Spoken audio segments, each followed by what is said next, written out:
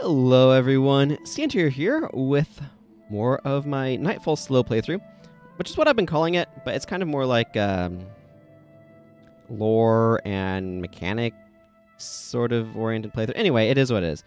So I'm going to continue this today. While I'm thinking about it, hi inventory. Oh, I have some stuff in here I should be taking care of. Next week, I'm going to start off with doing Wayfarer Reverie stuff. So I won't necessarily... I don't know exactly how things are going to go, but I know that the Wayfarer's Reverie is coming up, so... hey, Fear, you like the notifications? Okay, cool. Hello. Good to see ya. So yeah, like I was saying, next week... Yeah, definitely going to be starting off with Wayfarer's Reverie, since I think it starts on the 25th, according to the wiki, which is going to be that Tuesday.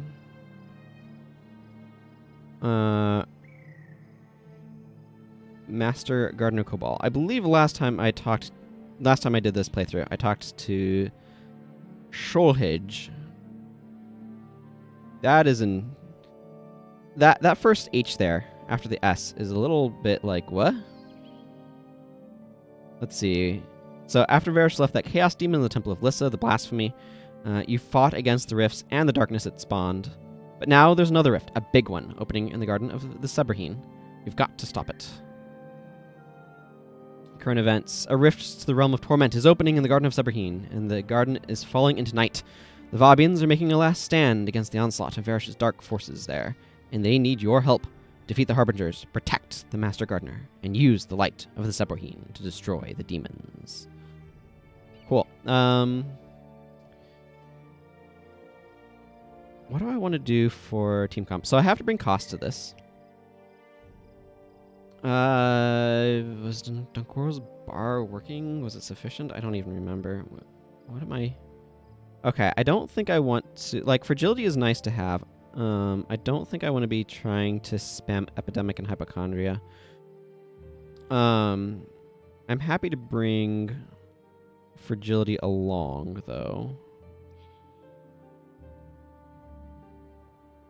Defensive Anthem is actually kind of nice.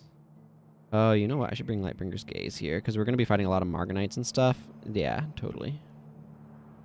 Where's my Lightbringer title on this guy, anyway? I don't know how much my looking down affects the volume. I'm a Castellan. I'm unfavored. Okay. I am a very solid rank 2 Lightbringer, but not enough to get the thing yet. Which is fine. Do I want Frustration?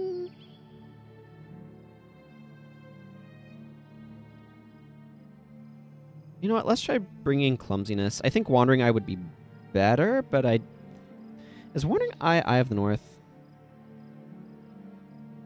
Hang on, I can just check over here really easily. Sort by campaign. It's going to be towards the end. It's not Prophecies, not Factions.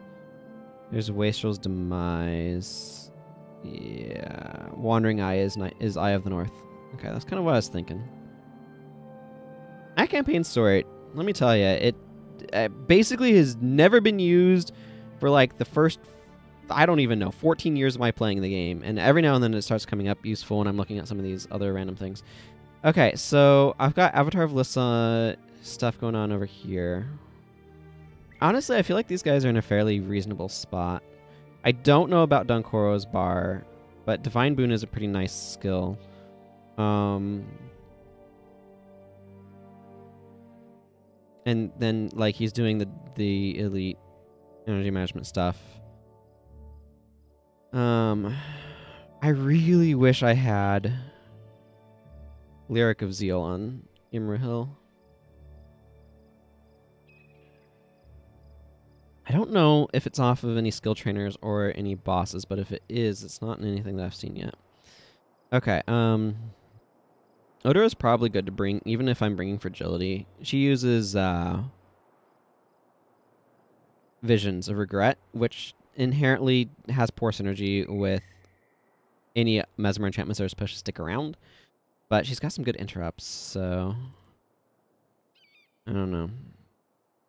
I wish Aiden was more like Burning Arrow with Apply Poison. I think he's like Prepared Shot with Kindle Arrows or something.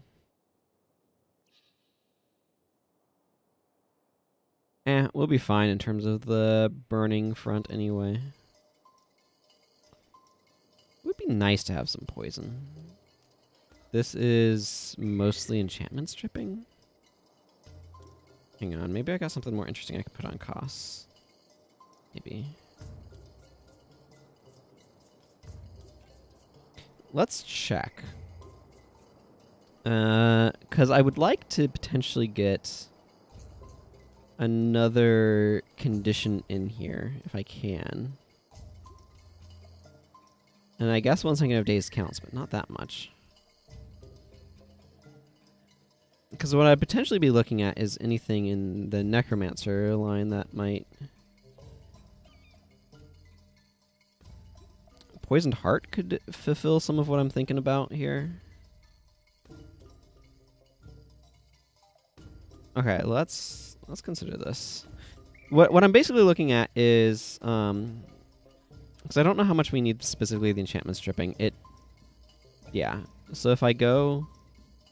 Necromancer, curses. I don't know why Poisoned Heart is curses. It sounds more like blood magic to me because it deals with the heart. You and all adjacent foes are poisoned for... Yeah, like, this is fine. I don't need it to last long.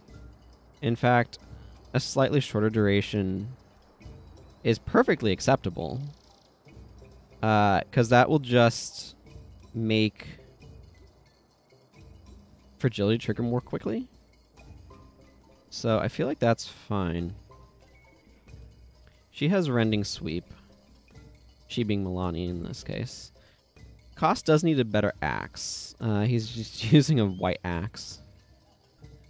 Again, hey Clean Star, good to see ya. How you doing? Like, one of the things that's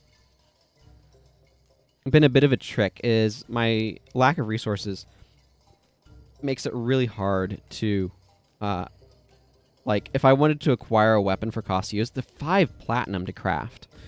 And that cost is something that I usually don't think about too terribly much when I have access to my account and I have, like, over 100 platinum sitting around in my Shunlight. But when I'm basically running my own ship here on this character, suddenly 1 plat matters a lot, not to mention 5. So just crafting costs a good axe is not trivial. Anyway, I think I like Poisoned Heart here.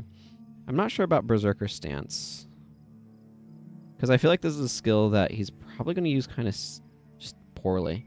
What all do I have in strength? Do I have...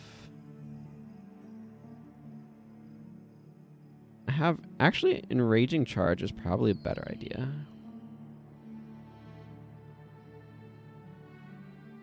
Because that'll build up Adrenaline. Was it 20-second recharge? So is Berserker. Like, Berserker does build up Adrenaline stuff faster. The problem is that I don't trust him to not Berserker and then immediately Soldier Strike and cancel it, which is obviously less than ideal. What else do I have in Tactics that might be good, though? I like Defensive Stance. I don't think I need Stance Removal. I could also just give him Distracting Blow. That's not a bad option.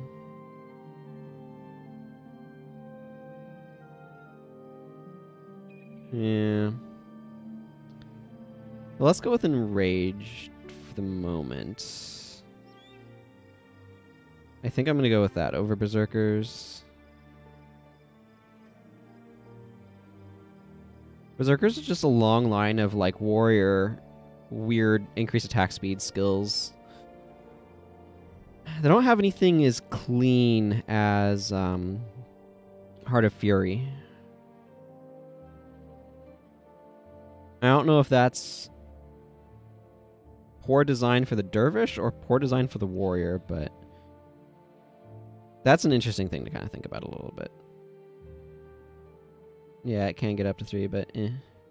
Okay, yeah, I'm going to just swap over to that for him. I think she's doing fine. Like, Avatar of Lissa allows these to recharge very quickly, which allows her to fuel these. Like, she has stance removal, she has enchantment removal, she has deep wound, and this is fire, this is a bit of disease. Very good with fragility.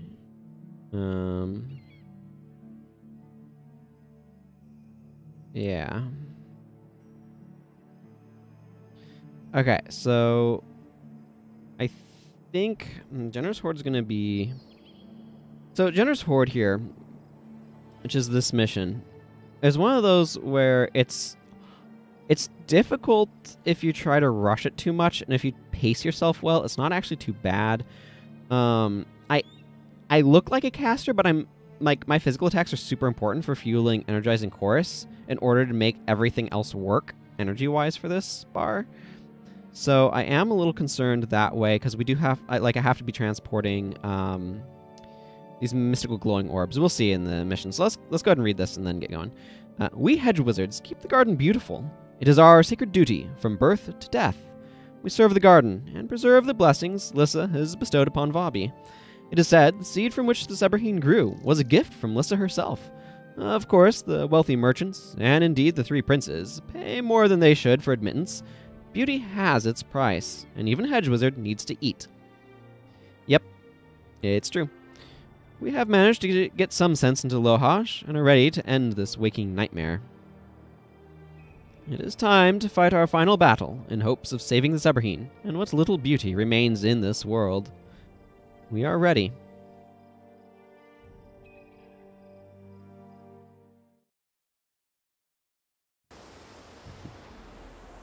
Defeat the Harbinger of Nightfall before it summons enough demons to destroy Seborhin. Protect the spirits of Seborhin from the onslaught of torment demons. The Light of Seborhin is the only thing that can harm the Harbingers. Drop the Light of Seborhin when you are close to an enemy to release its energy. And our horticulturalist friend here must survive. You can produce these Lights of Seborhin. This is actually a really cool effect. When you walk near, like, areas that have been reclaimed, the visual aesthetic and lighting and stuff changes. They've done a really cool thing with, like, these partial lights. Normal attacks are useless against the Harbingers. We must rely on the power of the Light of Seborhin, says the horticulturalist. Defend the Seborhin spirits from those wretched demons.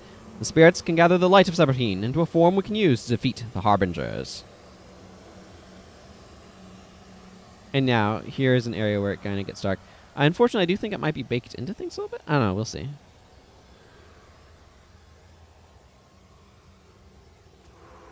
You just drop it and it just pops it. Okay, yeah, it's not quite. So now we just need to wait for this to create a Light of the Seborhin. Skill. Ancient energies are called forth to create the Light of Seborhin. This skill cannot be disabled. That's interesting clause, but also quite useful. This just gives us a moment here to practice killing these guys. Where these guys means the Harbingers. And also gives us some, like, backup. Again, this one is not necessarily that hard, per se. But you do have to be really careful.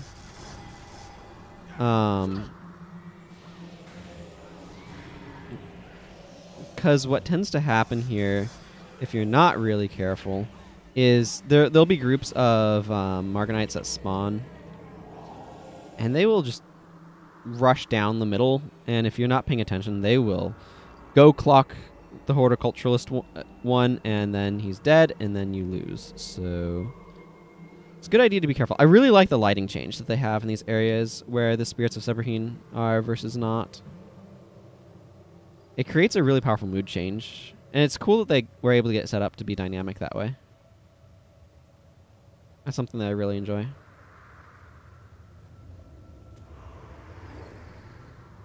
Okay, yeah, here comes a group right now. So there's a combination of, like, stationary groups and moving groups. And it's a good idea... Wow, that just clocked those guys pretty hard. It's a good idea to be paying attention to the looking out for the moving groups, because they're the ones that are going to wreck things for you. But you also need to clear out the other one, of course.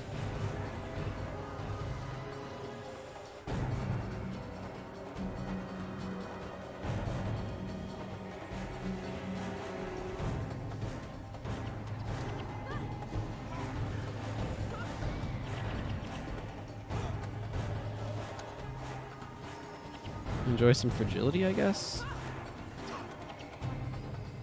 Yeah, these sorcerers can be kind of nasty.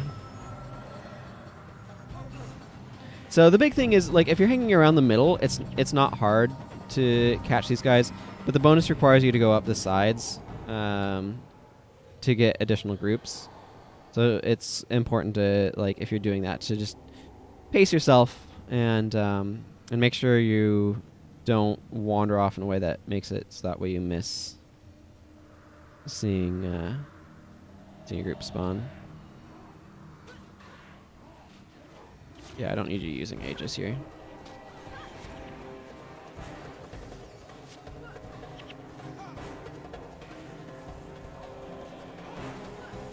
So I'm going to want to be spending a lot of time looking at the mini-map here. To be watching for movement. Yeah, see there's a group running down right now. So we need to kind of intercept them.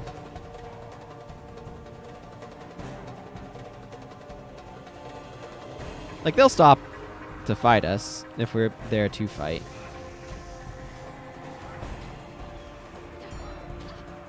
Let's drop this to protect my people.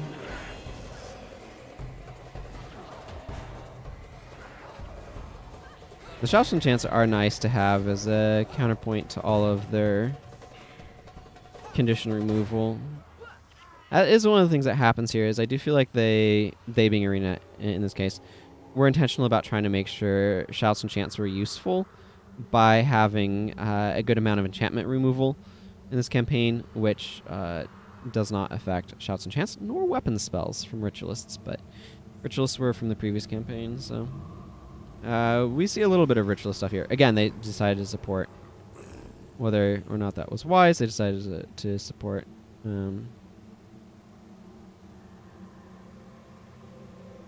Let's see. How do I want to go about this? This is one of those things where, like, the slower you take this mission, the safer you are. What I kind of want to do is I want to clear out this group right here, but I also don't want to, like, get overwhelmed or anything, so I'm going to kind of wait for the next spawn. It might mean that we stand here for a little bit, but I'd rather play this safe, because not doing so can be really annoying.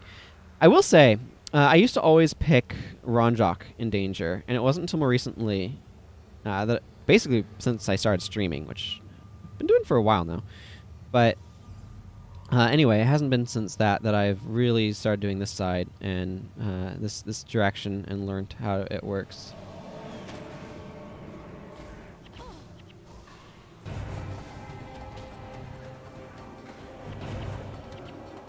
Okay, well, interrupted, but that's fine.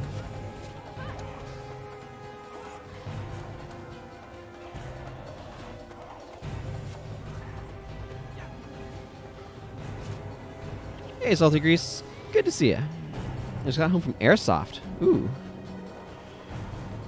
How'd you do?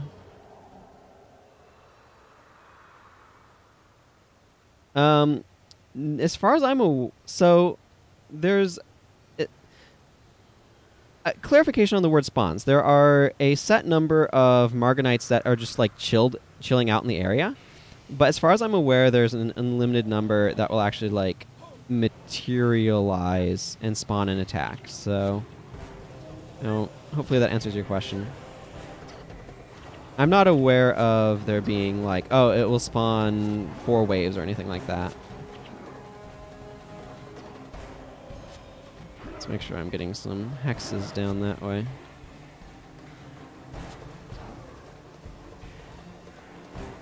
So, my experience with this is like, there's always groups that will attack from the back.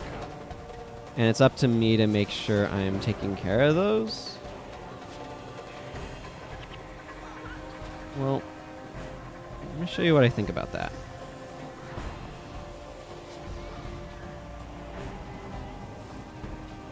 No troll unguent. Looks like we got another mob over here. There, that'll help. I really want that cleric dead. This is one of those things that's awkward, is like, I want to be dropping stuff on one group of people, but I need stuff on the other group at the same time. Okay. Refresh my energy. Oh, well, and you've helped with that as well. So that's always appreciated. Heh. I don't know what knocked him down, but...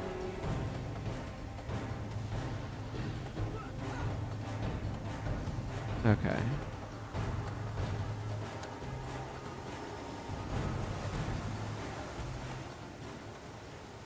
Now, I think we intercepted that next running group, because there's that other group that came in and attacked us.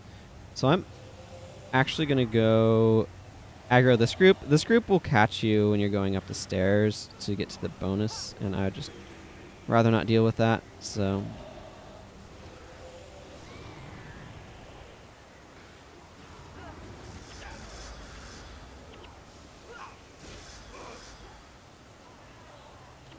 As far as I know, I've not had any groups walk past me. Okay. Yeah, that spirit's fine. If that spirit's fine, then I'm not too worried about a group of having slipped by me. Because they'll kill the spirits as they go.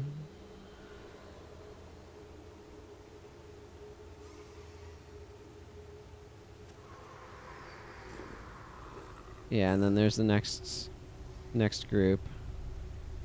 So I want to try to make sure to intercept them before they kill that spirit of Seborhin. And you can see they're absolutely working on that.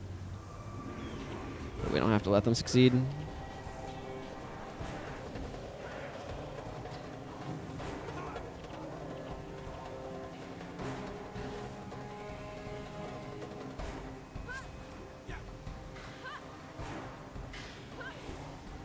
Oh. Well, have that then. Alright, I'm going to grab this Light of Seborhin and then make my way up here, because I just killed one of those groups, so I feel confident coming up this way. You get told about the bonus as soon as you go up one of these sides. It doesn't tell you about it until then, though.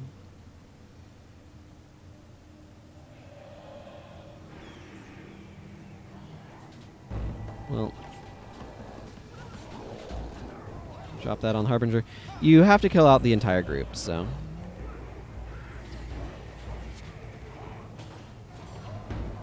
But it's not too bad. Just like a group of Margonites is pretty straightforward to kill.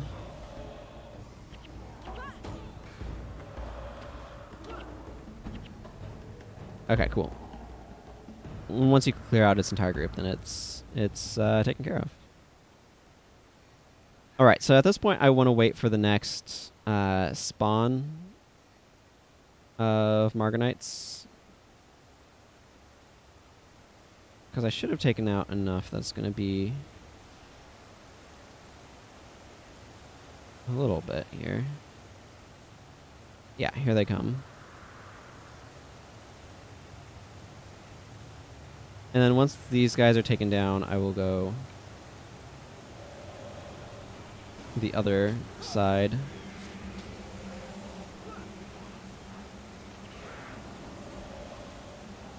And take out the other group.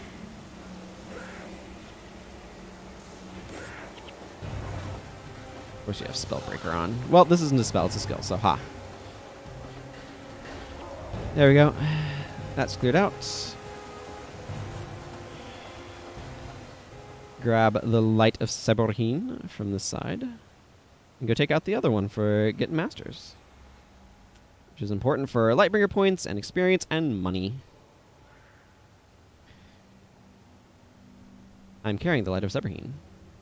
Skill. Dropping the Light of Seborhin next to Harbinger is the only means by which to damage a Harbinger. They definitely want to make sure you got the message. But that's probably important. It is an important message. There we go. Popped that guy.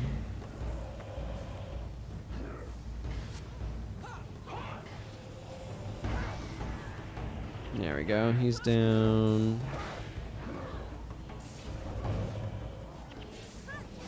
I'm not too concerned at this point. Because we've gotten a lot of them. Although they are a little spread out, which is annoying.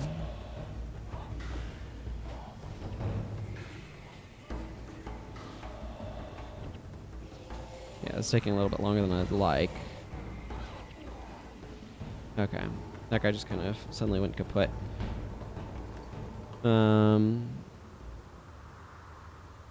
Okay, so the next spawn just occurred. I see them running right there. I'll easily be able to intercept them before they become a problem.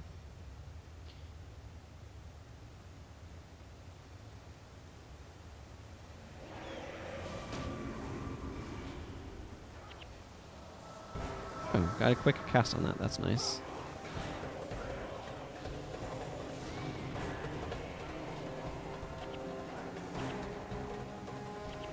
There we go. I know there's a Margonite armor over there. I'm kind of probably just going to get it from the end of mission.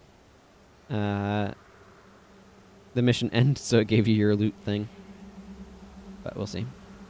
So the Harbinger of Nightfall here is a bit beefier than the other ones, and we'll take 3 of the lights to take down. We don't need to kill any of the other Margonites here. We just need to kill the Harbingers. So you can see he's at 2/3%, 70%, 2/3. I don't know. It takes 3. I don't know his exact HP amount.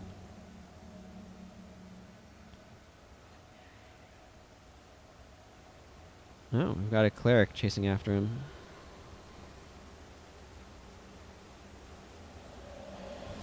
I don't mind him tethering all the way here. It actually makes it a little bit easier to take him down. There we go. The last light of Seborhin that I need to take down the Harbinger.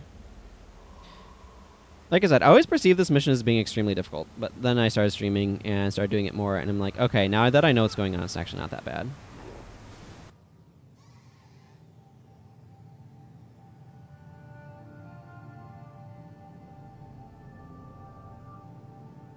So much of the garden has been corrupted.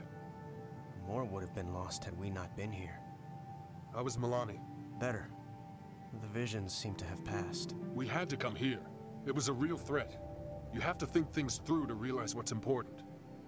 I understand. And I think Milani understands as well. Milani. She's just so frustrating. Agreed. But sometimes you have to think things through to realize what's important. Or who's important. I suppose you're right. You think we should talk, her and I? Yes. And you will. When the time is right. For my sake, I hope that time is soon. Meanwhile, the Desolation.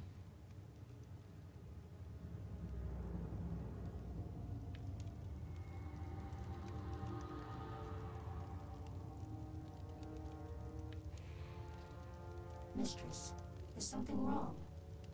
The ruptures. They have stopped. It matters not. When you free our lord, the torment will wash over the world, transforming it. You are right. I can feel Abaddon's presence like a weight in my mind. It is nearly overwhelming. Abaddon depends upon you.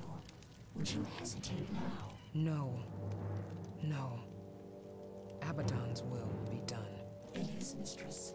And your reward is coming when you weaken the last barriers. Hail, Abaddon! Yes. Hail Abaddon. She sounds really weary there.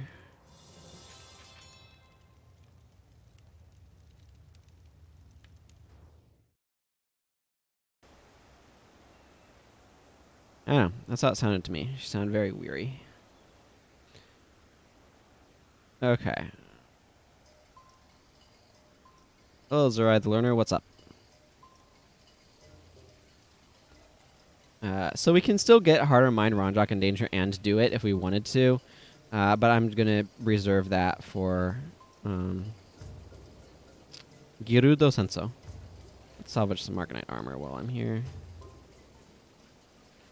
And these masks. Ooh, a steel ingot from Margonite armor. Crossing the Desolation. You have stayed the darkness, for now, but the real threat, Varish, journeys across the Desolation, seeking the mouth of torment, where the 5 gods struck down Abaddon. No doubt Varish left her demonic forces behind in preparation for an attack. Should you get across the Desolation and break through her rear vanguard, you should catch her relatively undefended. However, yes, if you break through her defenses, you'll find her undefended. Woo! What a shock. However, no mortal soul can survive the sulfur clouds that have stripped the Desolation of all life. You must find a way across the Desolation. Other than Palawa Joko, our libraries have no record of any living creature surviving such a journey. The sands hold nothing but great worms and bleached bones. Cormir recently sent word she needs to speak with you. Perhaps she has information? Will you go speak with her? Anything for Cormir. Okay, let's get Zed back in the party. We got some additional Centaur stuff to do too, I'm sure. That's a heck of a bar. I believe I only have 1 Death Pact Signet, so I'm going to have to drop one from one of those two. Let me just check. Ritualist. No, I have 2 Death Pact Signets. I'm fine then. I don't know if there's something I want to do differently with Elementalist, though.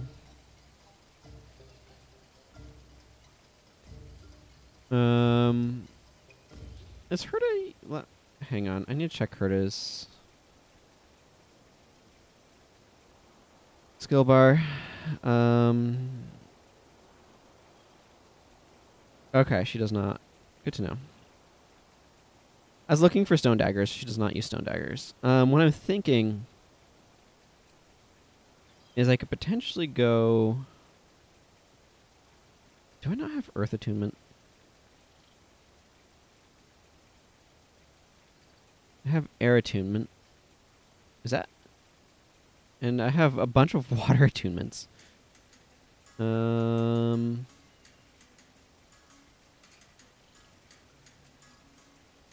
Several copies of Stone Sheath and Sandstorm and Obsidian Flesh, which is a skill that got repeatedly nerfed until it was like, I'm sure there's some uses still for Obsidian Flesh because the effect is good in terms of being able to not be targeted by enemy spells, but like, yeah. I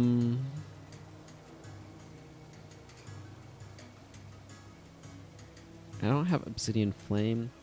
Boy, I kind of want to be able to run a some Earth Magic here, but that's not happening. See, what I'm thinking with Zed is... I mean, I guess I'll keep him sort of this direction. Maybe I want to go, like, Earth, Air? What I'm running into is I need a certain amount of... these don't really matter that much. Okay,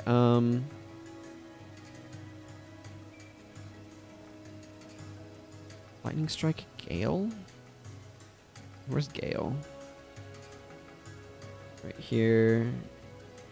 Lightning Strike is reasonable damage. I kind of like throwing on Meteor while I'm at it, though. I want to give him Stone Daggers.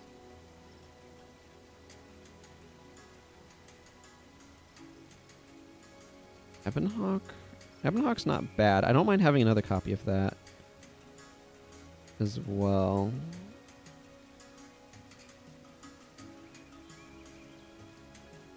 Hey, Mana Guy. How are you doing? I'm just making a Master of Magic bar here for Zed. Where's Meteor? I'm going to take these points and drop them in.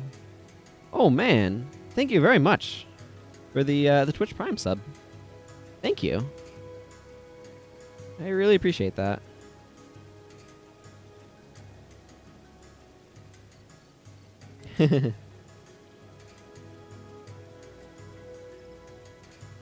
Parkour.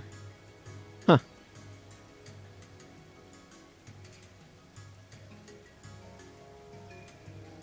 Yeah, I got some sort of emote as well. Okay, where was I? I was grabbing Meteor. Whoa. I see. Some celebratory tentacles or something. Okay, let's see. Meteor. What else do I want here?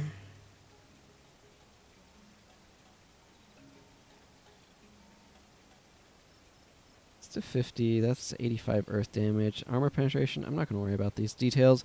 Let's just throw on Steam, I guess, and be like, I don't even know what this mess is. I have other sources of burning, so I don't need it to be internal. I like the skills, actually, that trigger off of conditions. If I had... yeah, a snare would also be a good idea, but I am running fragility, so I kind of like having more conditions. So, weakness, bleeding, and blind. That's just kind of the direction that I'm leaning right now.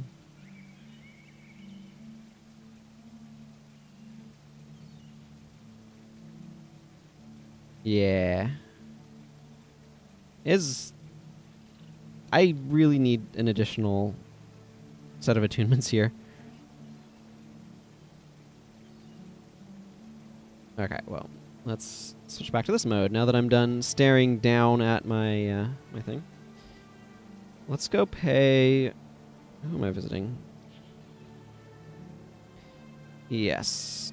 Talk to Cormier in the command post to find a way across the desolation. I believe there are some more... There is this quest here, by the way, Protect the Learned, that is absolutely ridiculous. If you haven't ever done that quest, and I wouldn't be surprised if you hadn't, you get absolutely, like... Basically, there's like 12 groups of Margonites you need to kill that all spawn simultaneously. And it is very painful. Right, I was going to make a headpiece out of that, but I need more dust. So I'll eventually do that once I get more dust. Yes.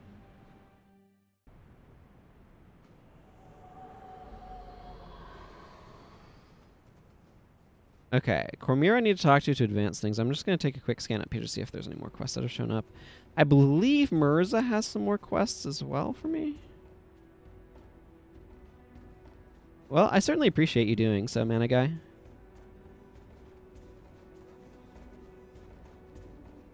Okay, Cormier. The journey of life is best taken with good company. To celebrate. There. I remember you enjoying that. Okay, crossing the desolation. You got my message. Good. We need to find a way northwest through the desolation, but I fear my time on this world is nearing an end. My nightmares have grown stronger even, than Milani's. They tear at my soul. I know not how much longer I can hold together.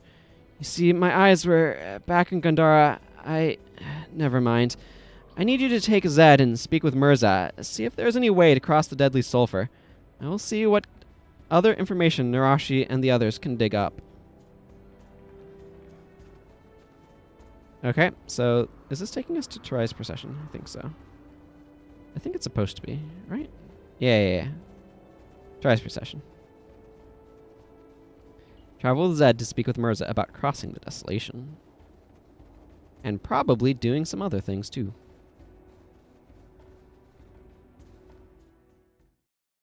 Balance feels weird.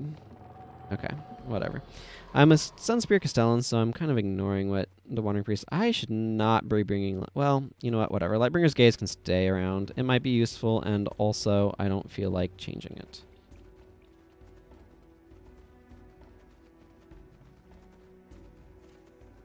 Hi, noble Sunspear. Though I have heard tales of treachery and betrayal about your order, I have also heard your name spoken with honor. I'm going to go from Venta Cemetery. It's a little bit more direct.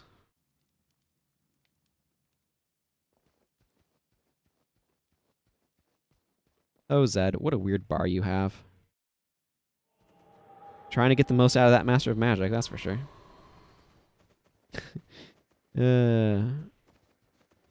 Literally using all 3 elements. I wasn't necessarily trying to do that. I'm like, what do I have that can cause overcast to make sure that I get bleeding off of stone daggers to trigger fragility? And then kind of... What? You ever get something, like, suddenly weird in your eye? Makes you all blinky and stuff? That's what just happened to me.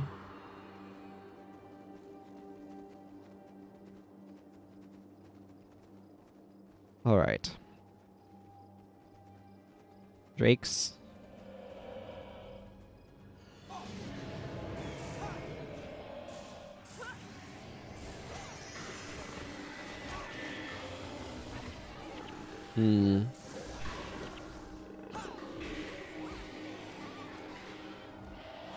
You can have some or not. You can die before clumsiness goes off. That works too. I could definitely use more skills on this guy. I thought hero skill trainers would help more.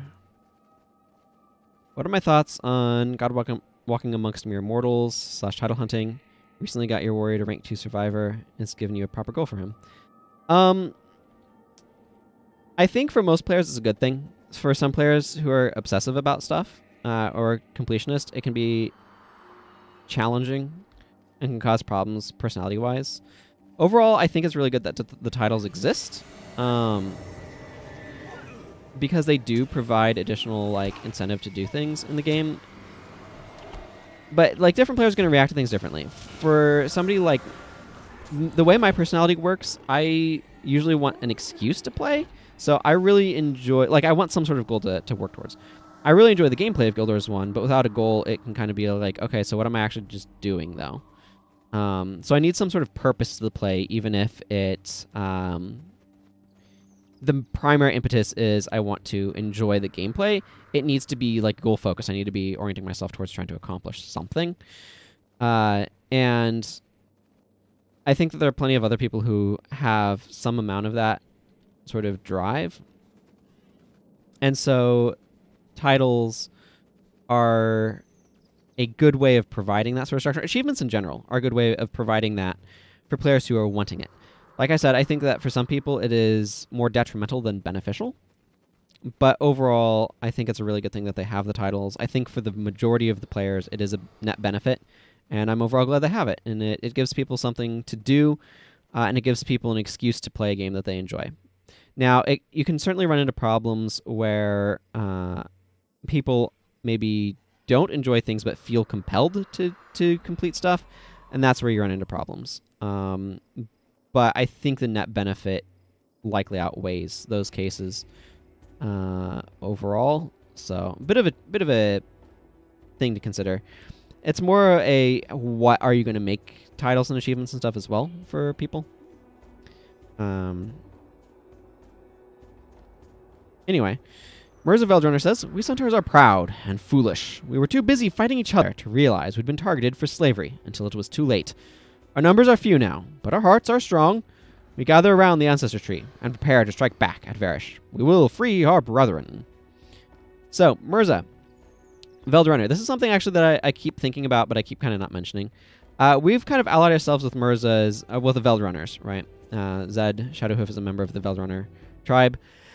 And there was a quest that talks about them eating human flesh. Like they were talking about basically like, oh, these Cornins that you have fought off are going to basically fill our larder. They're going to provide us with food for a good while. At the same time, there's quests about forced conscription among the Cornin peasantry to replenish the ranks that we've been taking out. I'm going to let that just sit there. It's pretty dark when you think about it too much. And so I'm just going to let it sit there and talk about total corruption with Mirza Veldrunner, because this is a new quest, and we'll worry about crossing the Desolation after we've done it. Ancestors, help us! Nightfall has begun! The ancestor tree, once full of the wisdom and power of the ancients, is now evil's breeding ground. Vile demons spawn from her branches and fall to the earth like rotten fruit that poison our village. You must help us. Here, take these sacred roots. It is the sole uncorrupted limb. Purge these foul abominations from existence. We shall save your tree. I feel like I did a similar quest to this already. Very strange. Defeat 5 more ancestral sprouts to cleanse the ancestral tree. I feel like I already did a quest with this sort of theme to it, but it just like killing some bugs or something. Now I'm very confused about what's going on. Yeah.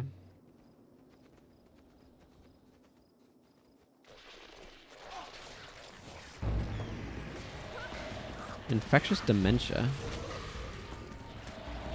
Oh, these corrupted roots are barrage rangers. Intriguing. Are they demonic servants of Abaddon? Nope. Okay. I've balanced this guy in my head for long enough.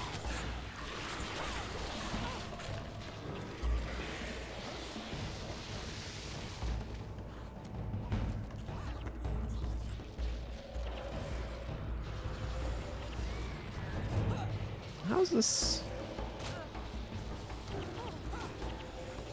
quest supposed to work anyway?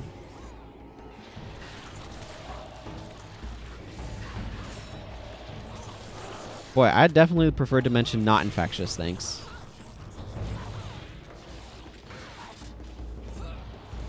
What am I supposed to do with these sacred roots?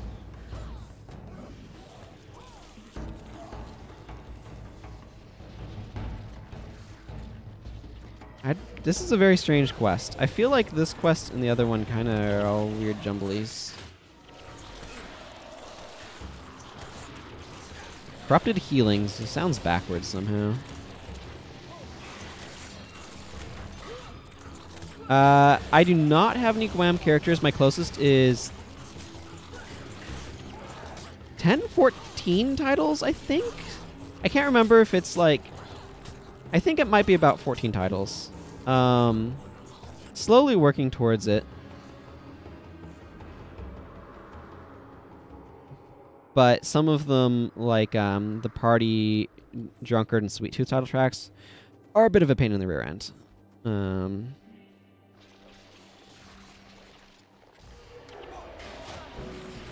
Okay, they're Signet of Judgment. That's what's going on here. Why did I try to... Whatever. I definitely, like, intend to keep pursuing Guam kind of casually on that character. I'm not going to intend to try to get on any other character, though. Parts of it are real slog. Yeah, it's pretty ridiculous, the amount of money you need for those titles.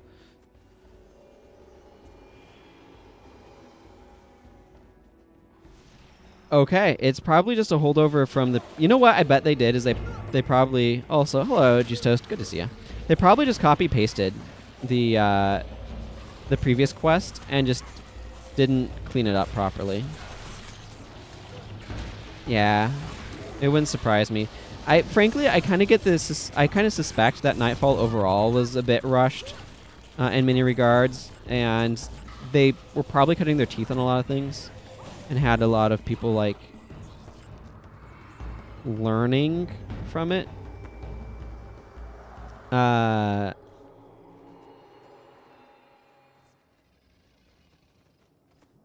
because there's, like, I feel like everything kind of needed a bit of a consistency pass and a little bit more. But, like, I mean, it's functional. It's just, like, it would be nice if it could be a little bit more polished. But, you know, I feel like it's more polished than Factions was in many regards. But, yeah, it wouldn't surprise me if it was just like, make this quest chain, okay, copy and paste the previous one. And, because this one and the previous one are really, really similar. So, like, copy paste them, and then, whoops, we accidentally left in the whole thing with the sacred roots. The Ancestor's Tree is in a weakened state, but I no longer detect a foreign presence. Your acts of bravery have cemented your legacy among our pride. Thank you. There's little time to celebrate, however. Word travels that a terrible evil is headed our way from the Northlands. Seek me when you are ready to continue. Well, this one's a difficulty master. Our scouts have spotted a large army of nightmare creatures from the north. We must stand and fight. Join me, heroes, and show these demons they have underestimated the Veldrunner pride. Follow me to the front lines. Factions felt like it was polished story-wise, but not gameplay-wise. Not fulfills like the opposite way around. I don't know. There was a lot of stuff about the faction story that to me seemed like it could have used a little bit more. I think one of the big things with factions is that they were probably just constantly feeling the time pressure because they wanted to get out 6 months earlier than they did. And so they were probably just like, even if once you get in the mentality of, I don't have enough time to finish this, and you're like just trying to rush it to get everything done, it puts you in that mindset, even if you like even if it would be the same amount of time, the way that you approach the work is different. But I think there was a lot of work with factions, just figuring out how to make another campaign and how it was supposed to interact and everything. Okay, to the front lines. Battle of Turai's Procession. Join the Centaur troop in Turai's Procession. All right.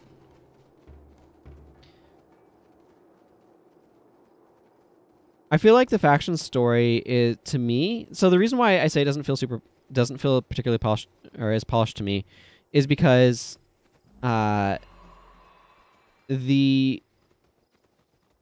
probably going to get interrupted here by the quest, but it feels like it's both trying to be really about the factions, the conflict between the Kurziks and the Luxons, and simultaneously it has this Shido story kind of inserted in there. The enemy approaches. Show them the strength of our ancestors, says Mirza. And so, like, it leaves me kind of feeling like the story just feels a bit odd to me in that regard.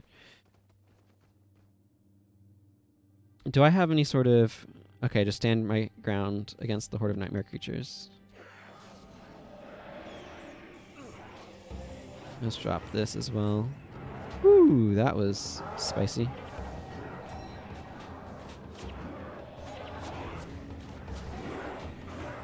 Yeah, Eve just blood ritualed me. Which I appreciate. Need to keep these fragilities going. Dankoro. I have a hard time believing this quest is going to be harder than some of the nonsense I've already had to do, than I already tried with the Holdings of Chokin, but there are definitely an awful lot of these guys. Okay, we need to try to get some of these clerics down.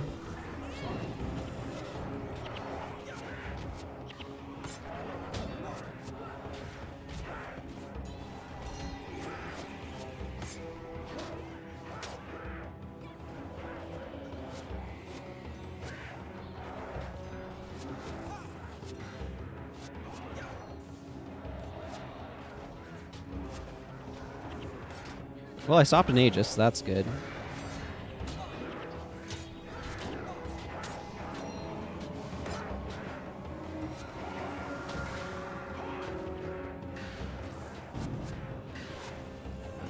Just want to keep spreading fragility around.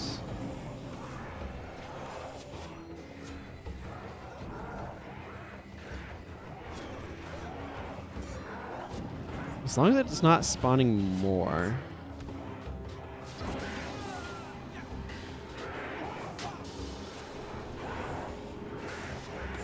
Okay, definitely. Where are the clerics? I need to get rid of this cleric core.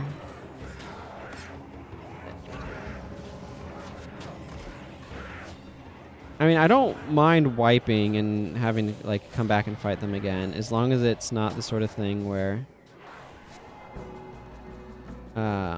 game please, thank you. Well, I'm gonna get curb stomped here. As long as it's not the sort of thing where I can, like, fail the quest. Because the one in,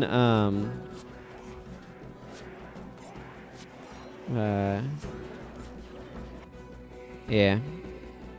The issue that I have with the Holdings of Chokin one, Protect the Learned, is it's, like, a similar number, except you can fail it.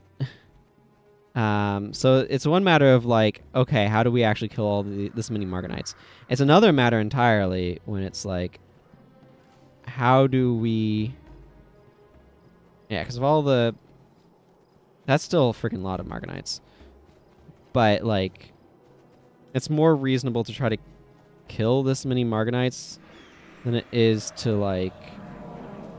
Oh my goodness, look at all of those. Beautiful.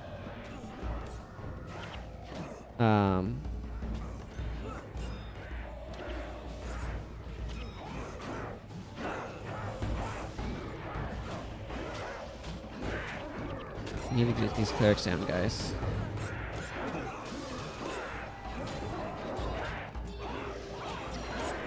Okay. That'll help a little bit. Because having to actually stay alive, it makes the... Like, you can't let them die in the Holdings of Chokin one. That makes that one absolutely ridiculous.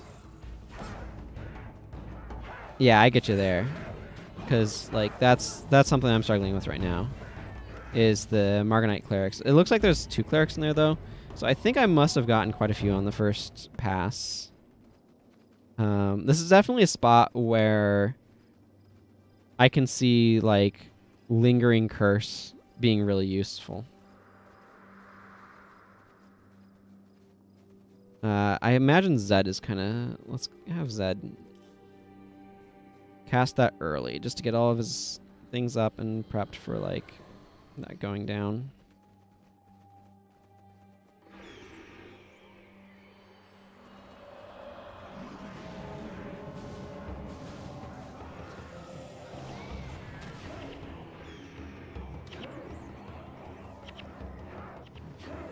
Okay, it looks like we're chewing through these. The one issue is I'm gonna probably have to rezone to actually interact with Mirza, but that's fine.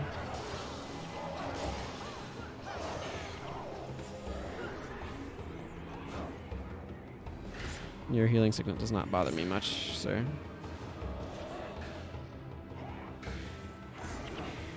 There we go.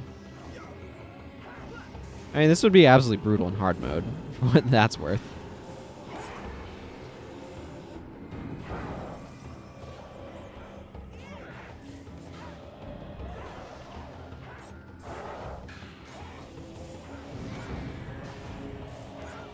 Oh, I see. There's more waves that do spawn.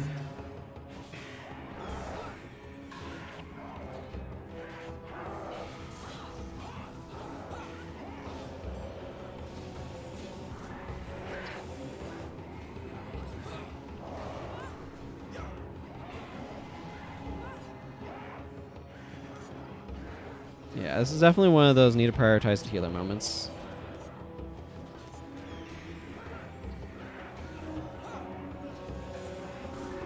And all of my heroes are dead.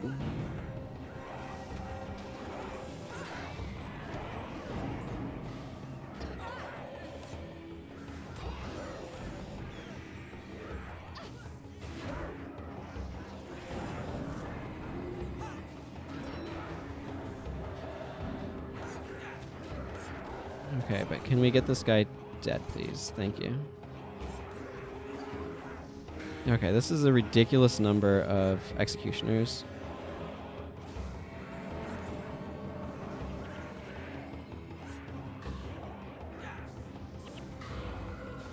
Oh boy, I keep having my energy drained by their mesmers.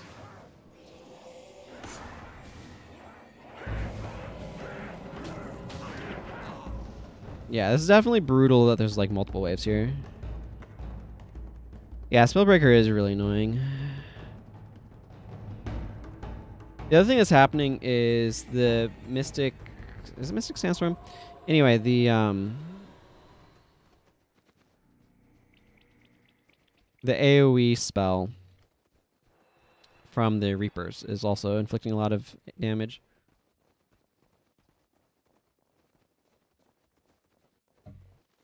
I think ideally I wouldn't have Zed here. I'd have something... I'd have an MM, frankly. Have Death Magic. I think that would be preferable here, but I'm just kind of working with what I've got.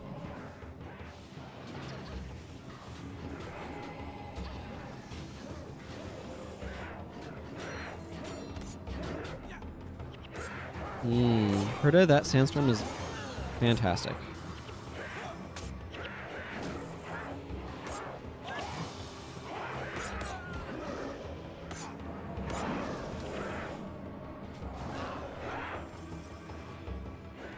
Well, we died again. So that's not great.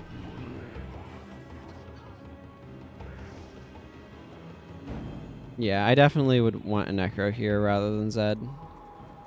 Zed feels really suboptimal. Dunkoro probably also has 60% death penalty, but I can't see it. Yeah. I wonder if I can adjust Divine Boon, or like adjust these to like, I don't know. The spacing is awkward. Oh, Margonite Cleric is dead. That's convenient. Okay, I don't see any more clerics in there, so this group should be able to go down fairly effectively.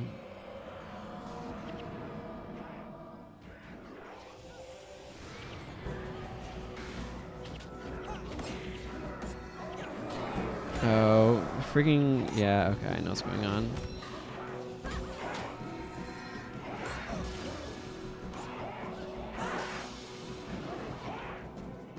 These guys are being a problem, that's what's going on.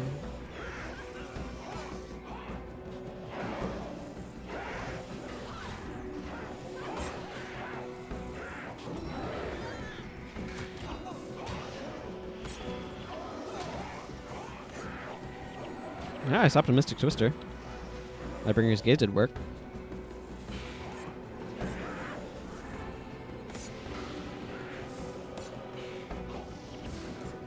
Oh, there's so many Reapers.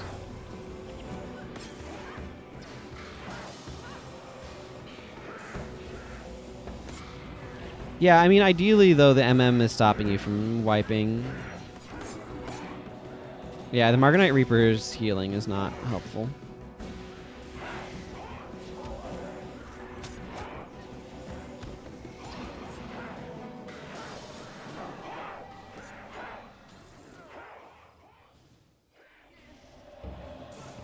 I wouldn't necessarily go heavy. Yeah, getting carried by the henchman. Yeah.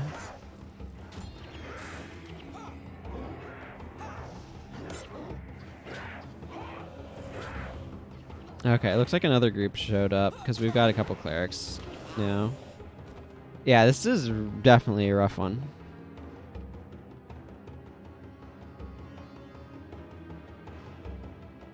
The fact, though, that you can like die and not just instantly lose is appreciated. Stand your ground against the horde of nightmare creatures. This really wants, frankly, this really wants an EOE as well. Edge of Extinction to help the Margonites go down after each other. It would be really, really beneficial. The other thing actually is Crystal Wave, Shockwave and Crystal Wave Assassin or something would be really nice. Or Dervish, doesn't really matter that much.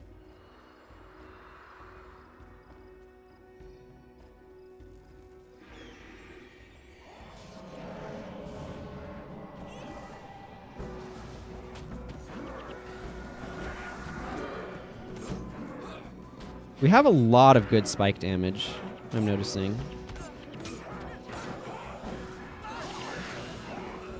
Well, so do they, apparently. There we go. That'll help.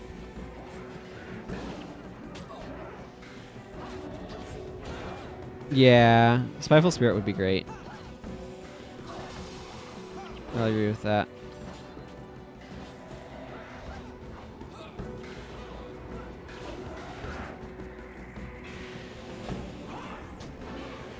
I'm gonna save that for blocking.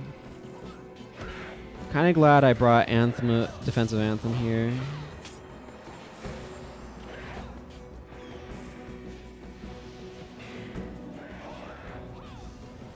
Of course, another group starts coming up.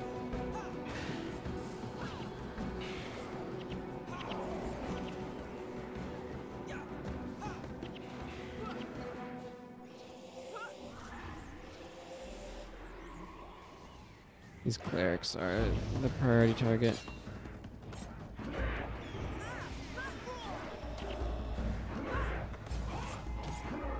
There's Spellbreaker. Spam. Okay, I'm gonna just die here now. There it goes. Yeah, SS would be great. Like, frankly, I think the fragility thing is not bad. It's just it needs to be augmented by, like, Crystal Wave does a lot of additional damage with fragility, and Shockwave also does a lot of additional damage with fragility. So Shockwave, Crystal Wave, melee attacker, either Dervish or Assassin would be really useful. I could see doing it with Assassin with like a Shadow Step and Armor of Earth. Be pretty great.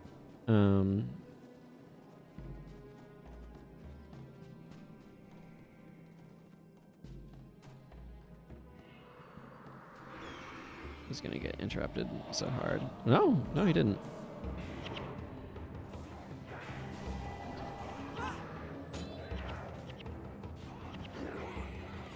Like, isn't that was beautiful? We can walk into this group and we can just lay into them. The problem is our survivability after the fact. That's where we run into problems. We're glass cannons right now.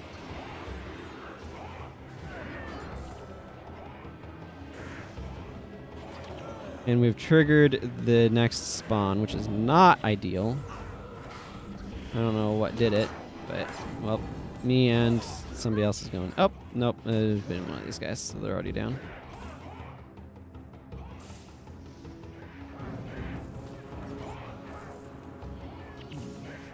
Oh, congratulations, Menlo. Yeah, if I had my druthers, Eve would be SS instead of Ravenous. There's a lot of things that I'd do differently if I were setting up, you know, the other half of my team.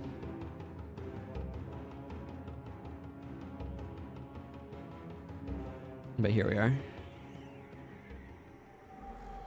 The effects of running this.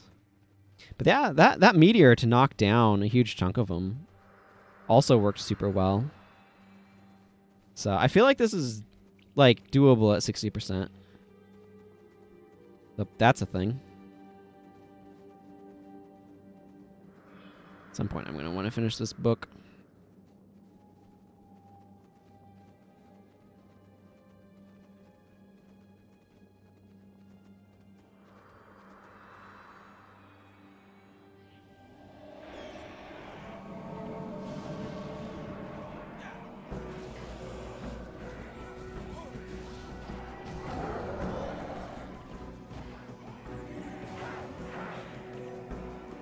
Like, look at how we absolutely tear up their back line. My goodness.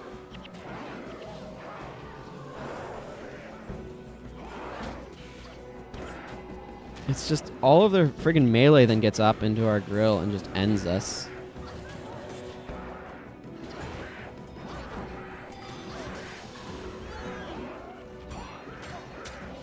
But for a moment there, our damage is crazy.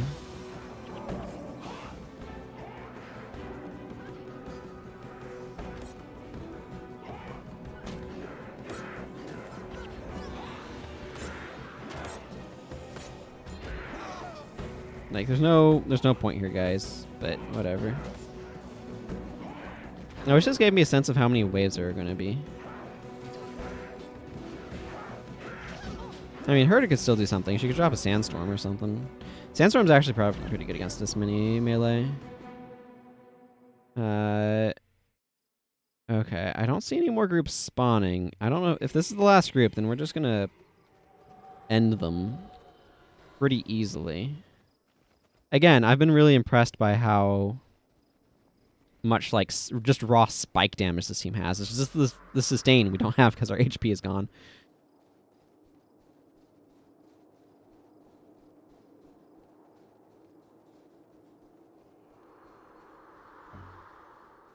But we are making these groups, like, our initial foray against them is extremely powerful.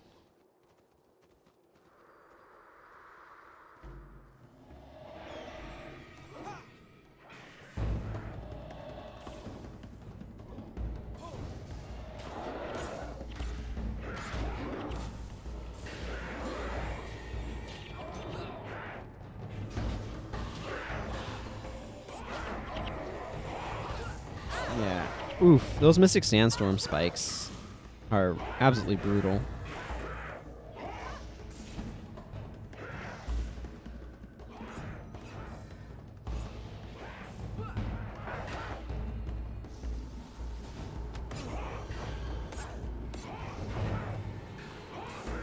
Drain enchantments to heal himself rather than using Guardian.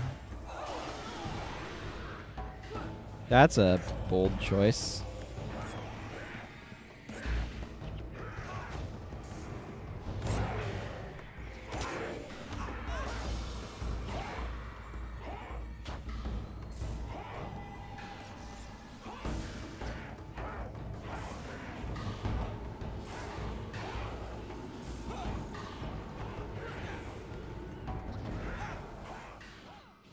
Drop a rock on him, please.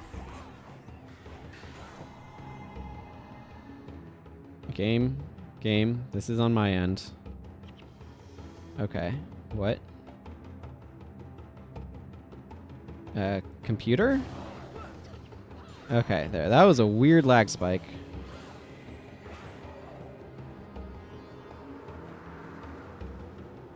Was that the last of them? No. Yeah, I mean, I wasn't expecting that. I think I do, but I wasn't expecting this much death penalty. Oh, this is probably the last group. Because there's a Torment Weaver in it.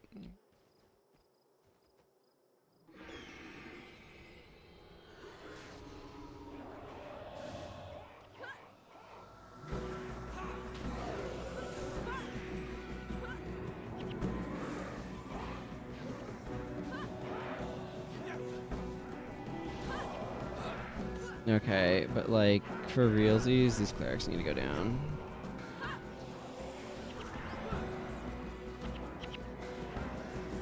Spellbreaker.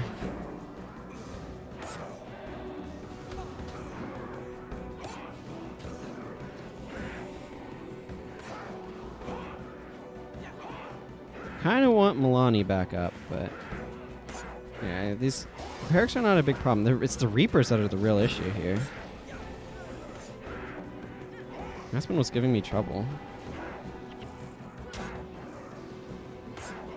Not the, like, half a dozen clerics they brought with them.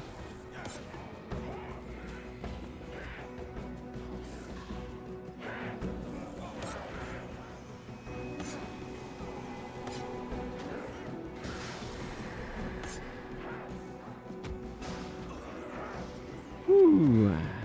It's a nice little spot of healing there.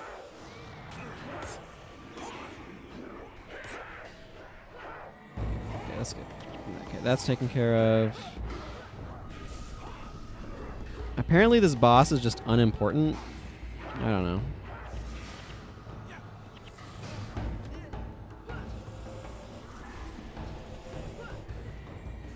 Okay, Executioner. Okay.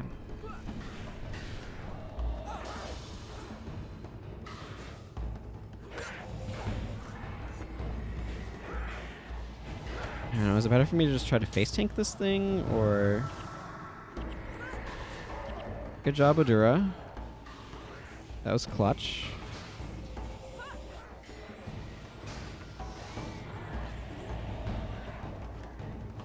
Okay, now we can just go after the Torment Weaver, who is hopefully the last one.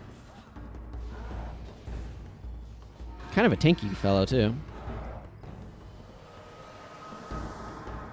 See Mirza Veldrunner for my reward. I would if I could, but Mirza Veldrunner is super dead. Oop, that was the wrong button. Okay, so I did it. Yay! Time to rezone. So I can turn in my quest reward. Okay. Well, that could have been smoother, but, you know, got there. Also, 6 Margonite masks.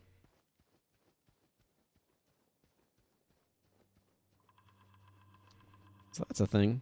I usually don't just bring Prot Spirit with me, because a lot of the time the heroes kind of spam it unnecessarily and it's a massive energy sink, but in this case, it probably would have been a good idea.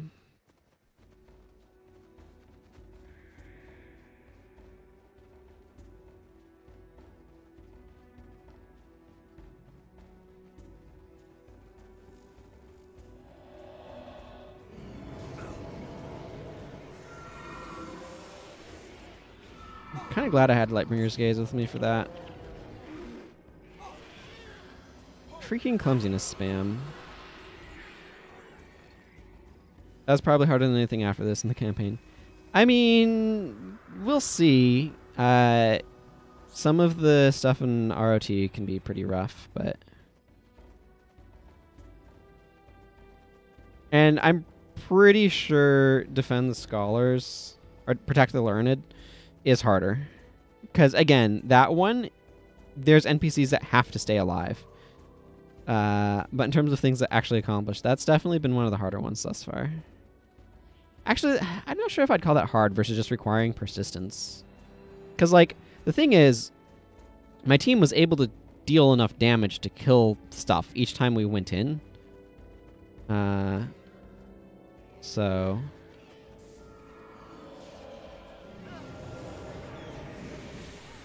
Okay, I'm just going to throw this on, so that way when I wand through, their clumsiness doesn't hurt me as much. Restful Breeze is such a garbage skill.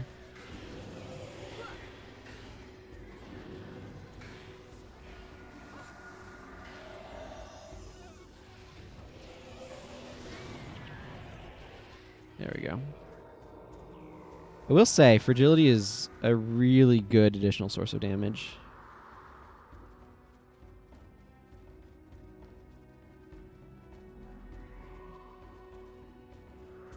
Okay, just need to get around the Ancestor Tree here and talk to Mirza. Hey, Mirza. What do you think of Margonite flesh? Is it any better tasting than Cornin, or is it worse? I'm not going to get over the fact that we've allied ourselves with man-eating or human-eating centaurs. What a glorious battle indeed! You fight well for one with so few feet, Imrahil Argentum. What would quantity of feet have to do? Anyway, by this logic, they would expect bugs to be the most dangerous things around, with centipedes being absolutely devastating. We have little to offer you in return, but we shall grant you a great honor. Our young will sing ballads of your greatness, and your names will be remembered by our people through the darkest of the nights. Go, Imrahil Argentum, and see us through to daylight. Okay, and now we can ask you about crossing the Desolation. The Desolation. It is death to step within its sulfur haze for man and runner alike. Nothing living can pass through. Our people know better. But there was an ancient undead king. Perhaps you have heard of him, Palawa Joko. He enslaved our people to serve the undead ranks in his dark bone palace. It is rumored he even tamed the great worms beneath the sulphurous wastes to do his bidding. Meet me in the Desolation, and I'll show you. So at this point, we can either walk up there, or because I've already gotten this outpost, I can just fast travel. Wandering Scribe. Hey, patron stream god. Thank you for the raid. Welcome.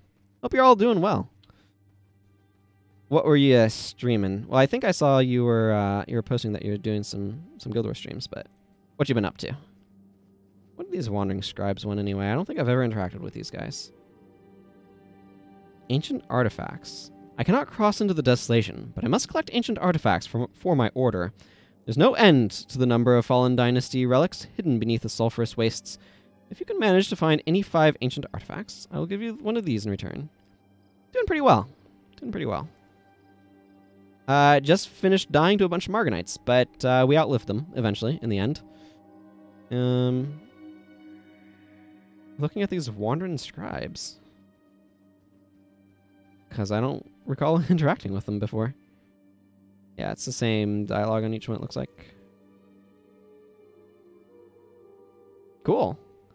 Well, welcome to the game. And there's, of course, Ascension Pilgrims around here.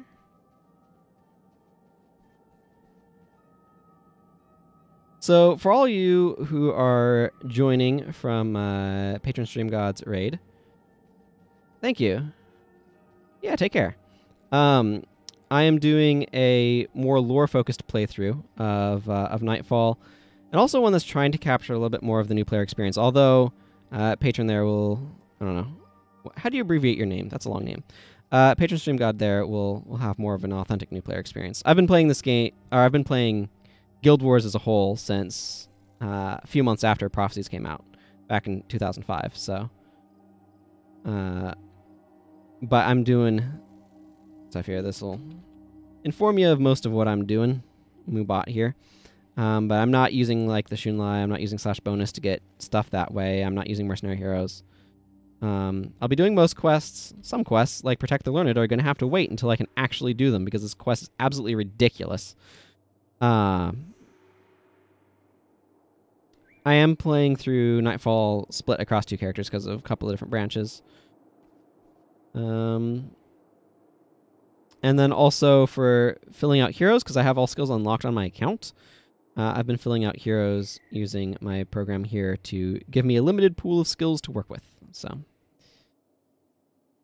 it has been interesting thus far. I've done prophecies and factions this way as well. So okay, well, let's just continue on this main quest for the moment. And I will... meet Mirza on the outskirts of the Desolation.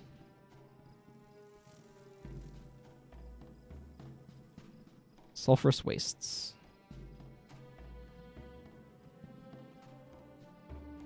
Hello, Anthrax kills 66. The sulphurous wastes must reek. Like, sulfur is the, like, rotten egg smell. So just imagine how saturated this area would be in that smell. Must be awful. When your legend is written, Sunspear, how will it end? Ah, yes, because I am a Sunspear Castellan. They don't want to reward me with... Ooh, I'm also a Brave Lightbringer, which means I need to go back to the Chantry of Secrets. I need to remember to do that.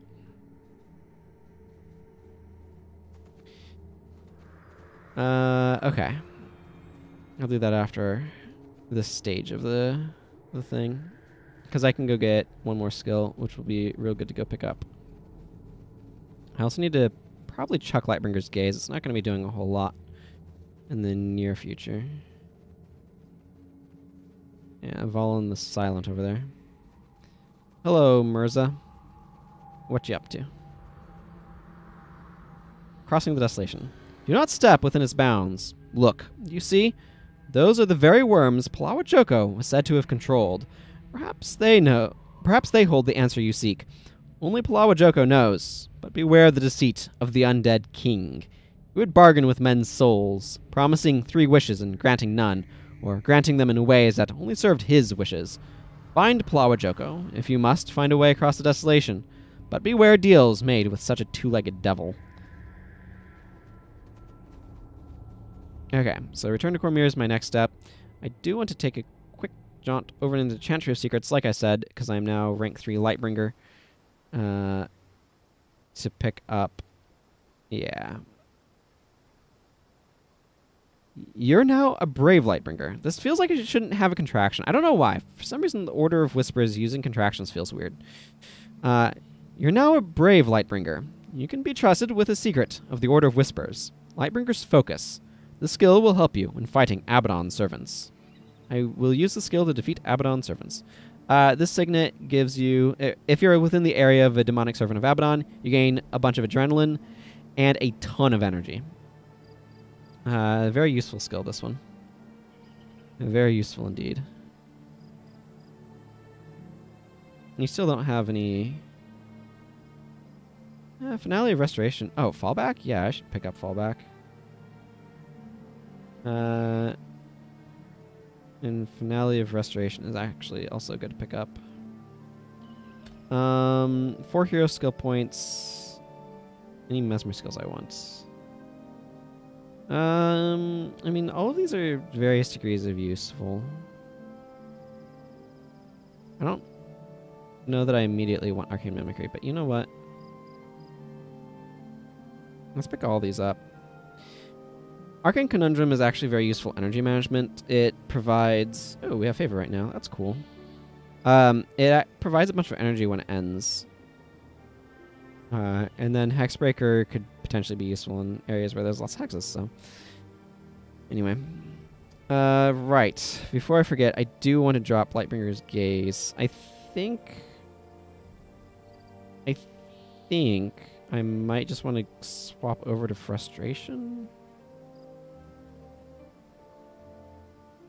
Yeah.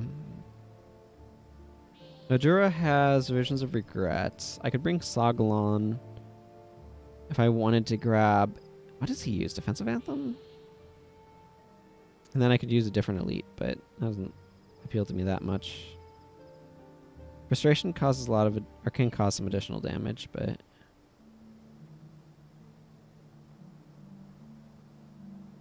I don't know. You know what? I did just get Finale of Restoration. Maybe I want to bring that.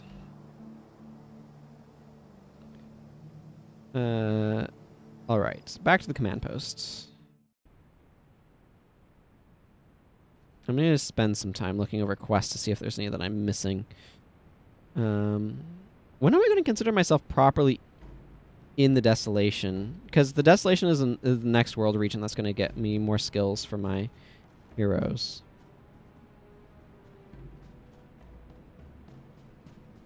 Maybe when I get the Gate of Desolation quest or mission outpost. I think that's probably when I'll count it. It's a little bit of an ambiguous line there.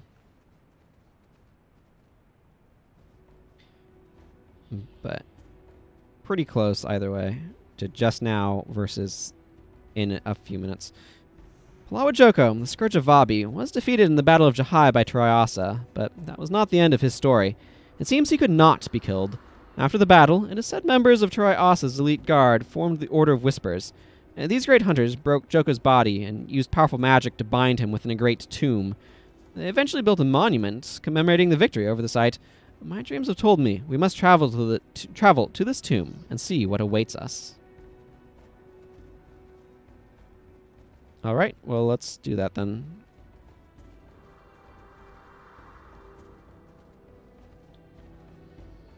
Just over this way.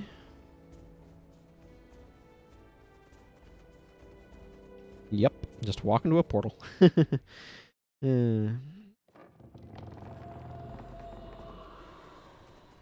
gonna be a bunch of quests in the Desolation that I've never done. Okay, time to read some dialogue. Here's Shahai the Cunning. Shahai the Cunning was with Cormyr and is the sister to Margaret the Sly. We got more of that with Gerudo Senso. Cormyr says, I fear my time on this world is nearing an end.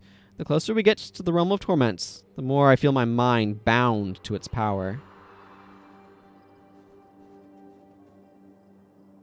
Should I help you back to the Sunspear Sanctuary? No, Shahai. You've done enough. My nightmares have led me to this place many times. Whoop! Ah, I can feel Abaddon in my soul, in my mind. I will not let his darkness consume me here.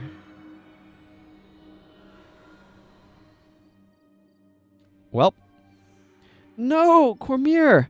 What dark magic is this? I must return to the sanctuary at once and report this. Look around and see why she led us here. Well, here's the monument to the defeat of Palawa Joko.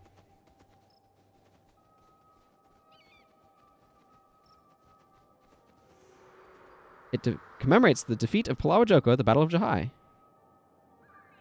Oh, hello, Palawa Joko. It is doing better here. Free at last. Greetings, mortal. I am Palawa Joko, the Scourge of Vabi. I was betrayed at the Battle of Jahai and sealed away by the cowardly Order of Whispers. Were they called the Order of Whispers at the point in time in which you were sealed away? I once commanded thousands upon thousands of undead warriors. Primeval kings were bound to my will. The great worms of the desert were at my disposal. Such was the kingdom of Palawa Joko. You're just bragging, aren't you? The weakening of reality freed me. Now I must see to rebuilding my empire. For this chance to rule once again, I thank you, and bid you farewell.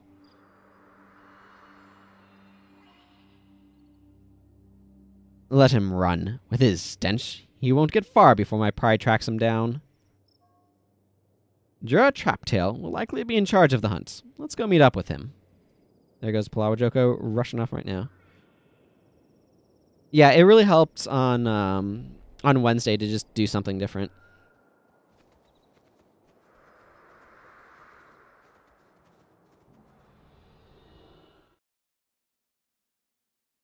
This is one of those spots where, like, you think you want to go one way, but you really want to go another.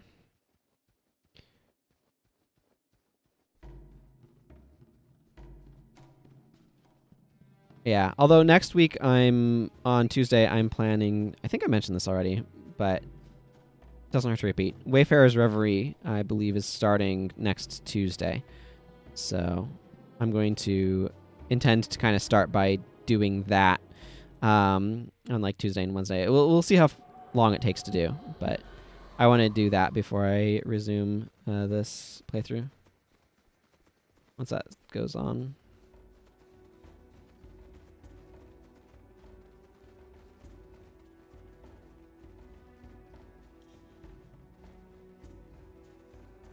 There you are, Dura Traptail.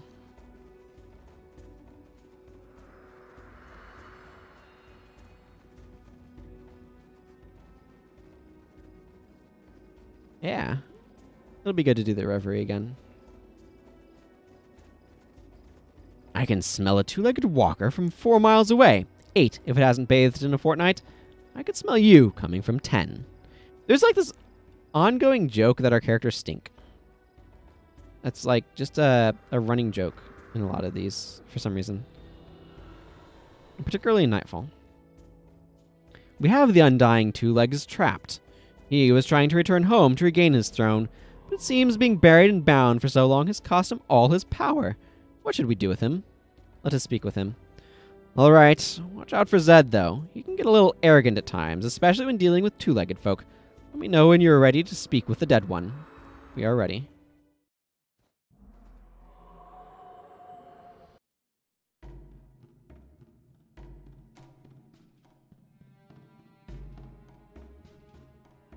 Did you think you could escape us, Gravewalker? We could follow your stench across the desert. You are a natural follower, Centaur. Your dead ancestors served as my cavalry. We did not come to trade insults, Palawa. We want to know how to cross the desolation. Sorry to disappoint. Only the dead and the demonic can walk the Sulphur Flats unscathed. Let me rip his limbs off. He'll still be able to tell us afterwards. You wouldn't dare, mule. You're right. Fire is a better way to deal with a lying abomination like you. Someone fetch me a torch. Don't lie to us, Palawa. The histories speak of mortals at your bone palace. How did they get there? I did not lie. No mortal can walk the Sulphur Flats. But there are great worms who travel beneath those sands. These can serve as your steeds, but you have to do one thing. What's that? You have to show them you are their master.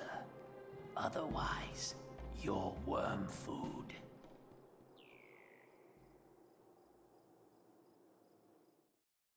Worm food. Big ol' worms, though. Okay.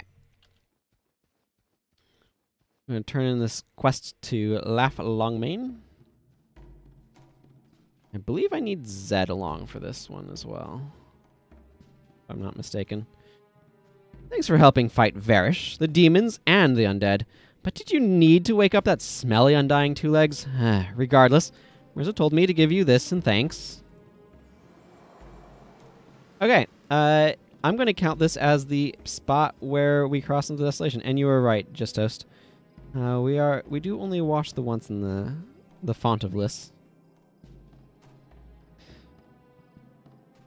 Okay, let's see what skills I get. So, Nightfall, General. Why do I have so much encoding overloading happening these days? Like, I turned down the settings, and I didn't turn them back up. I don't know. Okay, well, let's just add one of these. See what new stuff I get. Anything that stands out to me from what I'm seeing here. I got Divert Hexes, Defensive Anthem, Chillblains. Balthazar's Pendulum is not great. Clumsiness, Power Spike, Empathy. Energy tap's not bad. I feel like this is not always a complete list in the little thing that pops up, though. Let's scroll down and see what new things. Yeah.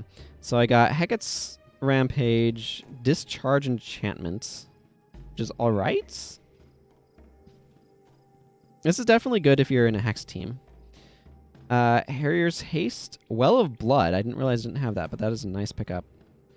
Harrier's Haste is another one of those skills that's like, this is alright. Power Shot, Mending Refrain, that's nice. Call of Haste, Signet of Toxic Shock is a reasonable skill. Unholy Feast, Order of Pain, Mark of Fury. So I can definitely do orders now. Ether Phantom. It's not great. It's alright. I like Ether Phantom most if you're doing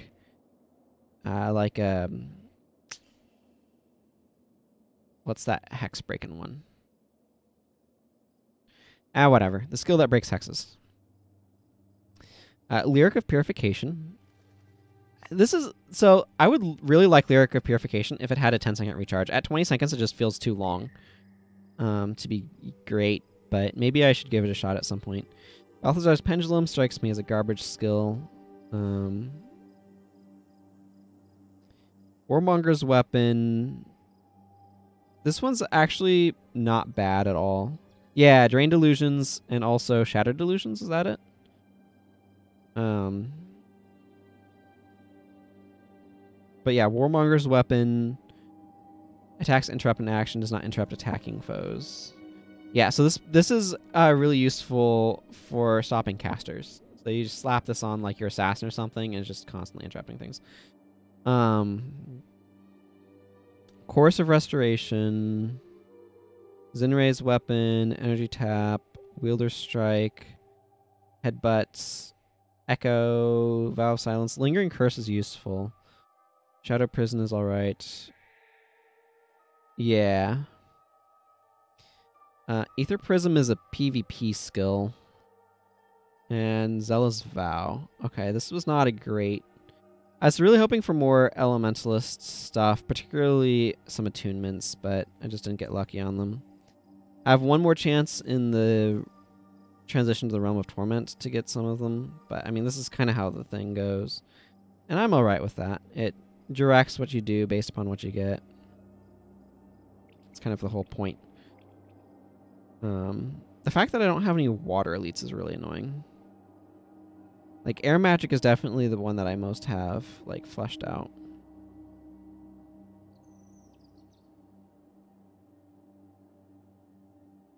And I still don't have Blood Ritual, which is an issue. But Lingering Curse, like I said, is a nice pickup, so there's that. Okay, let's go ahead and save this. Yes, cool, saved. I don't think this is going to lead to me wanting to change up any of these bars right now, though.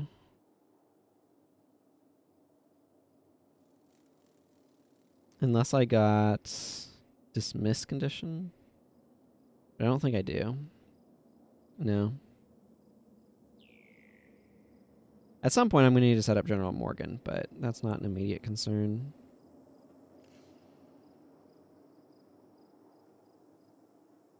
What is this? Signet of Aggressions, but no Remedy Signet. Remedy Signet would be a nice one to have, just as an option.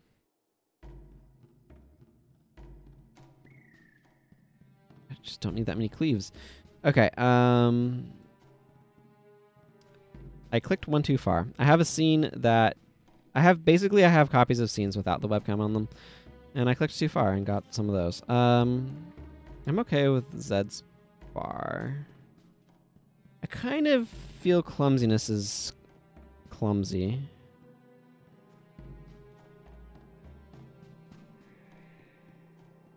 Not really been liking it much.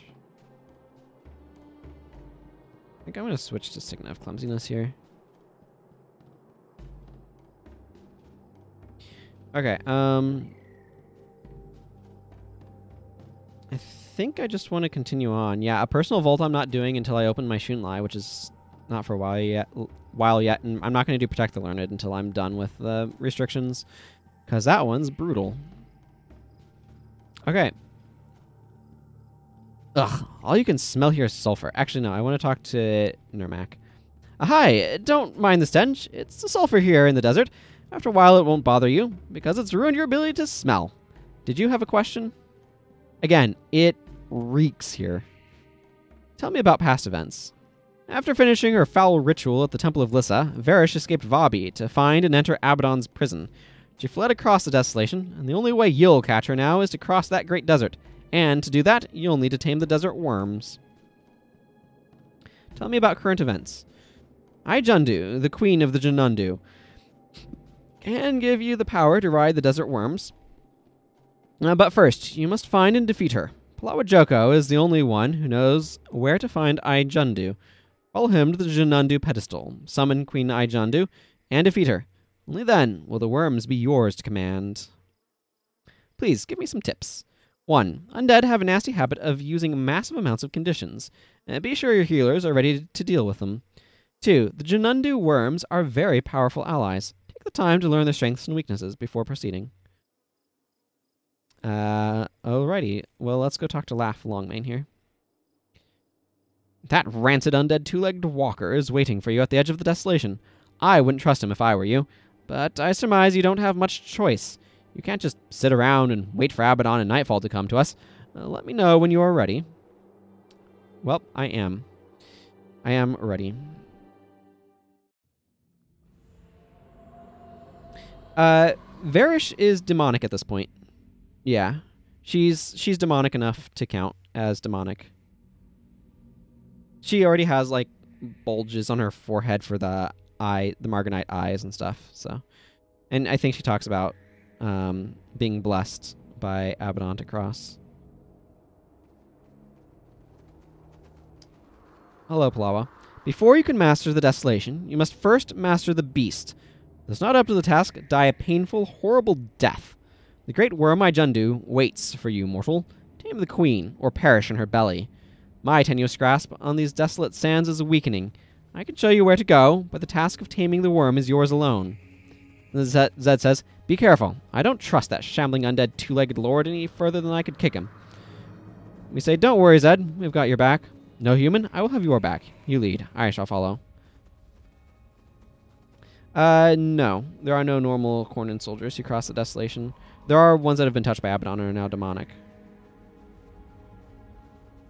Venture close to the worm spore, and you will awaken Junundu. But be sure you are prepared to challenge the Queen of the Worms. Once you have awoken her, she will not rest until she is tamed, or you are kicking and screaming inside her gullet. Become demonic and gain horns. Yeah, that would have been a heck of a way to handle that.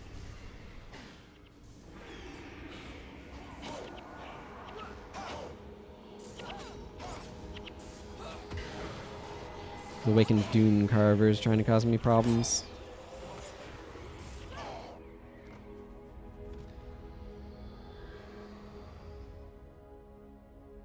I like being a caster here instead of melee, or ranged here instead of melee.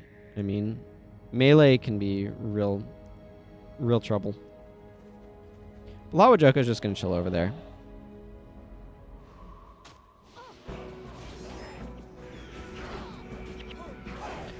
Okay. Never mind trying to use spells. Obsidian Flesh. And Vow of Silence. Cool. I guess Awakened Bloodmasters are easy enough to deal with, though.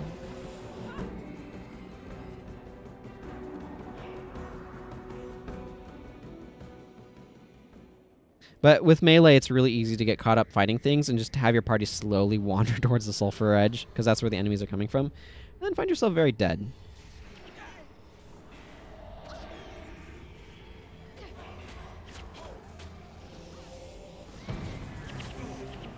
We need to take out Chaka the Lonely. When nothing else is going down.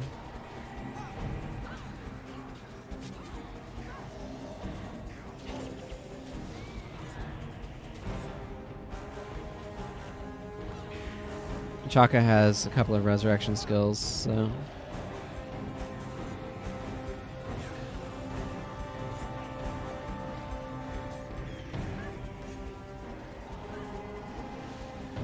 Oh man, that awakened Dune Carver. You have completed her first challenge, but Junundu will not yield so easily. Here comes the Queen, using her queenly charge. Here's a Queen heal as well. Junundu will hold back no longer. The more you disturb her, the fiercer she becomes. I expected them to say she will become, and then they didn't say that, so then I got confused about language, and that happens.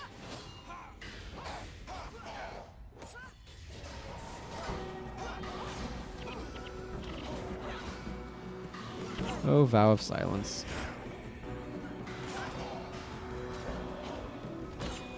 Line of Power believes stronger with some skill that makes you deal holy damage. Yeah, that's true. Avatar of Lissa makes her Dervish enchantments recharge 50% faster, which is very powerful, however. So that's kind of why I'm doing that.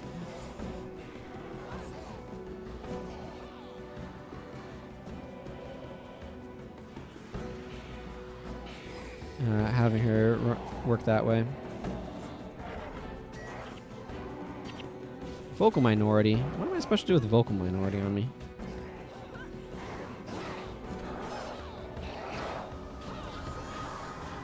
Should have warned about how many hexes these guys have. Yeah, it wouldn't be a bad idea though to like see if I have Heart of Holy Flame or something and work that onto her.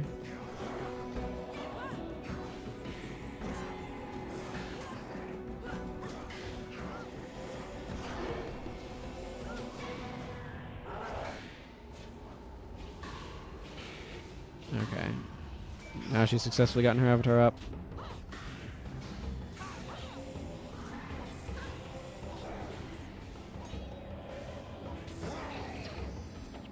Ooh, 36 bones.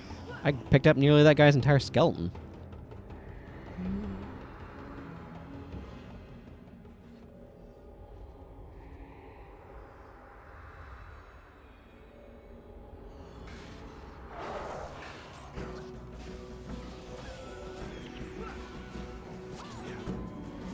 I'm going to have a hard time trying to deal damage to Junundu the weak because of him being so heavily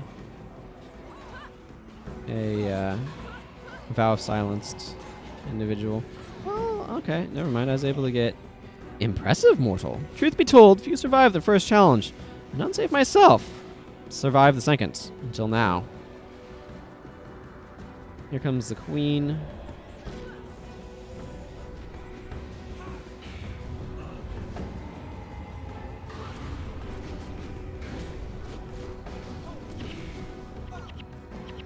Vocal minority. It's causing me problems, as it does. Yeah, okay, I'm definitely going to want to switch to more hex removal here.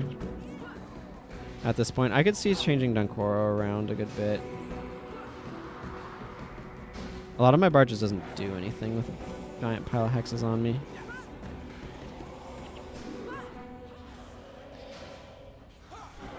Into the Bitter has some useful skills, actually. Hex Eater Vortex, notably. You are a tamer of the sands. Junundu has deemed you worthy of riding her kin. Do not abuse this gift, lest you find yourself worm fodder. Interact with the worm spore to become one with Junundu.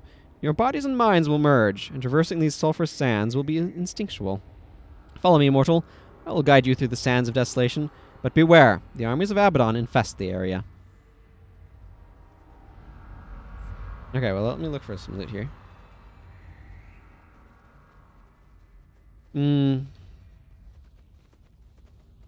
Yeah, it's definitely fun to come in here with, like, Avatar of Balthazar and things like that.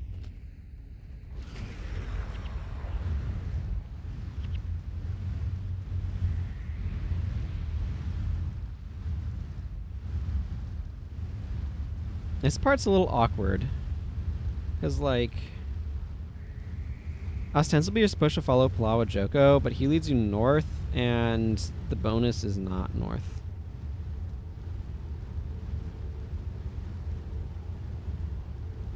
No, and I don't have Worm Siege yet. I don't like the Junundu section very much, so...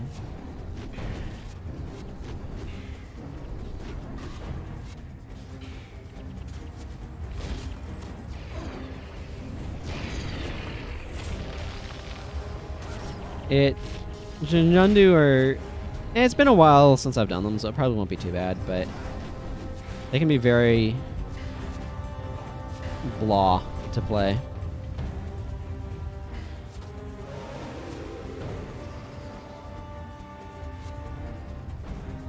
I guess it doesn't hurt to discuss their skills. So your skill 1, none of the skills, or many of the skills do not cost energy, particularly these first several. They all have set 3000 HP, like no armor whatsoever, and set 60 energy. But like your energy regen, I think might come from your profession, and your weapon effects can influence stuff some. It's a bit wonky.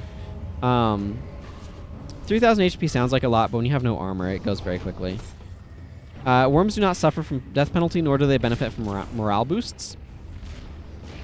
Skill 1 is it's a touch range skill that strikes for some piercing damage and heals you for 75 HP, which would be a lot if you're in a normal character and is like not much in a worm. And 4 adrenaline skill that hits adjacent foes for 250 damage and knocks them down for 4 seconds. Then Junundu Bite is target at 8-second recharge here. Target touched foe is struck for 375 piercing damage, and if you strike a knocked down foe, you gain 500 health. This is your like a stronger heal. This becomes our elite skill, but right now it's an unknown skill. We have not taught our Junundu how to do this. Then there's Junundu Tunnel, which is for 10 seconds you move 66% faster, which is like the fastest speed boost in the game. Speed boosts, like if you have multiple different ones, they cap additively at 34%, I think. But individual skills can break caps, so this one allows you to go real fast. Also, this skill ends when you use a skill, but when it ends, all adjacent foes are knocked down for 3 seconds. So you can like Junundu Tunnel up to a thing and then use Junundu Bite to knock them down and gain the health off Junundu Bite because of the tunnel's knockdown. Junundu Feast exploits an adjacent corpse, and it is replaced by, for 30 seconds, by either choking breath, blinding breath, or burning breath for 30 seconds. I think I said 30 seconds twice. Now I said it a third time. But anyway, those are picked at random. Choking breath is like an interrupt type skill. It's kind of like psychic instability.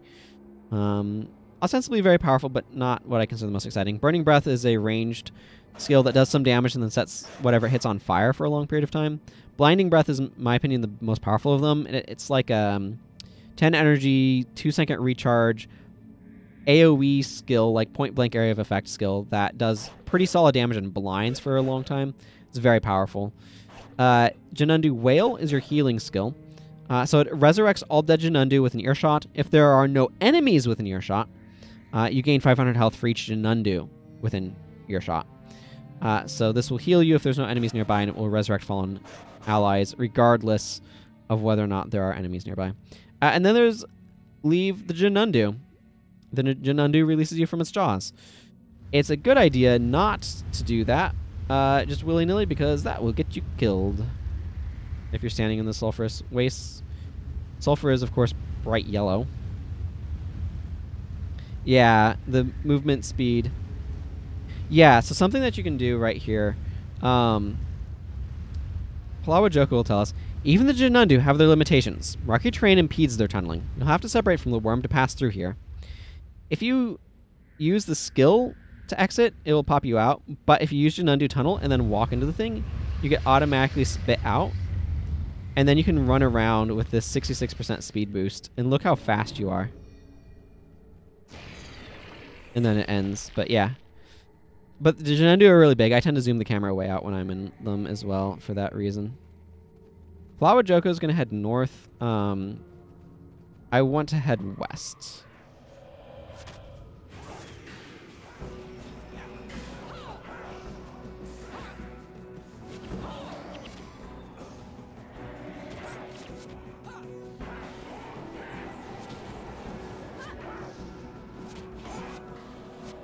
Okay.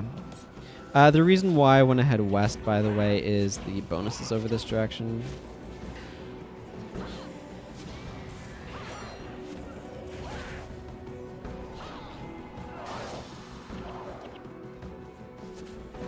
I don't feel too threatened by just a few enemies here.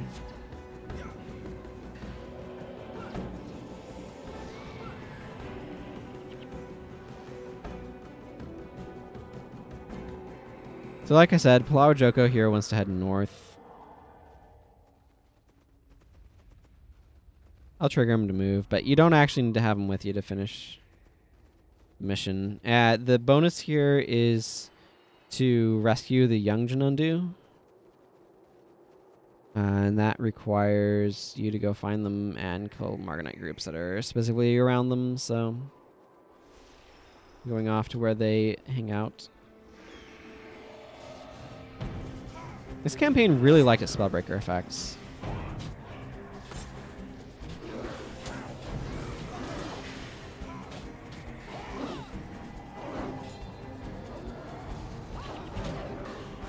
That's a nice meteor there.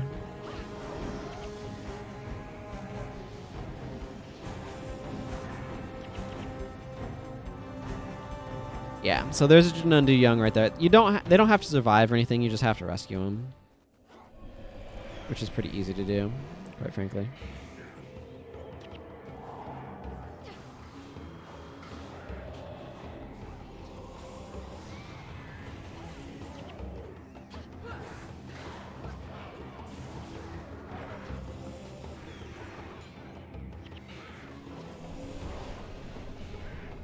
Margonite Ascendant.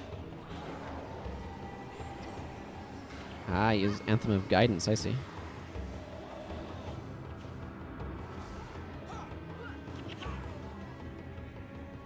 So yeah, we've saved one of 3 young Junundu young.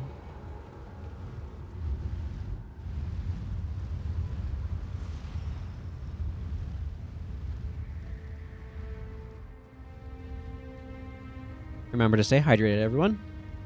Especially if it's especially hot where you are at right now. It's important. It becomes extra important to stay well hydrated when that's the case.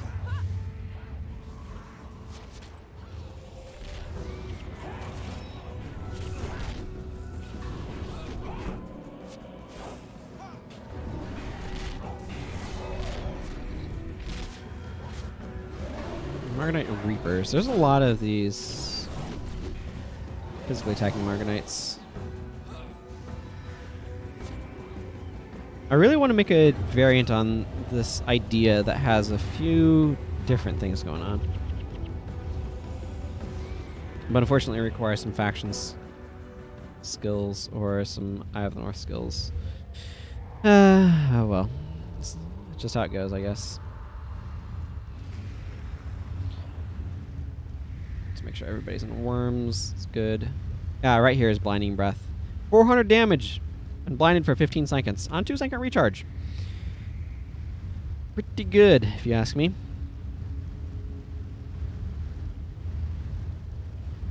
The Paragon boss in this mission would have had We Shall Return. Oh yeah, for sure. For sure.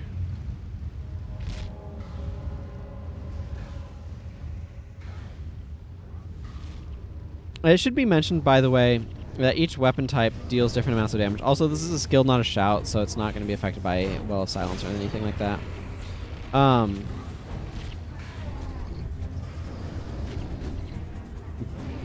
But the weapons kind of deal damage based upon like their attack speed and range and stuff. So scythes actually deal very low amounts of damage because they can hit multiple enemies. Whereas, yeah,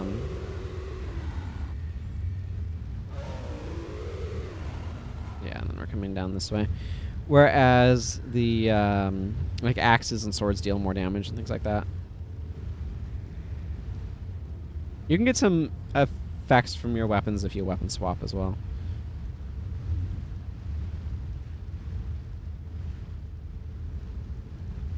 There's Palawa Joko. Some cloth from the mummy wrappings. These things can be pretty nasty here.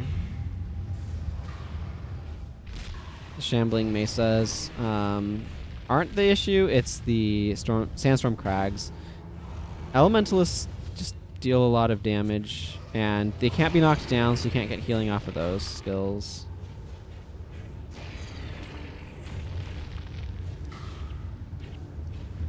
Because I don't think you can. And then their sandstorm just deals lots of AoE damage and can just really wreck you if you're not careful.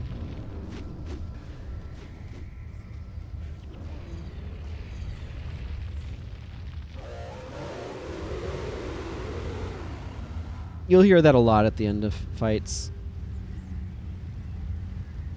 Melania's degenerating a little bit because her vampiric does apply in her scythe.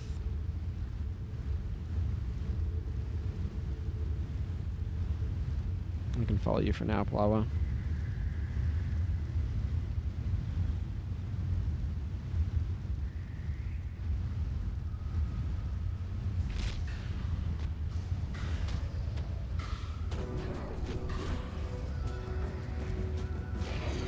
Hey, some Margonite armor.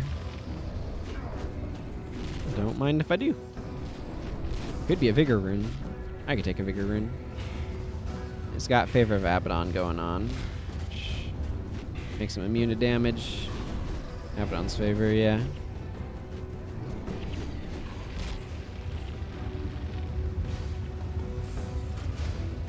Ooh, excuse me.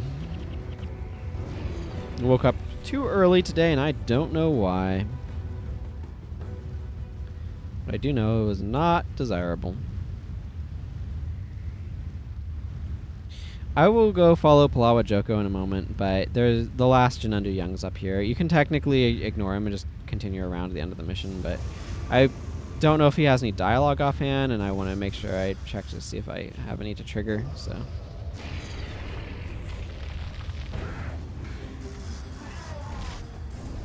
I don't tend to use Junundu Feast, by the way, because... So Choking Breath here is 5 energy, 1 second cast time, 1 second recharge. Skill, target foe and all adjacent foes are interrupted. Any interrupted foe who is casting a spell is knocked down for 4 seconds. It's a ridiculous skill, but I find that I don't care about this one or the burning one very much, because they don't deal damage. Like, this one doesn't deal damage, and the burning one's awkward to use. I like the blinding one the best, and because it's a 2/3 chance I won't get one I like, I just don't tend to bother with using the skill.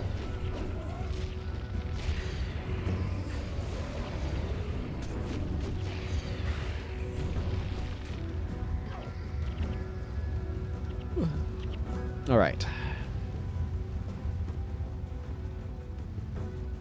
Here's the last Junundu Young. Like I said, you can continue around to the north rather than going back into the valley area, but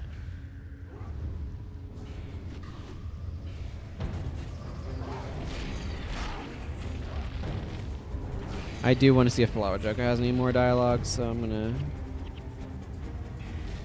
find out. There we go. Freed all of the young worms. Let's go back around. I do wish the wells, Well of Suffering and Well of Silence, both have degen attached to them. And when you're in that degeneration, it makes your health bar purple, like you're hexed, but you're not technically hexed. And I think that's a little confusing. I kind of wish they'd made a different color. Some sort of green. Well, green's a type of degen from conditions, though. I don't know. They have purple, kind of a pinkish color for... pinkish orangish color for bleeding. A purple for one type of degen, and then disease and poison inflict a different color for the degeneration from them. They inflict a kind of green. So that's... I guess I could go for like a blue, maybe? I don't know.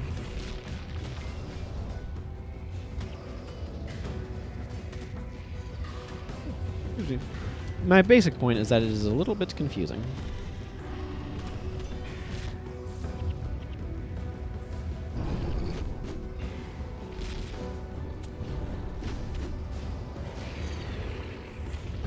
But of course, all that color stuff becomes a problem when you're talking about color blindness. I feel like awareness of designing for color blindness has really grown in the past, you know, over the course of the last 15 years sort of thing. I certainly wasn't thinking about it much until more recently. It's always important to have a pattern, not just a color. Is really what it comes down to. Or to like try to make modes that specifically allow you to adjust the colors to compensate for the effects of color blindness.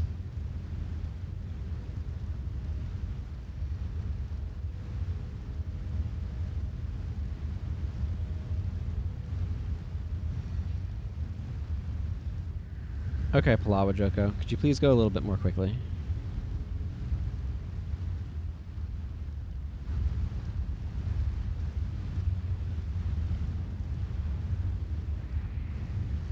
Again, I don't know if he has any more dialogue here or not for the end of the mission, but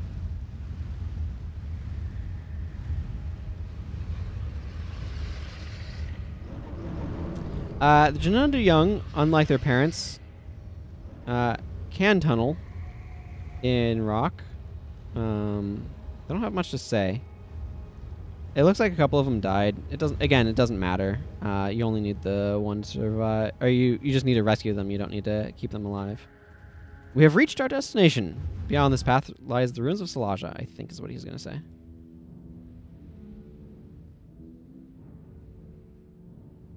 Well, you seem to be more capable than I thought.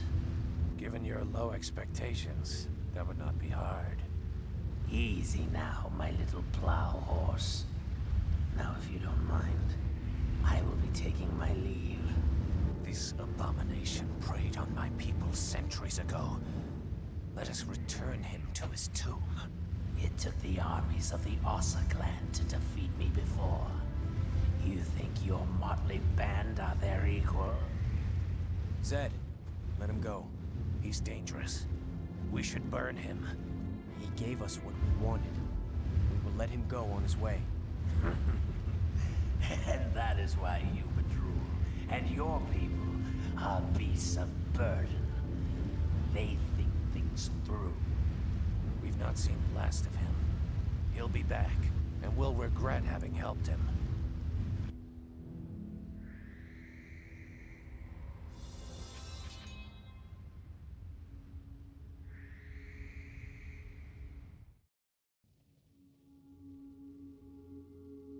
The remains of Salaja. Let's see. I've been reading outpost descriptions. Have I read this one? Jennur Market. A riverside village, Jennur has done well for itself as a stopover place for merchant crafters and visitors heading upriver to resplendent Makun and the Baka Amphitheater. Travelers are advised to bring and to hold on to their coin purses. Yeah, I guess the river kind of flows from over in here through the Grand Court of Sibelka area all the way down here to the Fortress of Jahai. And then it kind of like washes through the floodplain of Mankalon and the waterworks and stuff here and goes out into kind of a delta around the Djarin estate. And here's Barbara Shore, of course.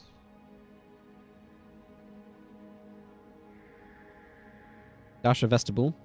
The vestibule is the main entrance to the hidden city of Adashim and serves its role well. Soaring and opulently appointed, only the princes of Vabi usually gaze upon its splendor. It's their hidden area there.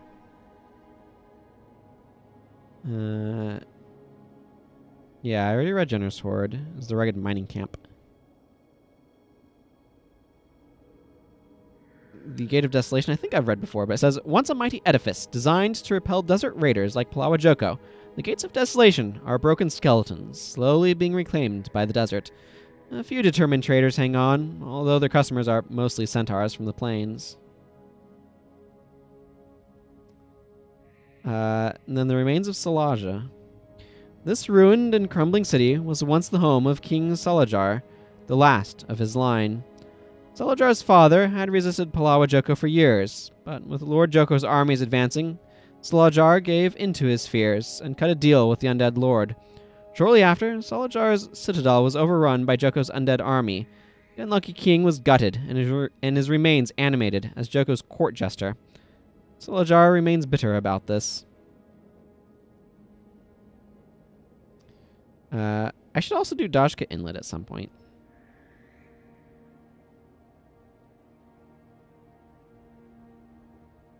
Should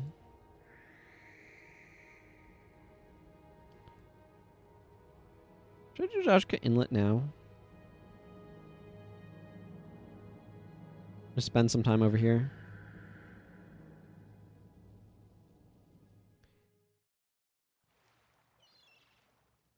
Dajkah Inlet, by the way, is the settlement at Dajkah Inlet was destroyed long ago by a centaur raid, but that hasn't kept the corsairs and smugglers out. Now a busy base of operations for any number of dastardly deeds. You best mind your manners in Dajkah before the townfolk there decide to educate you on corsair etiquette. So yeah, there's a mission here where you just kind of take out dudes. This is just kind of an awkward skill to use.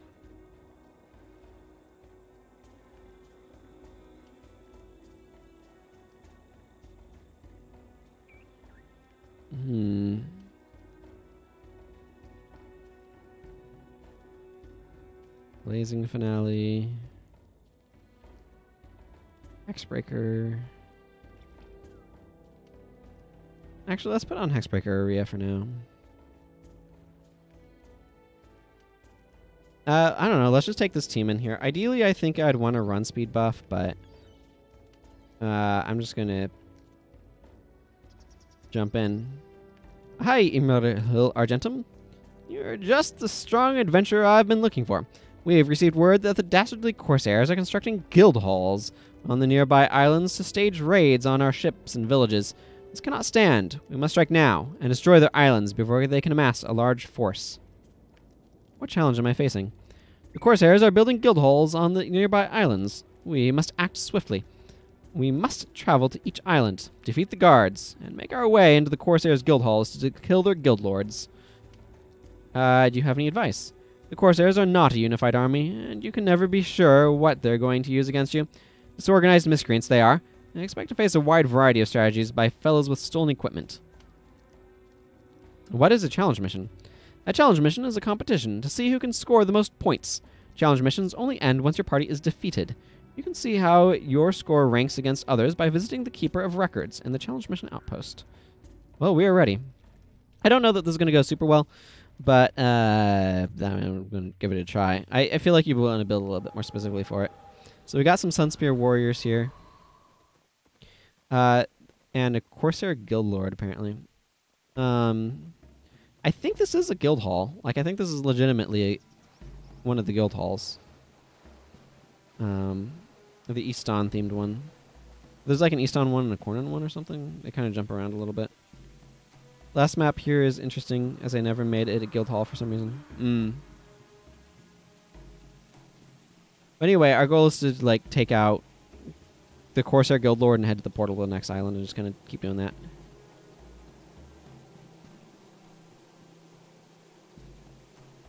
Is this the away or the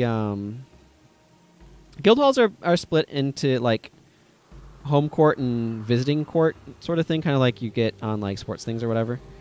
Area for home team and visiting team. So I don't know if that entrance we just used was the visiting, or like the entrance for the visitors, or if it was the entrance for the home team. Because they have slight differences. I could actually show you in Megalfall. If people are really interested. Oh, wow. This is a lot of conditions. That's home starting area. Okay. Kind of curious. Not the most important thing, but kind of curious nonetheless.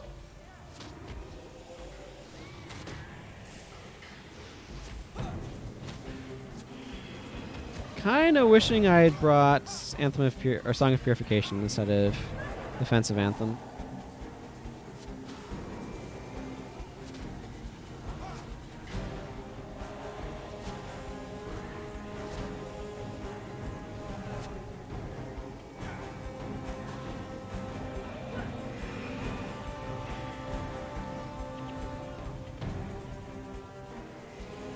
Okay, and then this is the visitors one. It's actually a really pretty map. You can also notably get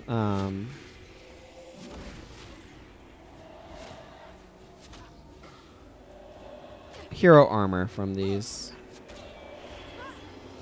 So that's something that is a nice reward for doing these.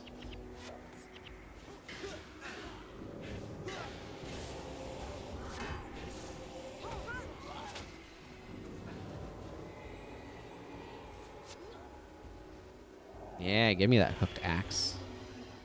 There's a Corsair Guild Lord. There are technically some elite skills that you can capture here off of some of the dudes that show up, but I don't think it's ever worth trying to bother.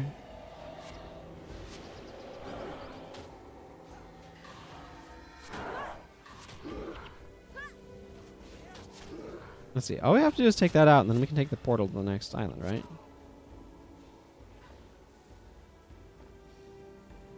Yeah. Hey, Nico. How are you doing? Okay, yeah. Then this is the Vabian one, isn't it?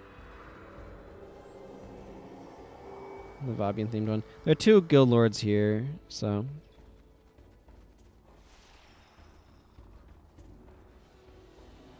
Does it?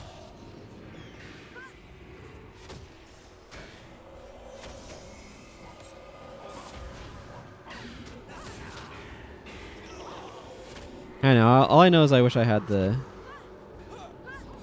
Song of No Conditions. I wish there was a few more purification skills. The Vabi Gothal. It has its appeal. I like that they have this to get some additional use out of the guild hall maps, but kind of wish they had a little bit more. Wish they had something that you could do just like generically with guild halls. And perhaps if they'd been designing a different game, they would, but they were not. They were designing this game. There's no cause for such a thing at that point. I just wish getting sigils was easier. Door? No? All right. I guess the door can be closed. Is this one open? I don't think I can use that portal until after I have cleared both guild lords.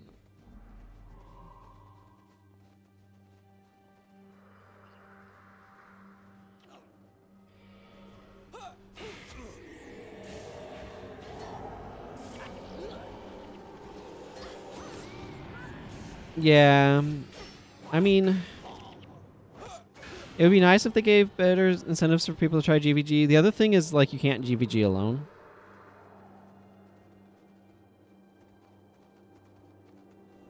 You have to have at least 4 players, which can be a little bit hampering.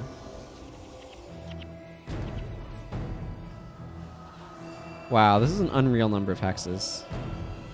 This is why you need peace and harmony.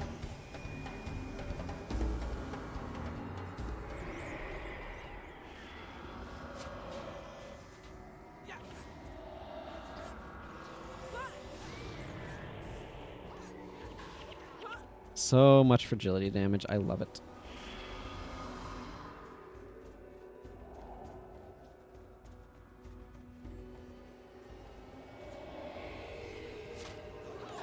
Okay, let's push through, get this lord taken care of.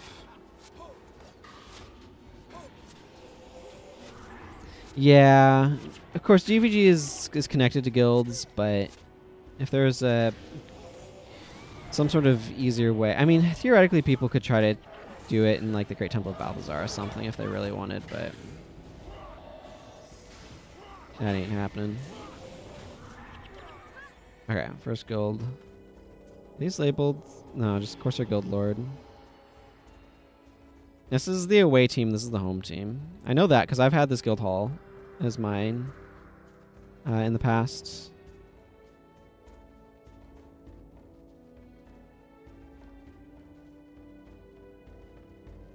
I've seen some like videos of more recent GVGs online, and it's really cool. Like GVG is a really, really sweet format.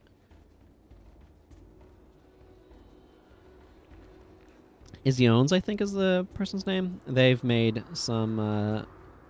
They've uploaded some GVGs to their YouTube channel. More recent ones, but unfortunately, that's it's not like you can just hit OBS and find a bunch of interesting GVGs going on. I don't know if I've ever shown off the OBS menu on stream or not. It is mostly sad, if you ask me, but it does exist, technically.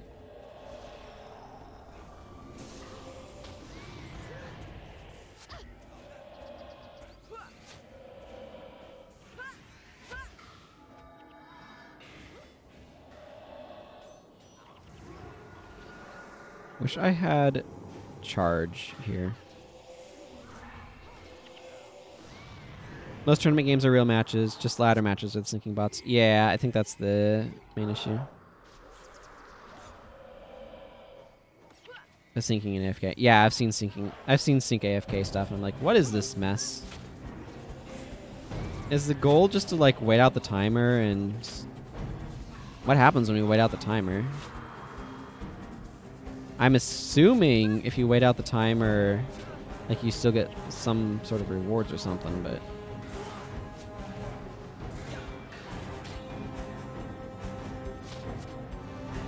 it's just like I'd like to do HA properly at some point in time too.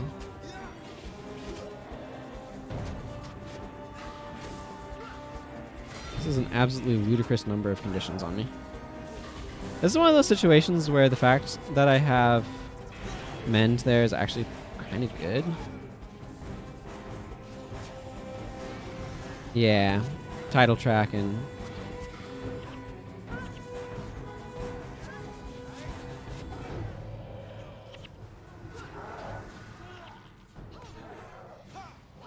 oh yeah, so people couldn't just resign.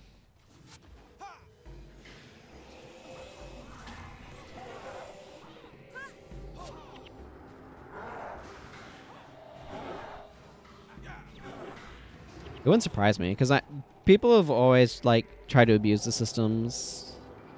That's what happened with, was it Hero Battles, where it just became Red Resign or whatever, and it was an abuse of the system. And it was just people were more interested in farming the rewards from it than actually like doing the PvP properly. Which is always unfortunate, but there it goes. Okay, and then this is the one that you said didn't actually become a... Okay, yeah, so we started there and then here. And this one was never made into a proper guild hall, you said? How do I know which side is the one I need to go after first? Well, this one has a wide open door, so I guess I'll just go this way.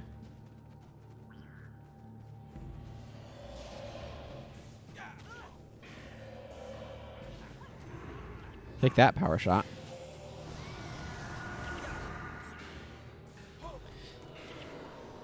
But I remember doing GVG back in the day, and I really liked it. I remember also doing like having fun in random arenas, which is unfortunately like largely non-functional.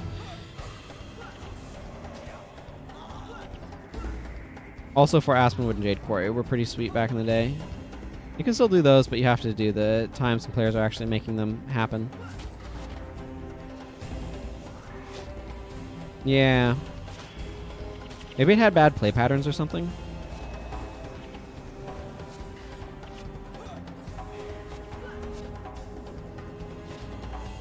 Does feel a bit odd, though. That has to be my guess, is that it just had bad play patterns somehow.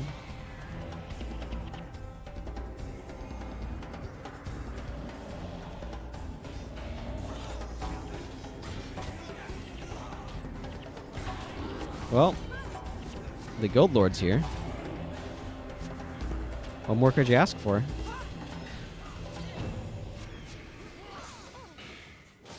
It actually wouldn't surprise me if balance issues were what had tanked it.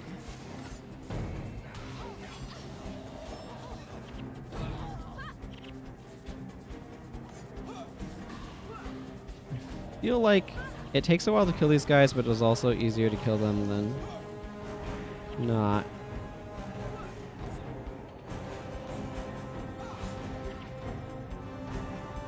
Oh, sure. I believe that.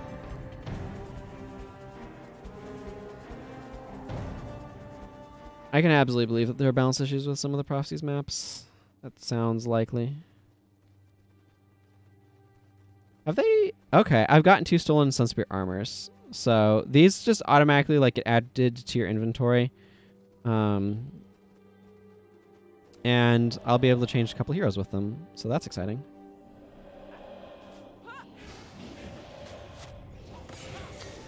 There's definitely several things I'd do differently if I were to actually try to farm this. Maybe that could be fun to do sometime. Just try to get hero armors with it.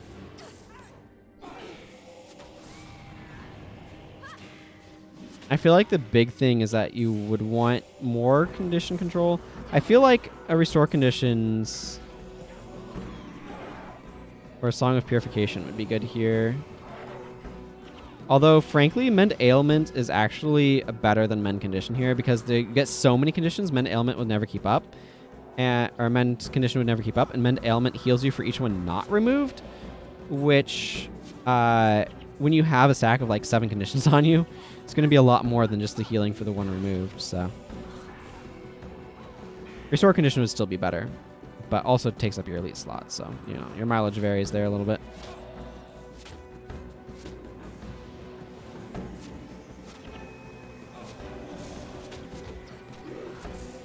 Look at how many conditions I have on me. It's crazy.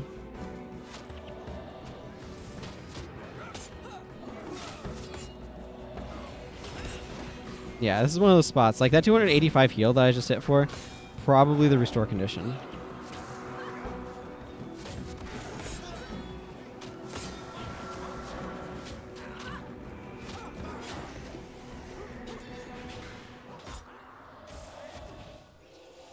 Melandru's Resilience team would actually be potentially really powerful here, yeah.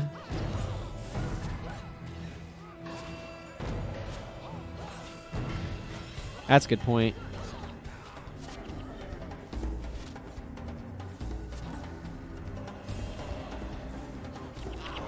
Oh, timer ran out. Got 81 gold for that. And more importantly, 2 stolen Sunspear armors, which is pretty cool.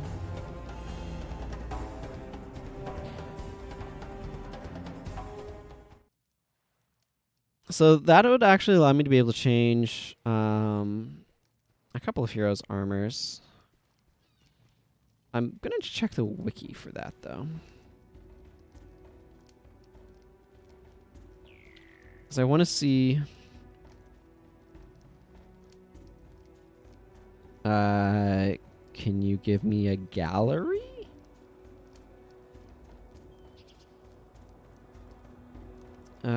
Acolyte Jin gets a different look.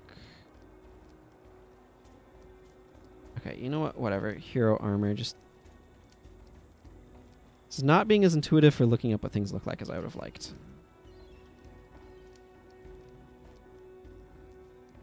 Yeah, okay. I kind of like Jin's decently well.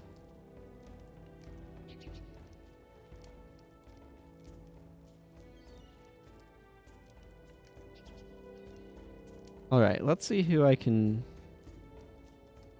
Yeah, I feel like General Morgan in cutscenes shows up in his final one a lot.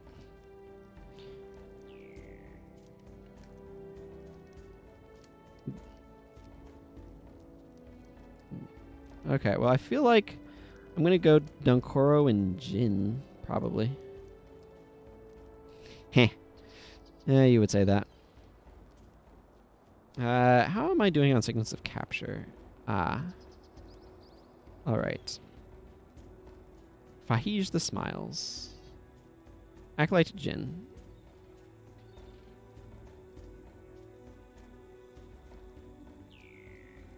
Acolyte Jin. And Dunkoro, I would like to put in Elite as well. Okay. I don't know if I need Zed in my party. I'm going to leave him there for the moment, though. I walked to Dajkah Inlet, and then probably I've done both. Actually, is the long and short of it.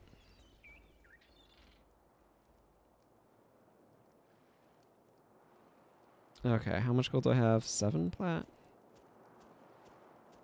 Take myself down to 1. I do want to check what skills I actually have access to capture now that I'm in...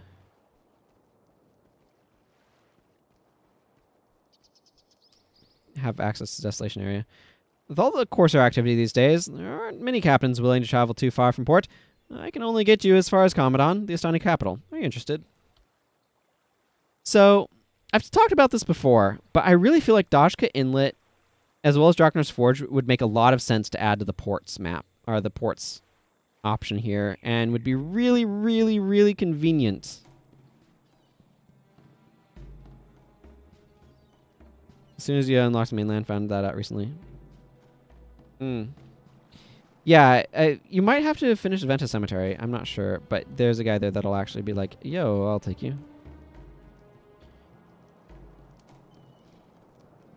It would be really challenging, and not something I'm interested in doing, I should add, to do a no fast travel.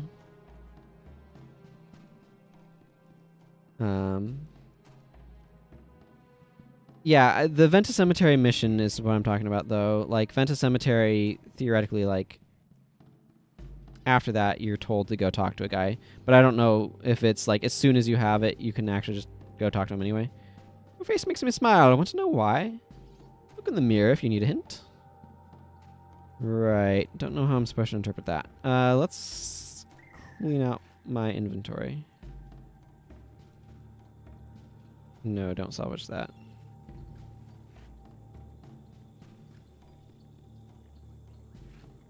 Stealing it from that as well. Fantastic.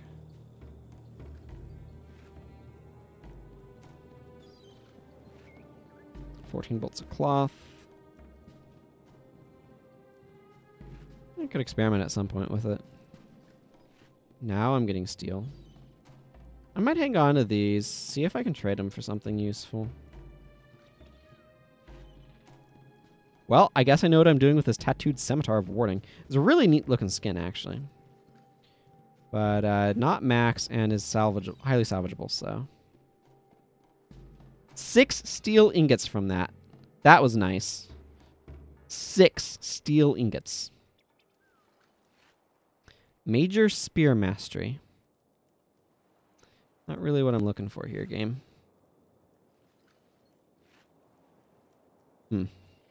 Okay.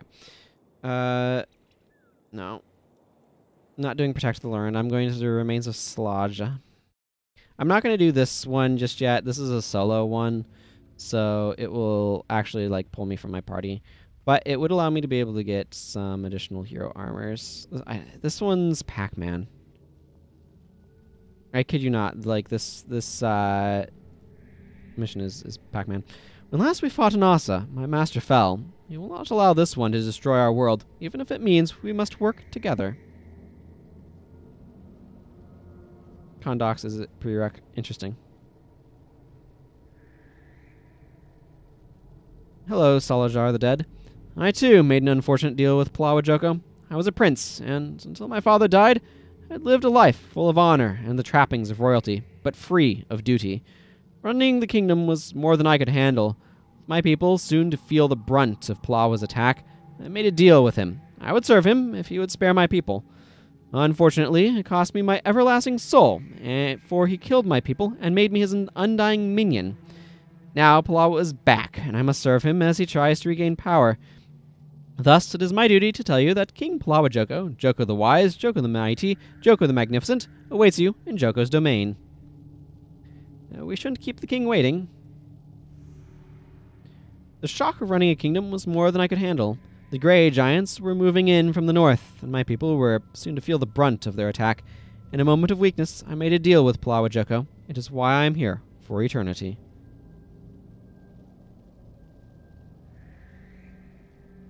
Yeah, I know what you mean. Hello, dynastic spirit. Do you say anything? Palawa Joko! I curse the name. He stole from us our honor. So yeah, there's a bunch of people here related to the challenge mission. Like I said, I'm not going to be doing this one right off because it separates you from your party. What I am actually going to do is I'm going to look up elite skills I can capture. Hey, how about you do this dance while I look this up. Elite skills. Nightfall locations. I think I've gotten most of what I'd be interested in grabbing from Vabi.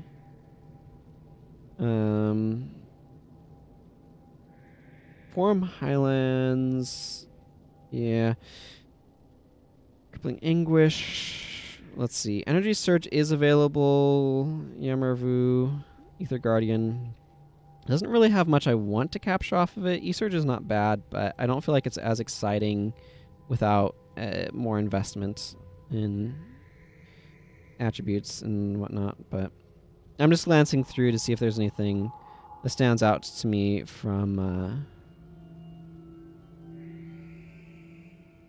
Vabi.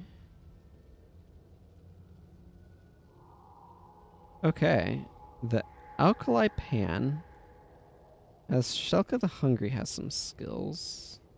And Churka the Defiant as well. So the Alkali Pan definitely has some things that I want. I don't think I'm quite that far yet, though. Nothing in the Crystal Overlook.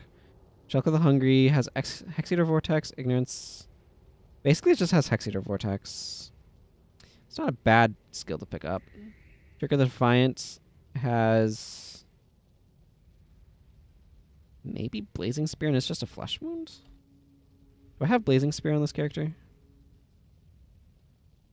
No, it doesn't look like it, because it would be between these two. Purifying Finale, I also don't have, so that would be a potential pickup. And then it's just a flesh wound is obviously a pretty solid pickup. I do have Ballad of Restoration right here. So that's once I get to the Alkali Pan, which is over here, I think. Let's see. Gate of Desolation. Chaka the Lonely did have stuff. But there would be another place to go after him. Soldier's Fury is a reasonable skill to pick up, though.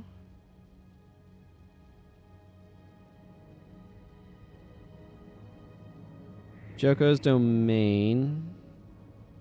Okay, Arna the Vigorous looks like it's the same dude. There's also Eshwa the Insane, which has Echo, but that's really the only thing. I'm not that interested in Echo, and I think I can always pick it up later. So Arna the Vigorous. Poison Outcrops doesn't look like it has much, unless Battlelord Turgar has more than I expect. Not really.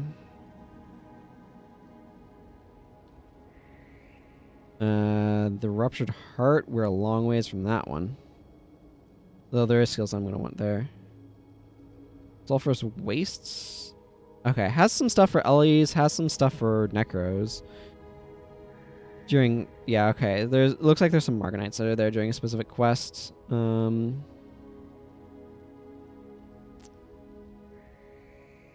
not actually a whole lot showing up here until Arna the Vigorous is the main one that would be useful. It's near the... Okay, so I'm not really needing to worry about these until I get to the Bone Palace. Oh, but I can go to Basalt Grotto. Let's just grab a couple signets of capture. Compress this.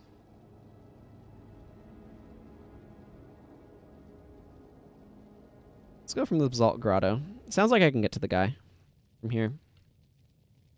I'm going to leave my team as it is for the moment. I do eventually want to switch that out for something else, but it's not an immediate concern. Apparently I could have come here and gotten this earlier. This boss doesn't evidently require me to go anywhere, or require me to go through any sands.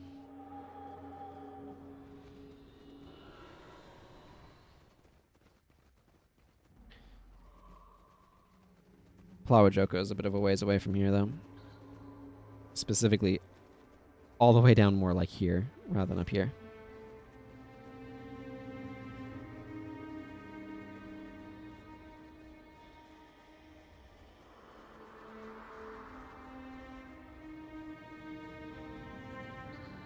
Where's the next hero skill trainer, I wonder?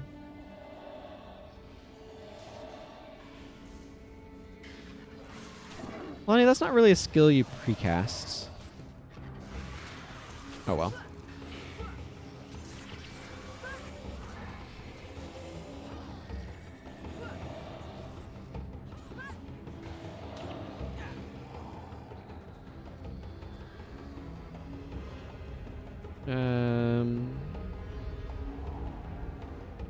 Is this blocked by rock at all? Yeah, it is. It super is. Yeah, Horde of Darkness is a giant pain in the butt, and I hate it. I hate it every time I have to do it.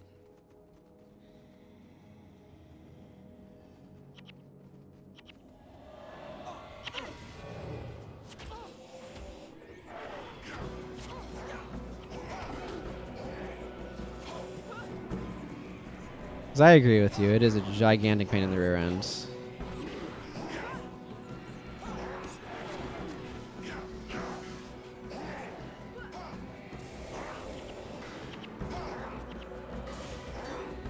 Wait, Awakened Blade Masters I can hex. It's the Dune Carvers that give me conniptions. What a fun word, conniption.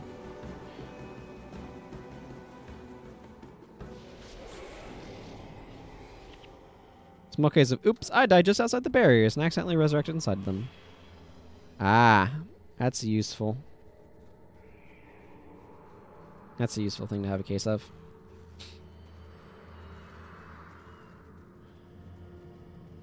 There's a worm spore over there.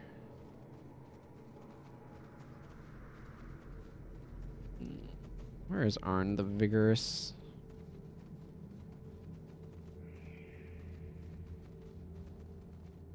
It must be over here somewhere.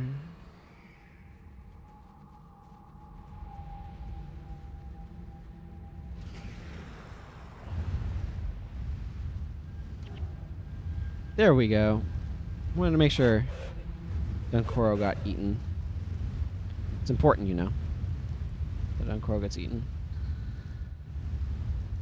I'm just in the worms because they're more powerful.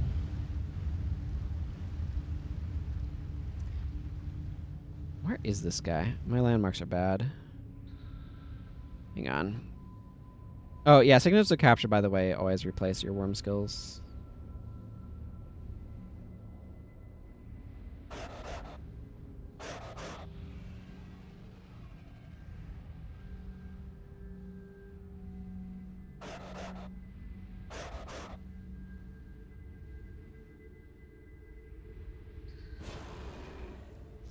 Yeah, well, I guess we're fighting some of these guys now. It would really be a good idea to not stand in those, Self.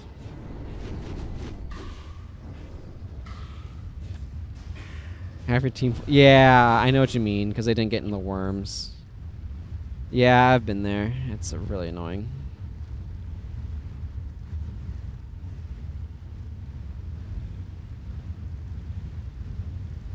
It's really annoying when that happens.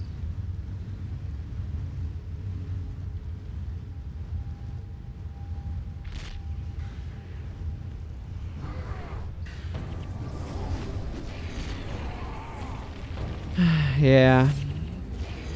Nothing like having a bunch of your team not get in the worm.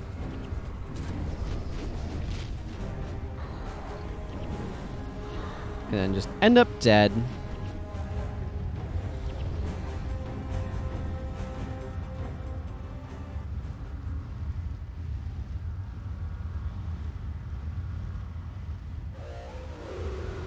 It's gonna be easier once I have more map uncovered. Tell you what.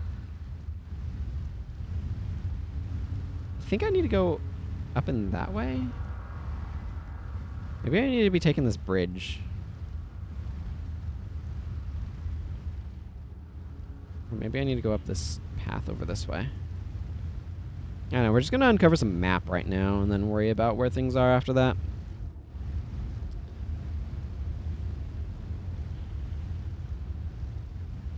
A lot easier to find stuff on the map when you have a map to work with, rather than this hodgepodge together sections. Well, I found some rocky terrain.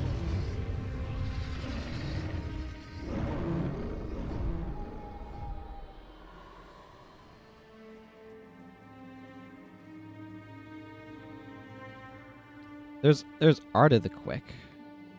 Is that who I'm looking for? I don't think so. I'm looking for Arna the Vigorous, not Arda the Quick. I think that's a assassin boss, if I'm not mistaken. Well, we're gonna fight some Mandragore now.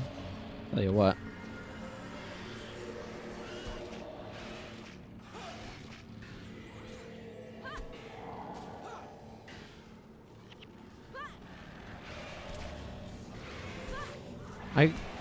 Okay, whatever. Bleed's not a huge deal.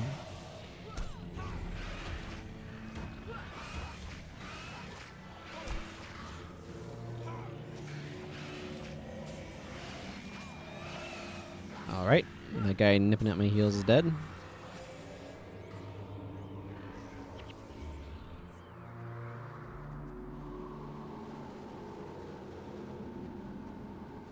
I think Arna's up here somewhere. Well, I found General Hutta. I feel like I'm not doing this quest properly. Maybe I should just go back and do this quest properly.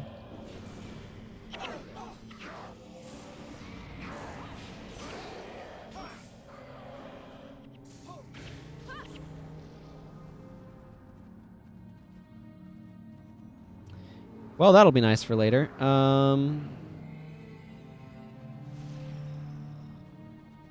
Anybody know where Arda is, though? Arna, not Arda. Boy, I'm getting my undead dudes confused. My defense, they are all dead.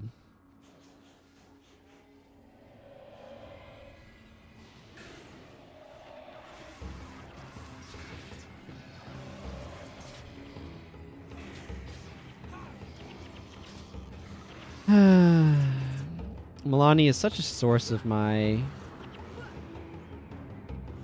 fragility triggers that having her not available here is definitely compromising them.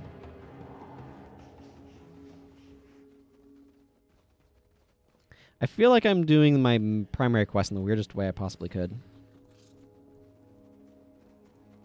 Let's just continue it for now. It's possible this boss doesn't even spawn while the primary is up.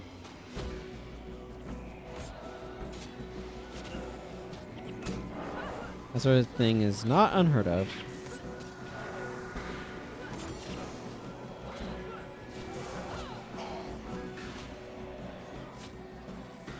Cavaliers are the #1 enemy. They have 2 resurrects. Both resurrection signet and we shall return. Getting them dead is incredibly important for actually like making it through any of this nonsense.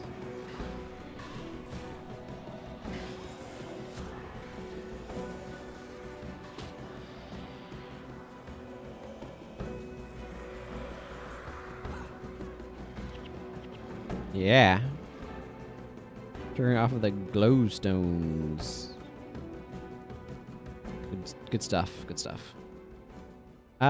This position did not help me as much as I thought it would. I guess I need to go over that way. Or something. Well, I would pick up that copper thing, but it's on a different level. Game.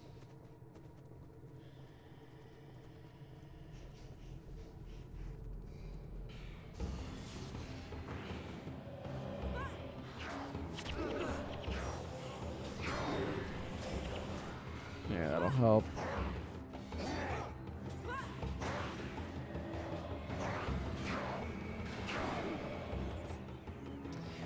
These Awakened Acolytes actually have fairly reasonable bars as far as enemy monks go.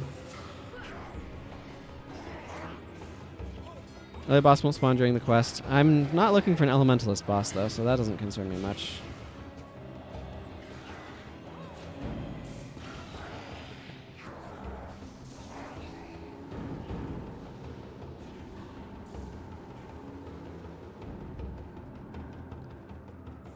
Also prevents vanquishing? Oh, that's special. I don't know if, like, General Horde over there in the Minions of Joko replaced the boss I'm looking for or not. That's my main, like, uncertainty.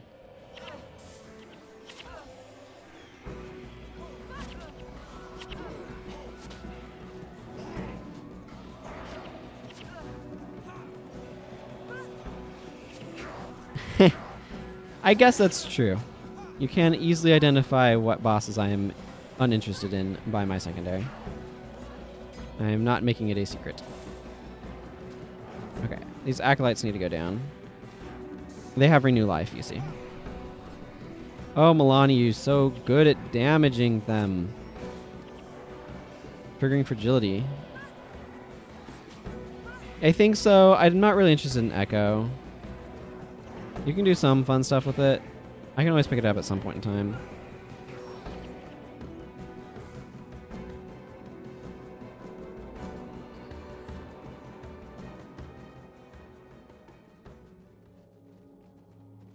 Arda might actually be on the other side of this. I feel like I'm doing this mission all wrong. It's because I wanted to go capture a skill.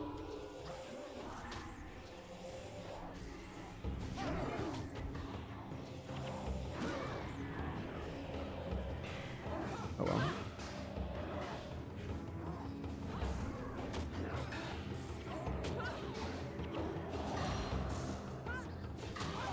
Yeah, it's one of those skills, like, I think the most I used it was in the first, like, 3 months of the game. The 3 months that I played the game.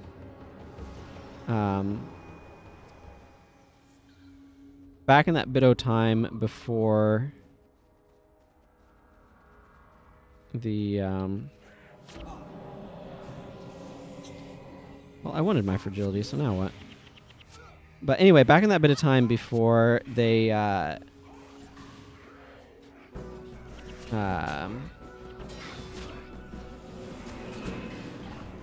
changed enemies to run from AoE back in the Echo, Arcane Echo, Meteor Shower meta that at one point existed in PvE. That's eons ago at this point, though. And then enemies thought, maybe we shouldn't just stand here and take spells dropped on our heads. Maybe we should, I don't know, leave or something. And then they did.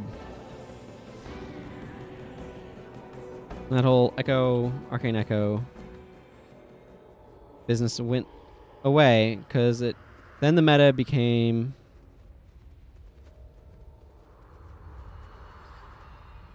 oh, is this the really obnoxious boss? I think this is the really obnoxious boss. Yeah, it is the really obnoxious boss. Well, this sucks.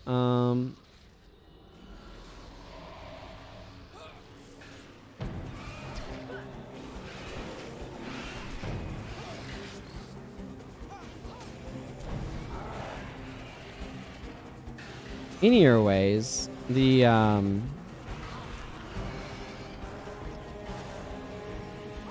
we've switched to Arcane Echo Spiteful Spirit at that point. I remember that quite distinctly.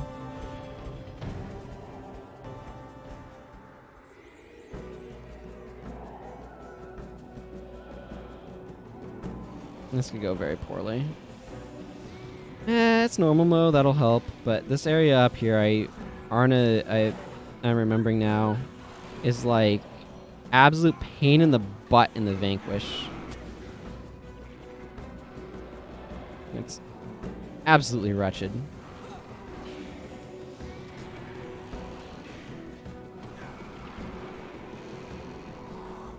Because there's so many blasted resurrects. I'm going to go make sure I'm activating this Resurrection Shrine here. Because if I die, I don't want to have to, like, wander way back and stuff. Okay, good. It's glowing, which is the important thing. This would be a really good spot for Avatar of Balthazar, probably.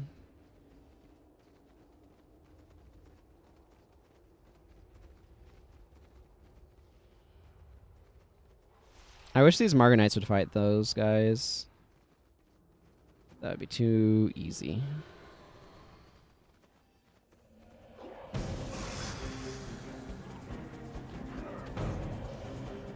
And here's me with 3 seconds of capture instead of any sort of, I don't know, defensive PvE only skills.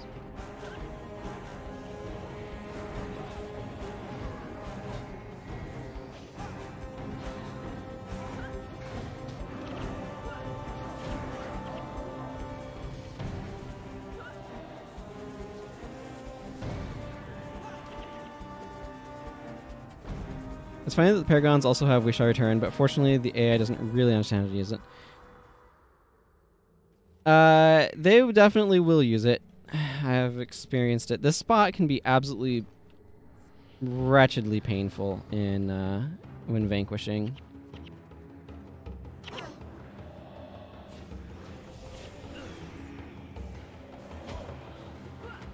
I've had this be an absolute nightmare.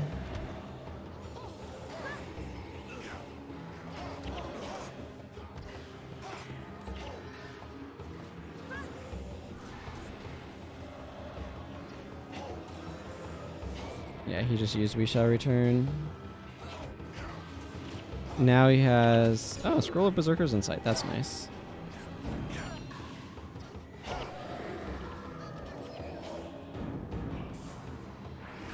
Guess I might as well use that.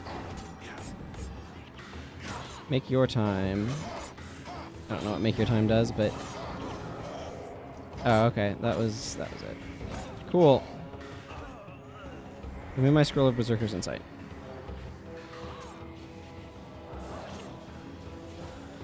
For 30 seconds, if you're under the effects, you attack this faster, but gain more adrenaline. What does this do? You gain 1 strike of adrenaline for each party member within earshot. Okay. Well, that group is significantly easier to take care of in normal mode than in hard mode.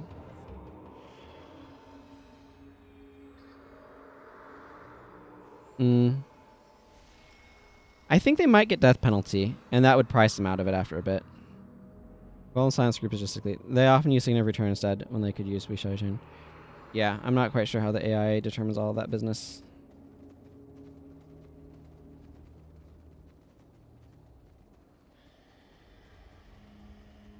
Okay, I need to go meet up with Palawa Joko now. For some reason, I thought that there was going to be another skill to capture there. There was not.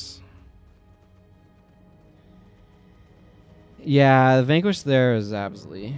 I remember doing it on one of my characters, and it was just an absolute pain in the rear end.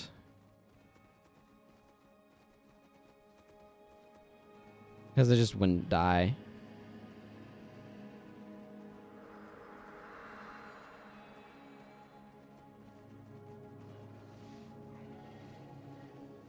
Might need to spend some time salvaging stuff here in a moment.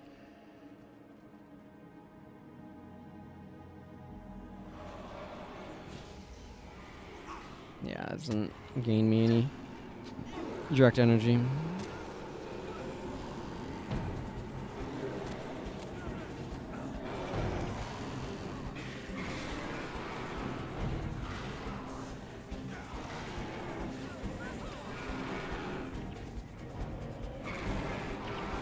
You can start degenning. That is good.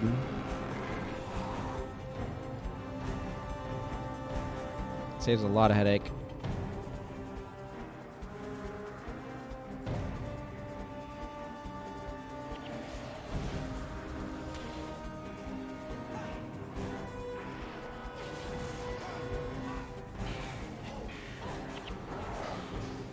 Nothing like increasing my wanding attack speed, eh?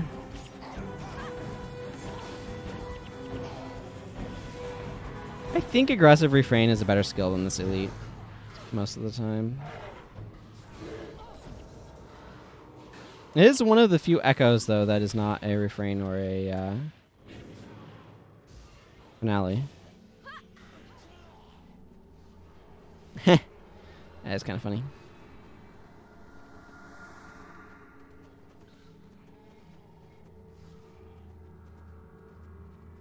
Now, can I get down over there?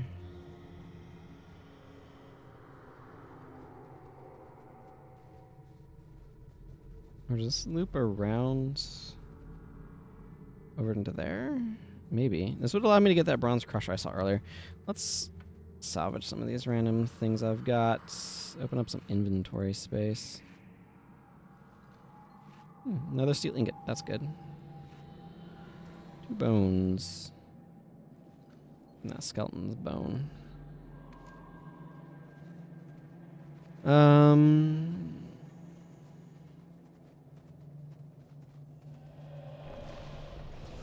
Graven monoliths are randomly just different things. It's the same sort of thing the Apocrypha was, which is kind of cool, but largely irrelevant. An ancient Elonian key, you say? They also don't count as demonic servants of Abaddon, so I don't know what's up with that. Pretty sure they don't, anyway. Yeah, there's that copper crusher. Again, is the copper crusher a crusher for a tool for crushing copper, or is it a tool for crushing made from copper? It is a mystery.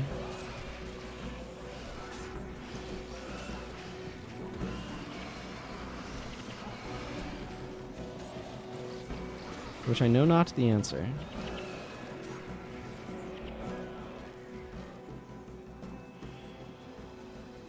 Okay, let's go pick that up, because I kind of want it.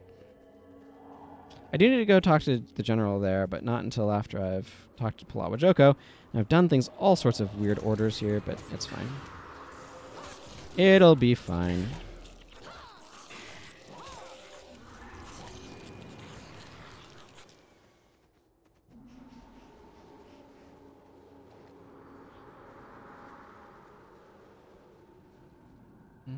Oh man, now I kind of wish there was like a suffix or something of like of enunciation that could speed up chant activation times or something like that.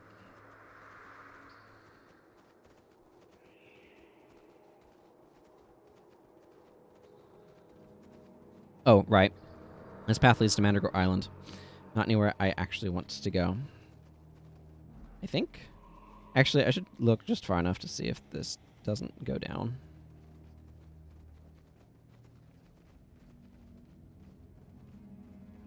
Yeah, okay. It just leads across to Mandragore Island. I have no business in Mandragore Island.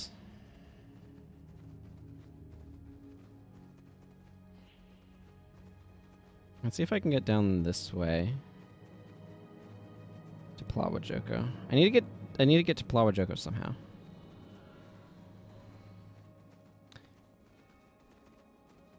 Actually, the best way might be to head back up over here and then over and down. I think that's what I'm going to do.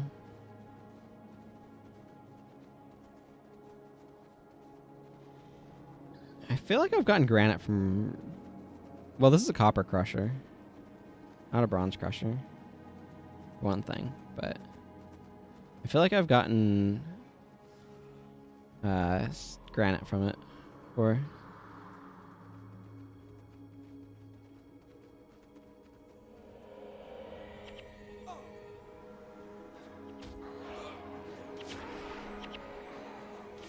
Vocal minority.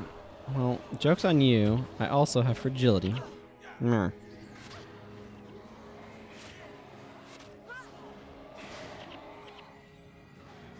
Still can't use any shots of chance. Yeah.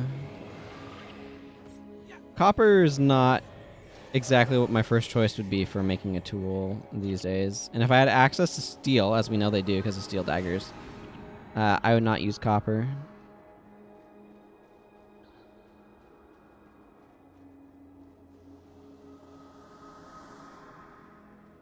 Because as you were saying, it is a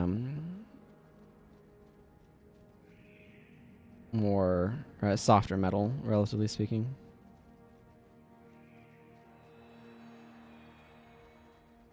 Hello, General Horde. Battle after glorious battle I have won for the great Palawa Joko. You cannot kill what is already dead.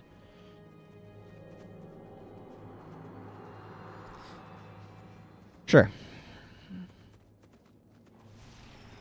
But you can put them down for a while, if nothing else. I think these mummy wrappings I'm just going to sell if I can. Same with this dead staff, frankly, and this ancient Elonian key. And the Scroll of Berserker Insight will go great with the Scroll Trader. That's true. But that's why I'm wondering, like, is it a crusher? Like, is it designed to crush copper, or is it made from copper and designed to crush?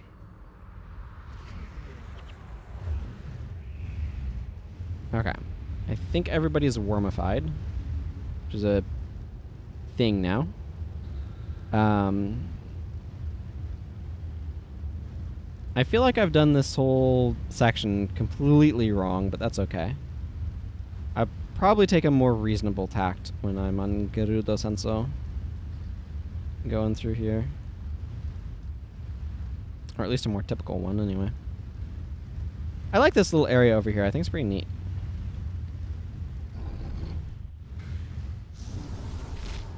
Get me out of here. Get me out of here.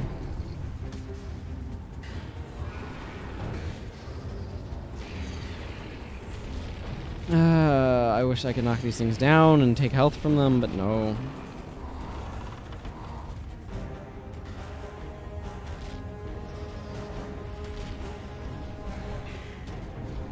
Certainly, I wouldn't want to choose copper if I needed to hold an edge. Bronze is better for that.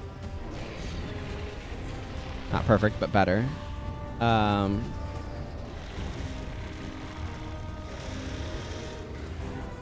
But for just a blunt instrument, it's probably not too bad. I'm not sure how heavy copper is, though. Which is another sort of consideration. Point of. How do I need to get over there? Through these guys? Is there a thing inside there? I don't know. Let's kill some undead. Oh, Eshway the Insane. Well, I mean, I'm here. I might as well just cap Echo. That wasn't really my intention, but, I mean, if I've walked right next to the Echo boss, I might as well. That's my feeling on the matter anyway, and I'm going to take care of this Acolyte.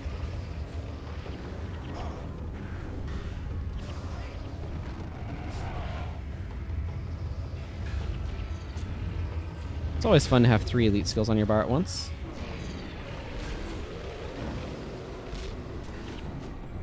Echo is at least a no attribute skill, so it gives me options.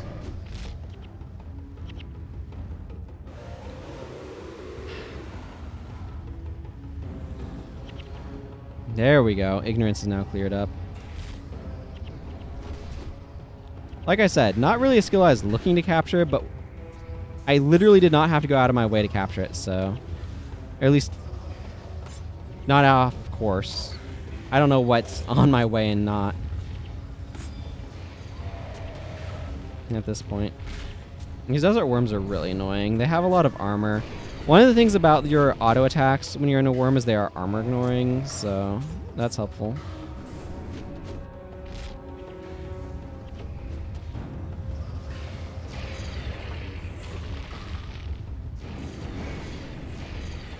I have no idea how much death penalty people are racking up. You can get a lot of just surprise death penalty in worms. If you're not careful. I feel like there should be like a treasure in there, but there's not. It's just some cool ruins. Okay, let's try to get this thing taken out. These desert worms are just... They have aggressive amounts of armor, so they're just really tanky. You just kind of gotta wear them down. But while in a worm, you can't be knocked down, which is nice.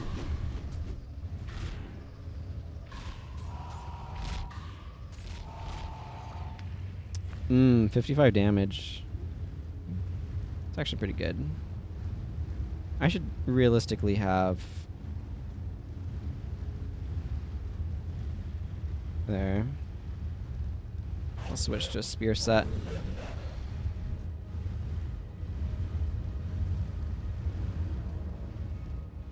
Okay, I want to go that direction. I saw 55 for a second, and my brain was like, HP? Rot Spirit? 55ing? 55ing is a cool gimmick. Gave ArenaNet's attempts to make farming not a thing absolutely loads of difficulty. But yeah, weapon swaps do weird things. Yeah, you're right, it does deal 55 damage. It's pretty sweet. Needs more mods on it, but I have said before, and I will say again, I really wish ArenaNet had implemented a mods trader into this game.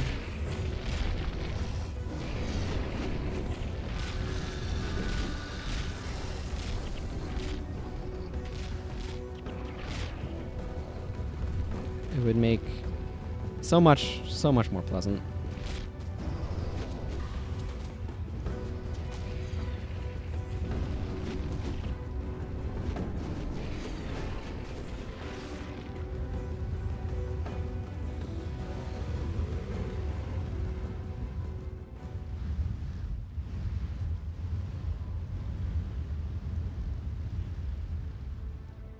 What's your story, Ravu? You're a Vabian. A hideous pale necromancer has dared to invade the lands Grunt himself gave me to guard. I will destroy him for his arrogance. Retrieve for me 5 mummy wrappings, so that I might make a minion to show Danton the folly of his ways. In return for this, I'll gift you with... Ooh, I need to hang on to mummy wrapping so I can get a 15/50 axe for costs. Yeah, 15/50 bow. I don't care about 15/50 caster gear, though. But 15/50 axe for costs would be a right improvement over what he's currently got.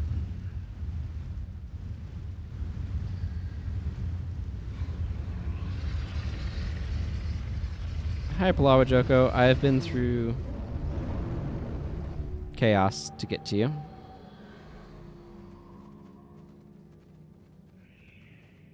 Ah, my ever-loyal minion. Those osses never give me a moment of peace.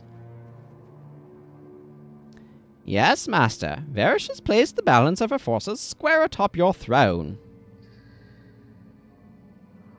We shall regain my throne, and all thanks to these well-to-do hero types. They have no choice but to destroy her vanguard and retake my palace for me. Well, hello there, well-to-do hero types.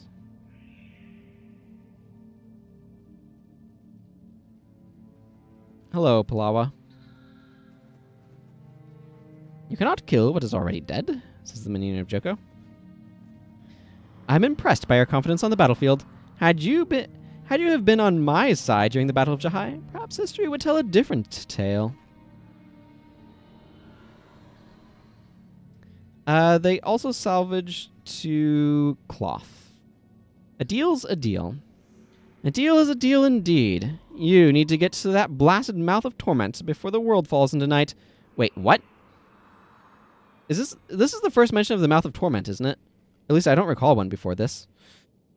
You need to get to that blasted mouth of torment before the world falls into night, and I need to regain my bone palace from that no-good descendant of Anasa. Being sundered and bound beneath a monument has left my army feral and wandering, while the army Varish left to protect her flank is composed of powerful demons you could never hope to defeat on your own. Of course, as the all-powerful and righteous heroes, you will try, but let me save you some time. Help me regain my most loyal general, and he will help you break through the forces Varish has left in your way. I will get my wonderful palace back, and you will be one step closer to saving the world. A noble goal for such good and righteous heroes, and do not entertain thoughts of killing me. That would be unwise and impossible. You need me as much as I need you, hero. Yeah, I feel like this is the first mention of the Mouth of Torment. From what I've seen in the game thus far. I mean, certainly the idea is not surprising or anything, but...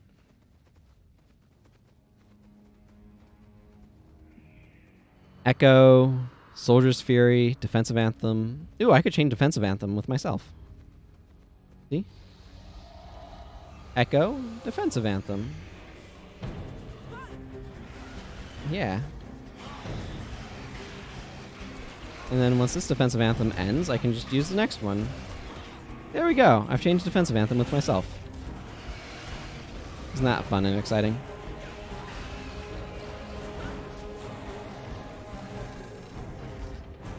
Oh, hello, Joko.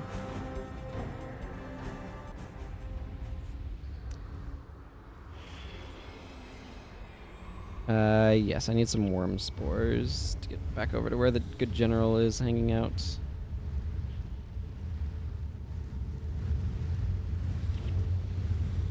I don't know what's going on with heroes back there. Oh, I know what's going on. They're using Junundu Feast to get skills. Figured it out.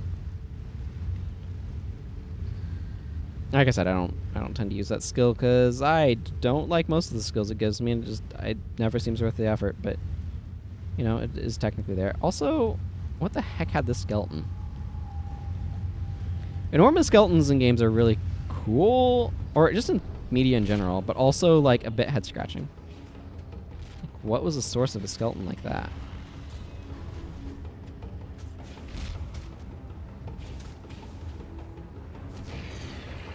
No. I was hoping that would hit the guy behind me, but apparently it did not.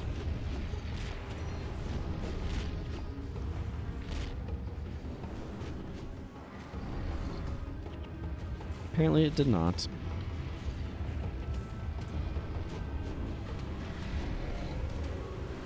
Go get some gemstones, but I don't think I'm inclined to just yet.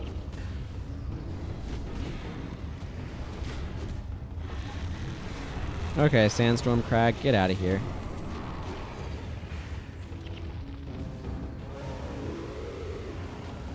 Ooh, some gold.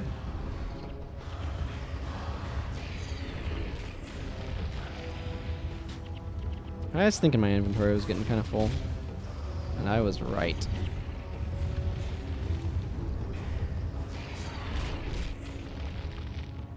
Eve just had a line about Adam wanting a playmate. Adam is the skull friend she has with her.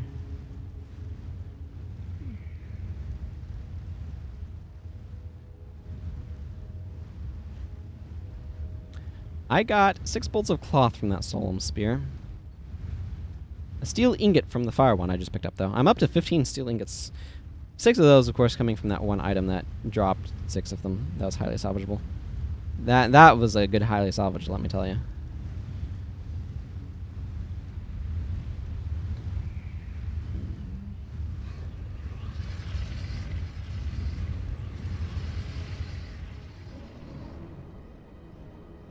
A lot of the enemies up this way are already dead, so that's nice. So I came through and I took them all out.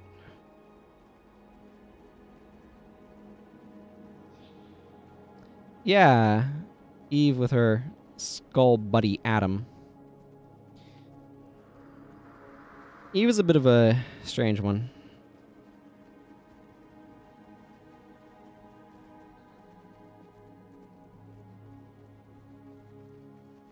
I'm gonna go talk to General Horde here. Me with my absolutely ridiculous skill bar.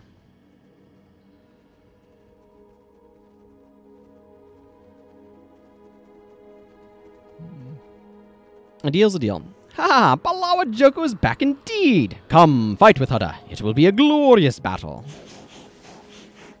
A glorious battle indeed. Retake the Bone Palace from Varish's rear vanguard and defeat Zadokar the Blessed.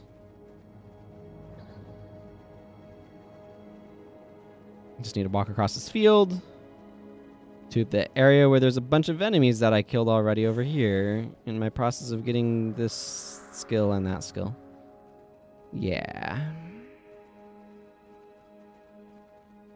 Yeah. Oh, look, the enemies are dead. Like I knew they would be.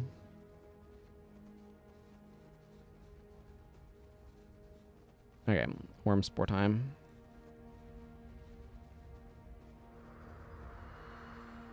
I love swapping weapons while in the run animation, because it'll often mean that your heroes will use very weird animations while running. Like, if you're running with a sword, right, the way that the character holds the sword while running, and then you swap to like a two-handed weapon like a spear or something, you just get some goofery with that.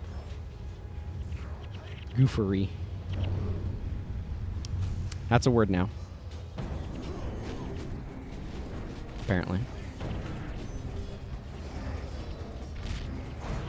An elegant scythe. Hmm.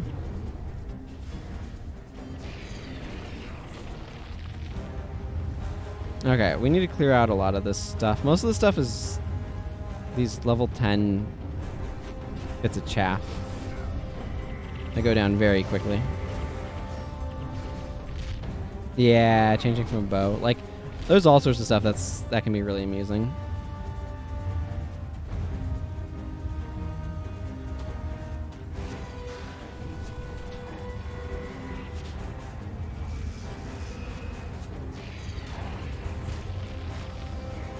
I don't know why he thought we needed General Hudde's help.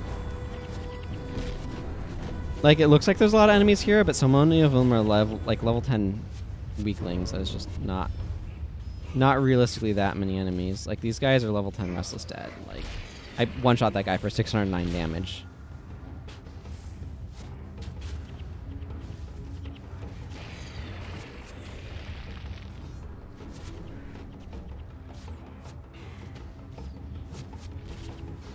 What I'm saying is a lot of them are not that threatening.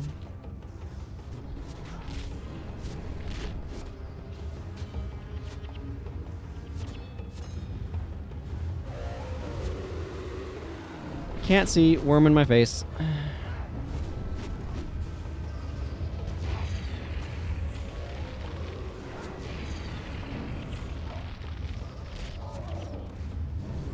Hurry up, there aren't many of our foes left. That is true, whoever just said that. There aren't many.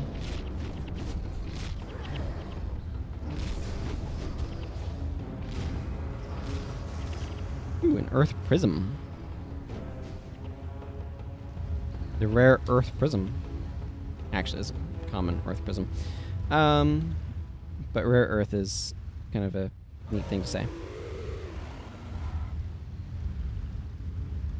General Horde, you've lost most of your men, it would appear. So it looks like you can kill what's already dead. Okay, I want to go up to this guy, and I want to introduce him to a Junundu Smash, and then I want to nibble on him a bit. Oh, he was too dead for me to nibble on. So, that's the thing. Now we need to kill these Torment Claws. They do absolutely absurd amounts of damage, but...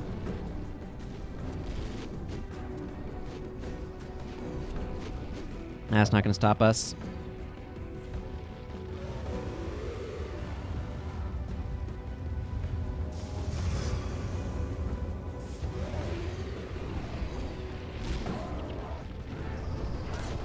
Apparently, I did not actually get through the door like I thought I did. That happens.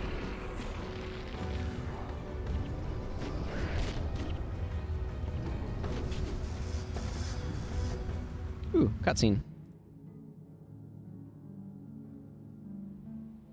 You miserable hunks of desiccated flesh! I leave you alone for a few 100 years, and you let everything go to hell! Now that I'm back, things are going to be different!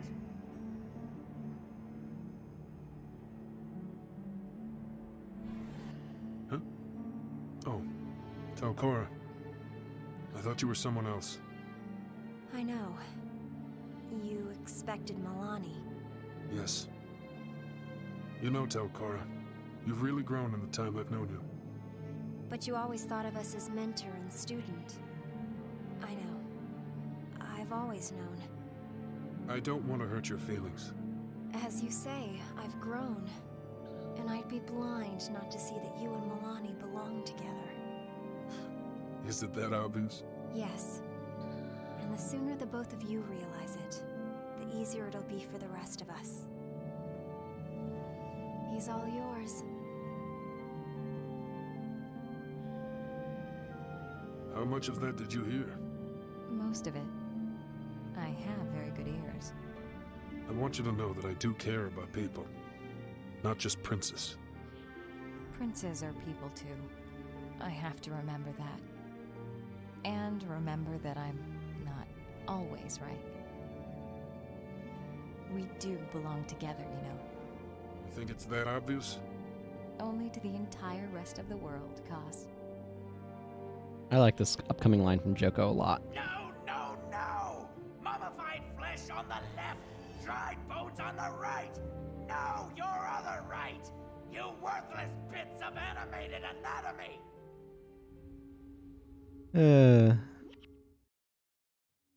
I like that line. You worthless bits of animated anatomy. Okay, Palawa Joko. Wait, who do I talk to? Not you, apparently. Priest Kemtut. So, the great Palawa Joko returns. I can't say everyone will be happy to see him back, but matters had gotten out of hand with Varish's troops garrisoned here. Those demons enjoyed devouring souls, and with an undead army about, well, you get the idea. Here, this is from our coffers. We hope you will accept it.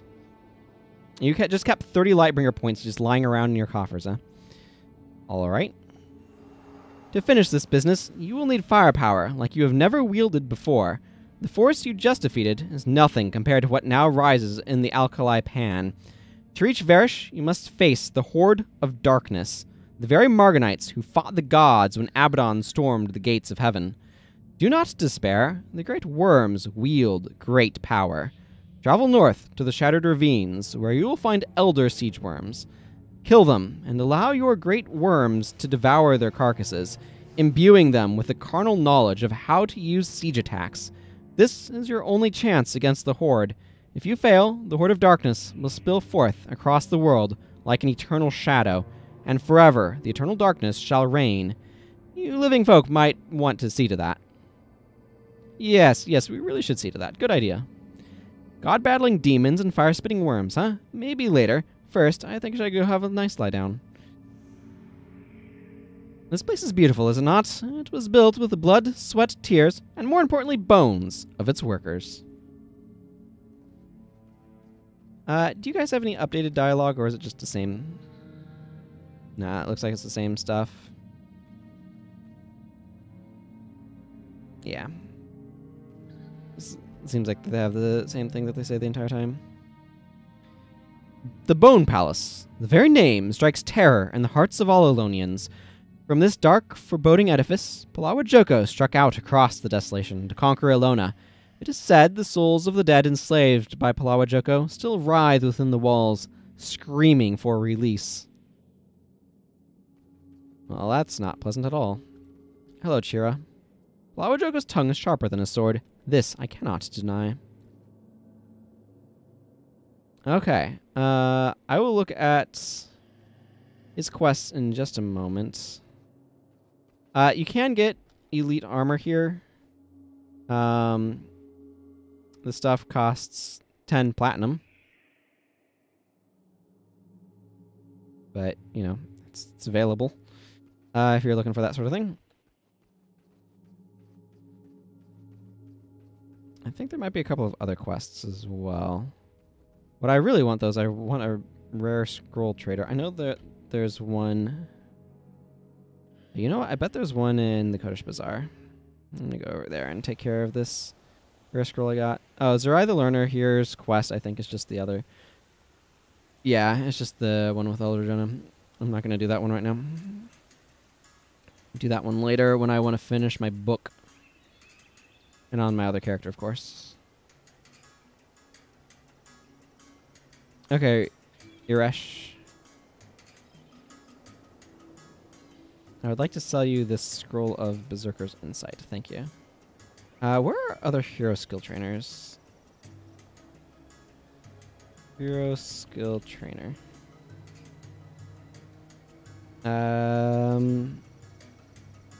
The Lair of the Forgotten. Okay, we'll be heading that way soon.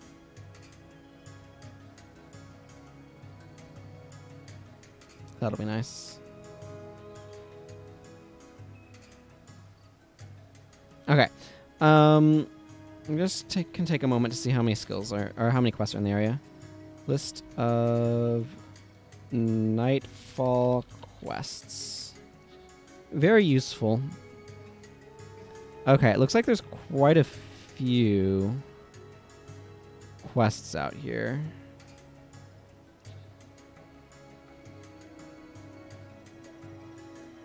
But quite a few quest chains. A bunch required a deal to be done first. Okay, so I'm going to need to begin looking for some of these.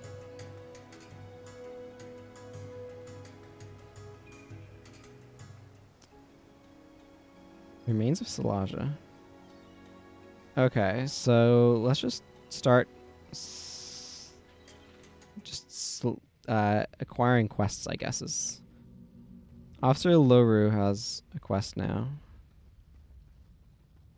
I really need to change my bar to be one less full of nothing. You must be the unbound ones that my master has found useful. I oversee the reclamation of his domain. Most of my men have been sent to deal with Varish.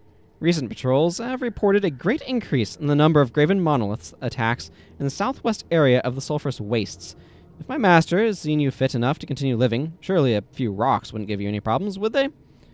I've seen worse. Bring it on. Temple of the Monoliths. Sounds like there's a few more quests out that way as well. I should take some time to clear out my inventory, though. Actually, now that I'm thinking about it, I want to go to Kodash Bazaar and grab another... I want to grab a Vobian Spear Crest, right? Oh. Well, that doesn't belong there. Yeah, because I have Superior Spear, but I want a regular Spear Crest. But the thing is, the Vobian ones are a different skin. So that's why I want that.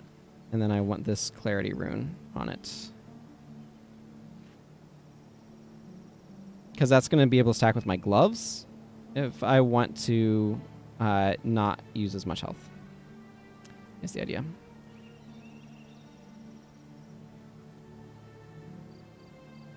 Okay, I also do want to talk to a spear trader, so let me...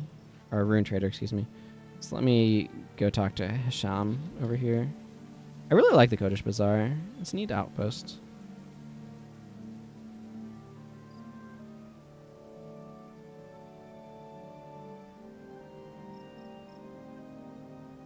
Okay.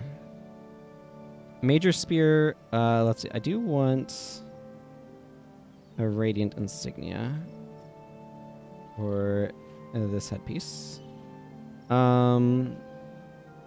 Major Spear. Okay, it's not worth anything. I didn't think so, but never hurts to check.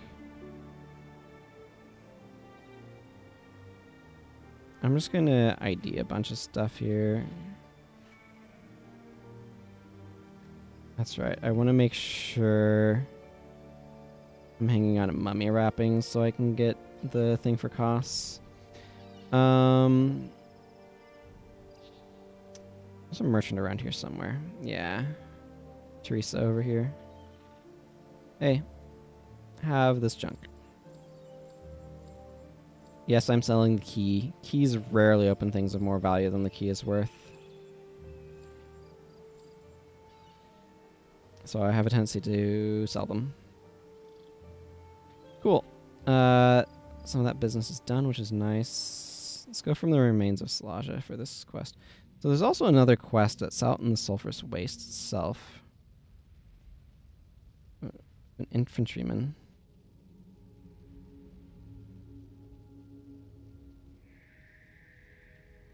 Yeah, okay. I know the spot that this guy's at. It's a bit of a tricky area to get to. Alright, let's see about trying to get to him then. Oh, I should make sure I have a skill bar. Not whatever this assortment of things is. Certainly not a skill bar.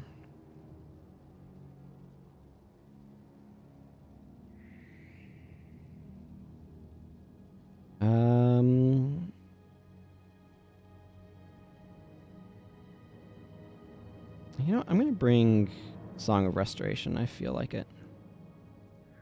That's what I usually do. This and this are both good.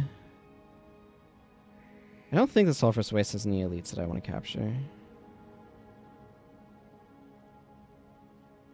The Alkali Pan did.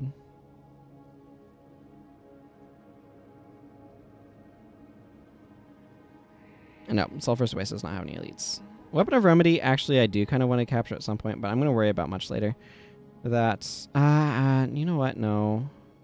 Well, except I don't have Ritualist unlocked, and the reason why I was hesitating there for a second is I realized that the thing I'm about to go do has me pass right past where this boss is, but I can always just get it later. It's not the biggest of deals. It's a little bit of a deal, but not the biggest of deals. I don't really need to make your time here. It's nice to have a few more skills for that, though. You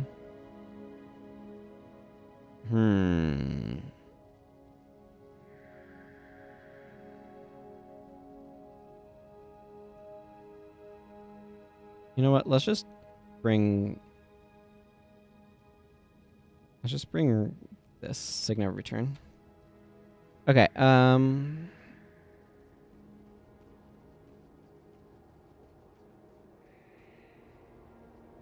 right, let's go. Go do things.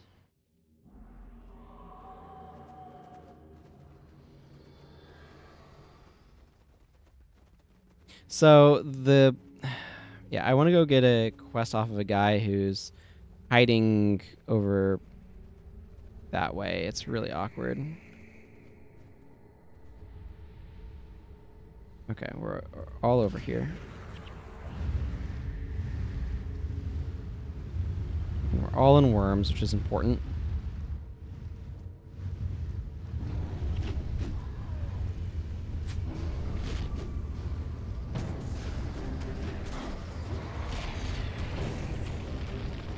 I'm not a huge fan of the worms,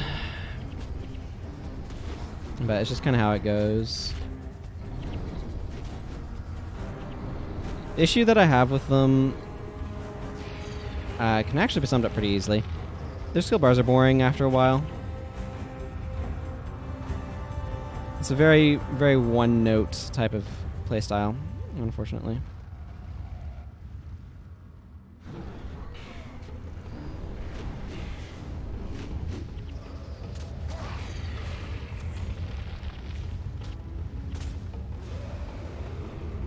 At least that's my feelings on the matter.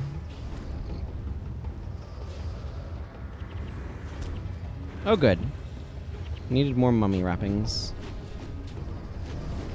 Cost needs a new axe. A better axe.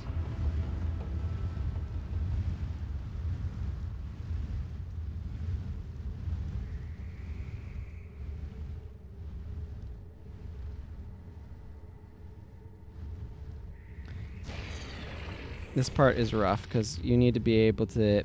Yeah. You need to be... Okay. Man, that overcoding and loading issue has gotten really bad lately. I apologize for it. I would like to fix it, but I'm... Probably the best solution would be to have a separate streaming computer, but I'm not in the position to do that right now.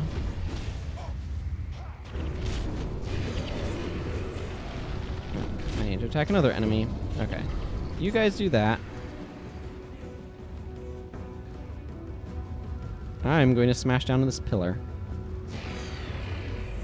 Behold, you can smash down that pillar. Did you know that could happen? I didn't. Until I had to vanquish this area. It was a near thing, too, getting the adrenaline needed to be able to do it. The fact that you have to use an adrenaline skill there is really rough.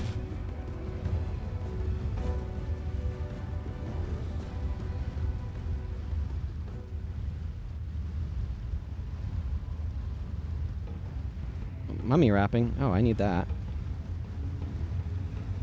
Can't just leave that lying around. That's a fifth of an axe. A full fifth, I say.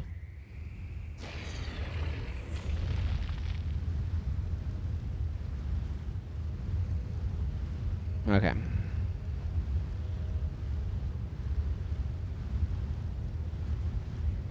Going to...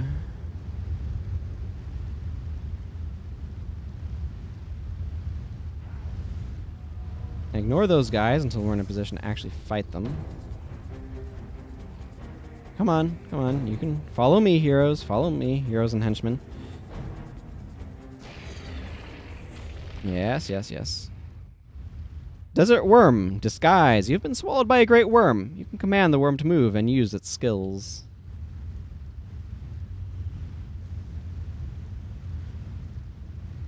Come on, Dunkoro. There, make Dunkoro catch up with the rest of us.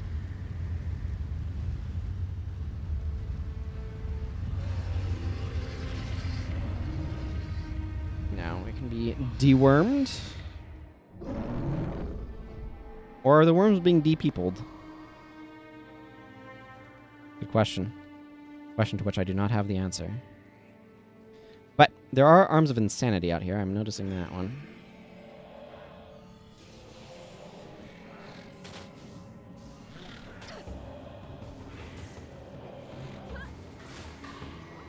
Quickening Zephyr, you say?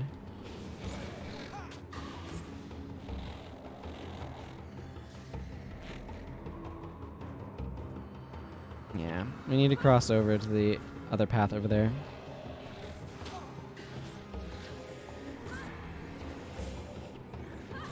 I would take this at like 5 energy, 10-second recharge, and 42 health. I don't know if that'd be too strong or not, but...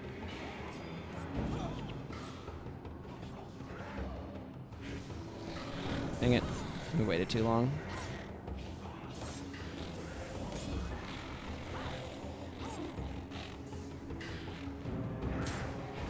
These guys have Call to Torment. You really want to try to kill them in that time frame. If you don't, it is very sad times. As you can tell, because it just keeps spawning more.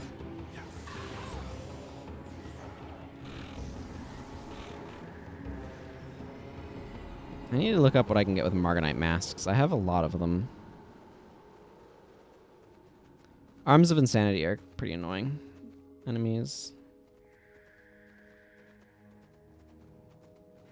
This area, by the way, is really important to know about for vanquishing purposes.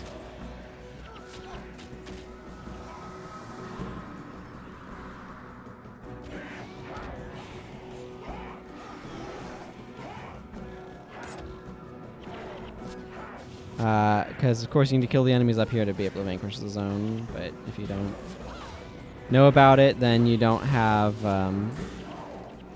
the adrenaline for it, and everything just goes sideways.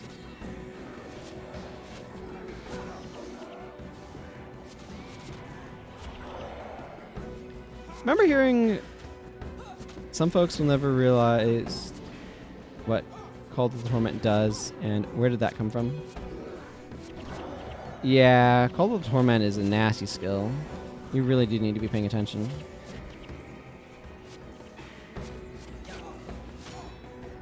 I'm getting the distinct impression that the blocking anthem was better as my elites.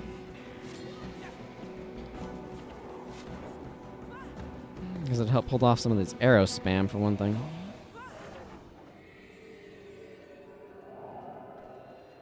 Yeah. That was Eufir, wasn't it? Yeah, you killed everything else, and then you're like, oh, great, I need to get up there. And then you're able to kind of, like, convolutedly do it with minions to get adrenaline. Which sounds rough.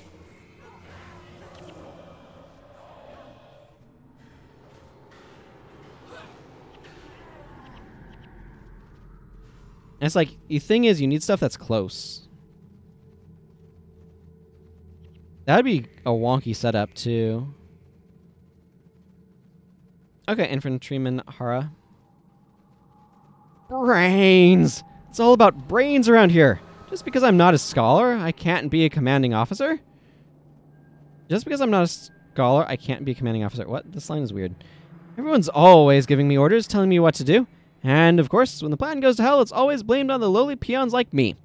If only I was smarter, I could convince someone to give me a chance. Then things would go better around here. Maybe you could go to the old temple in the Sulphurous Wastes and get me an ancient tome of knowledge.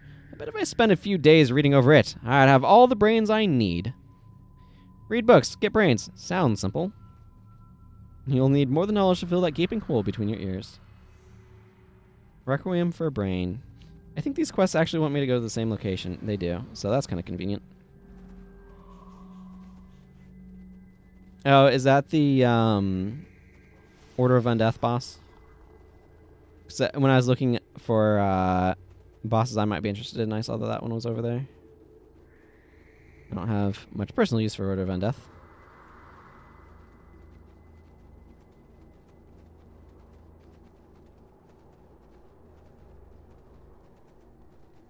Must be an item I can stick in my inventory then.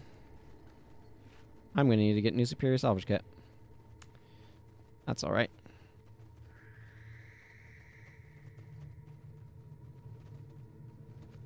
Let's see. That's the has 3 or 4 massive groups with them boss. Ah. Yeah, there's definitely some of that around here too. Some of that. Did you really need that many dudes? Really? Sort of business. I know what you're talking about.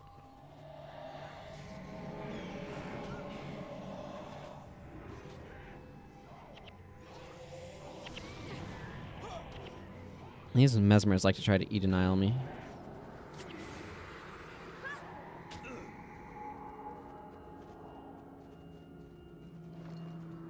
Need more of the scouts that give you, like, Lightbringer type bounties around here.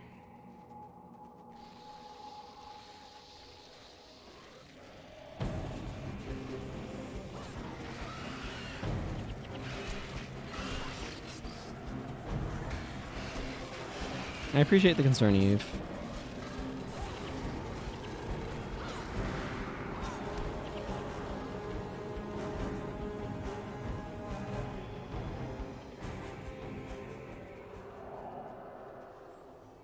Ghostly Scout, are you just a Lightbringer or... No, you are in fact Sunspear. Alright. You never know. Always good to check. Always good to stretch a little bit while you're just wandering over to the worm spore.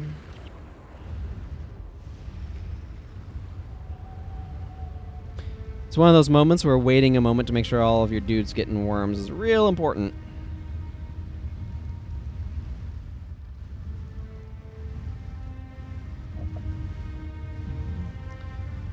I've done it too many times myself of just walking off and finding half my team didn't enter worms and dying.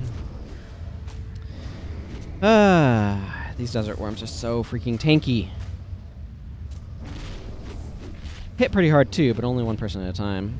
That's actually something to think about, though.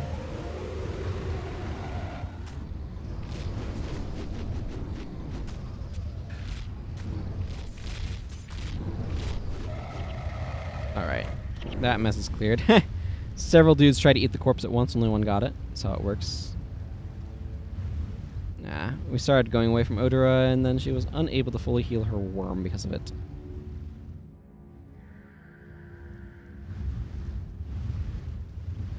Yeah, she's gonna try again.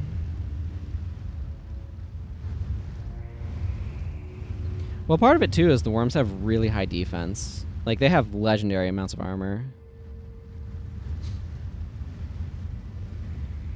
Oh, there's a bunch of grave sites over here, and this feels like it should be significant. Can I interact with any of these? Do they say anything?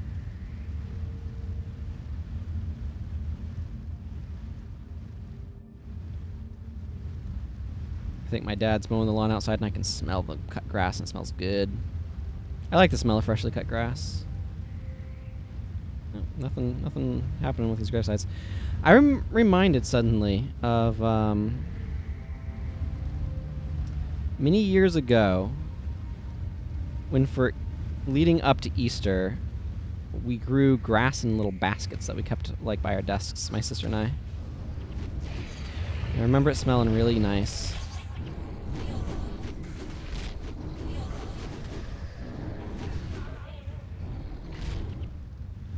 Anyway, enough talking about outside smells. Let's go. So the Ritualist boss is over here with Weapon of Remedy, I think. I'm a little annoyed that there's 2 elite versions of Vengeful Weapon. I don't mind there being 1, but 2 different ones just feels a little overkill.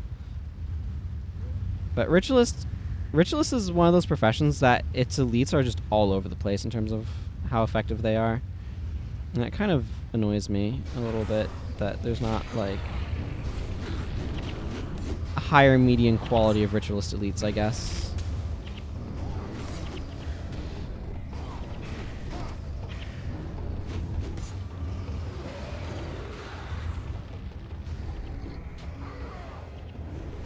Ooh, I got a lot of bones over there. Yeah, Vengeful Weapon, Weapon of Remedy. I do want to eventually get stuff like Weapon of Remedy on this character.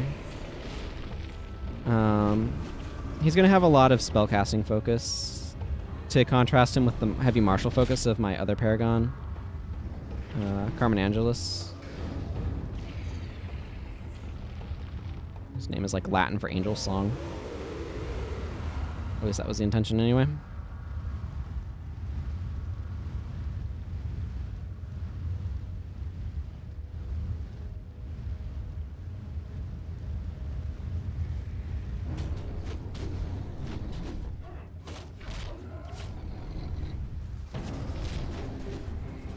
Executioners need to go down sometime.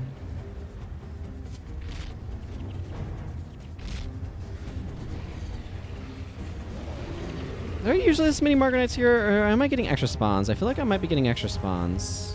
I feel like I remember Mandragore along here, actually. Oh, well, speak of. There they are. There is a treasure chest back this way, too. This is a useful area to come to for, like, multiple reasons.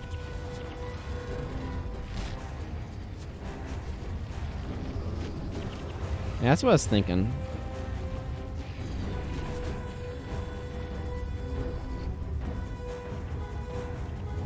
Because like I said... Oh, well, I found the Ancient Tome of Knowledge. Oh, there's that.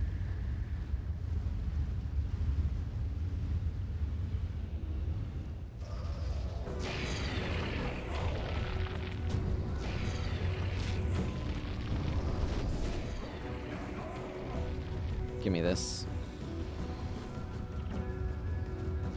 Ooh, some gold Margonite armor. Might just be a...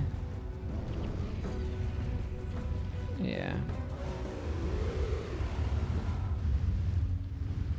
Superior Vigor? Superior Absorption! Well, at least Centurion's is worth something. I don't much care about it, but it is worth something. Okay, so then they spawn some Margonites in here too. It's a little, would have been nice to have the elite, but whatever.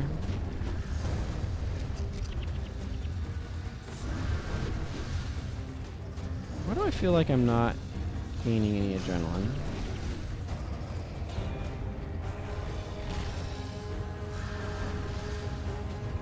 Yeah.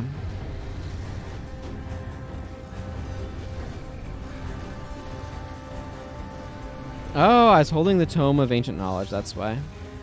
Okay, I will clear these guys out, and then I will pick that back up to deliver it to our undead friends.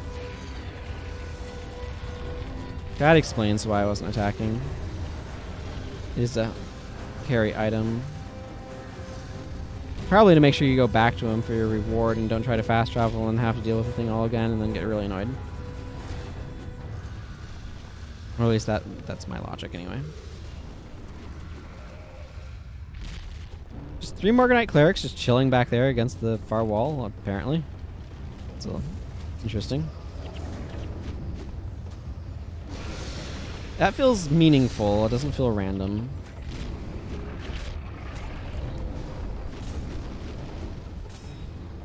Like they meant for there to be 3 Margonite clerics against this back wall.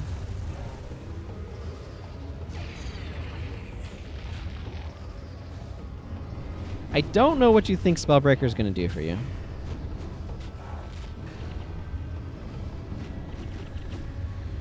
Okay, let's open up this treasure chest. Ooh. Maybe that will be Kasa's new axe. What's going on with this thing? Ebon, measure for measure, defense. Okay. I will hang on to it for now. Frankly, I'm better off just taking the defense mod off and putting it on the 15/50 that I can craft, but eh.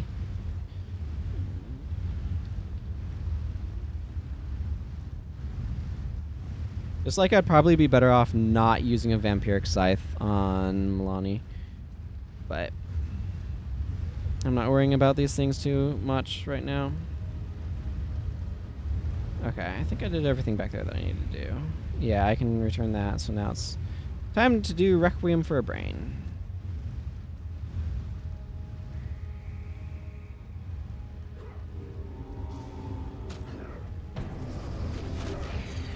I see Margonites have chosen to get in the way.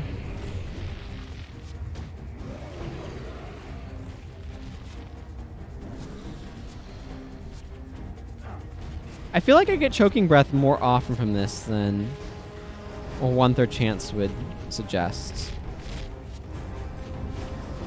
Where the heck am I even holding this book in this worm?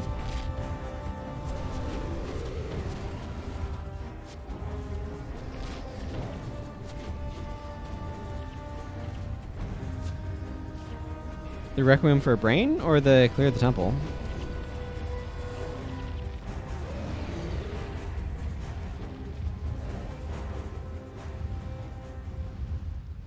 Yeah, where does this thing even hold?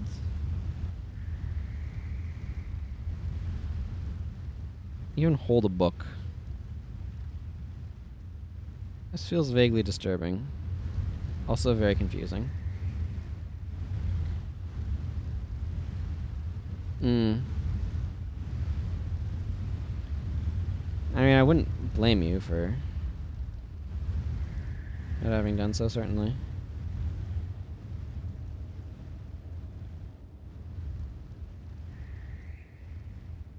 Oh, did you want to keep it? Want to be able to farm Margonites or something? Or are you trying to get a quest log full of completed quests that aren't turned in? And then turn them in all at once to try to advance your Survivor title track?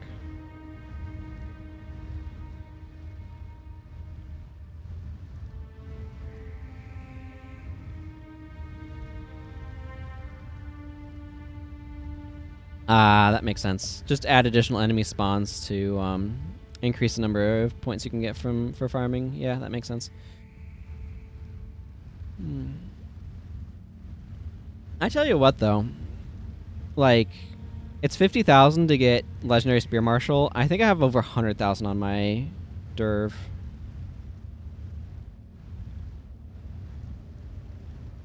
I feel like Ilona's had a lot more walking.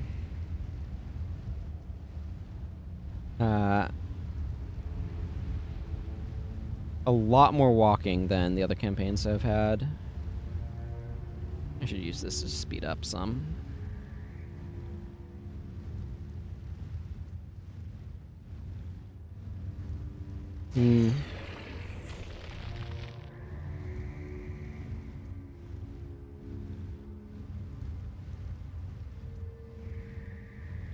First shrine on the right.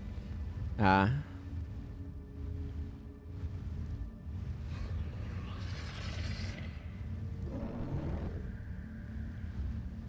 And now I'm holding the generic book skin.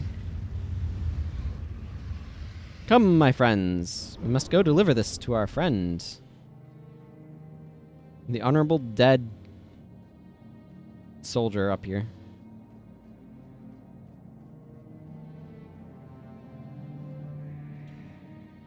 Anything else need to be identified? This staff. I figure I might as well do some identifying while I'm walking here.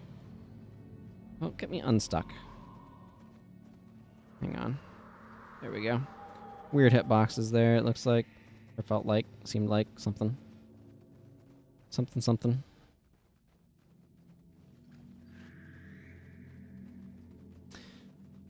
You can turn in some of these corn and coins. Okay, infantryman Hara.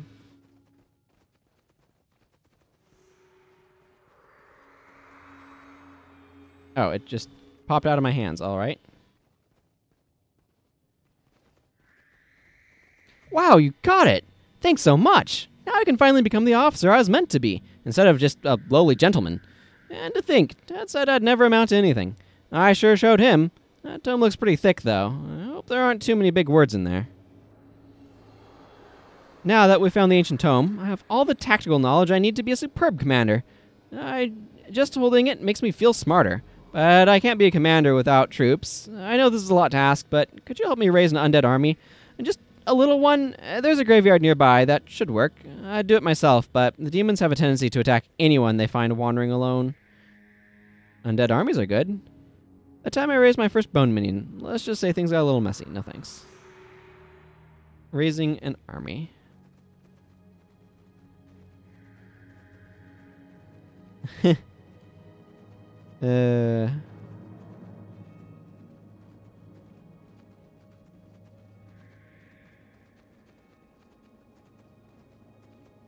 Yeah, some of those are not that.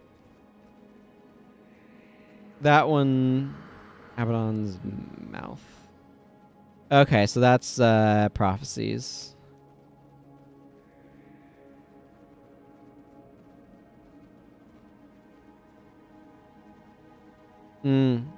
Yeah, there is. There's one of the things that Nightfall has really surprised me with is the sheer quantity of quest chains.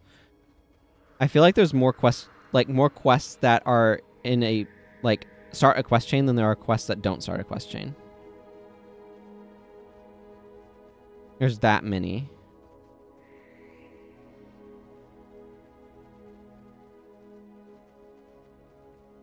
Need to take him back to that graveyard that I passed on the way to get his book. It just kind of ripped from my fingers rather startlingly. Was that ancient artifact?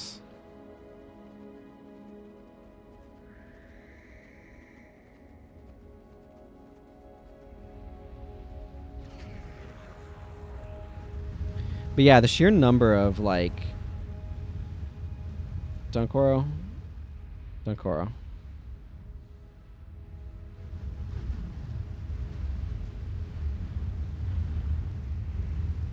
No respect, I tell you, no respect. It's always kill this Hara, or Hara, can you slay that for me? One day, I will call the shots and mark my words. Okay, so sometimes this happens, and the best solution is just get out of the worm and do it again. Yeah, some of the quests are pretty superb.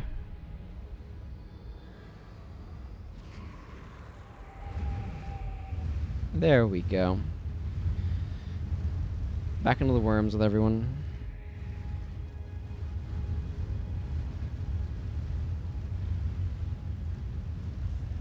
Of course, Hara is undead, so he can just walk on the sulfur without suffering any particular ill effects. Do you guys just stop there? No? Okay. Well, we're gonna fight a sandstorm crag now, it looks like. Mm-hmm.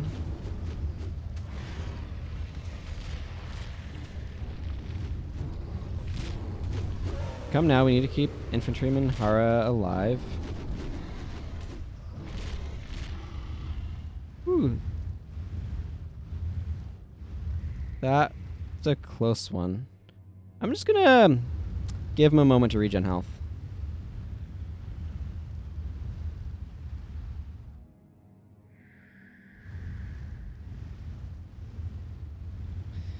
Yeah. There's a lot of quests in... I mean, there's been a lot of quests throughout Factions and Nightfall that I've never done before, but there's a lot of quests in particular in the Desolation and especially the Realm of Torment that I've just never done.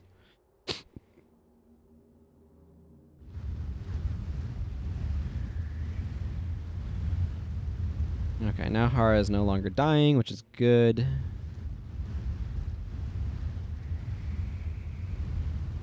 That explains why there's a graveyard up here. I've never done these quests before, so.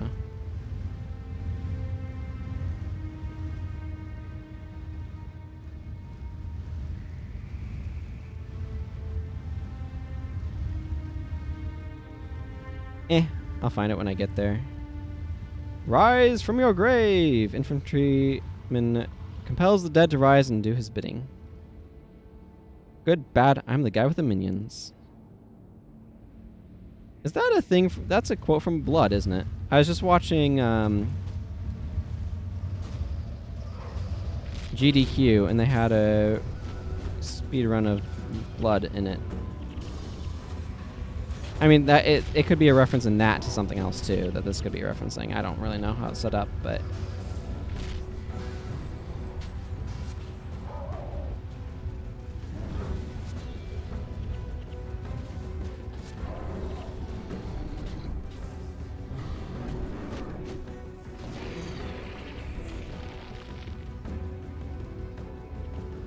I guess it didn't give up much. I think all the info's in the first quest to text.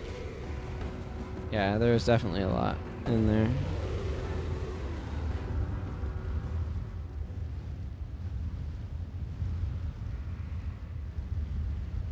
What's this quest actually wanting me to do?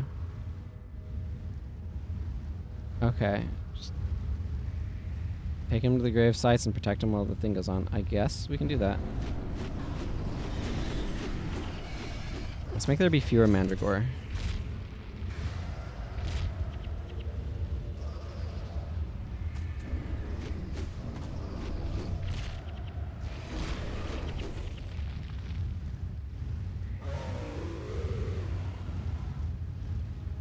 Okay. You all here are gonna stop now.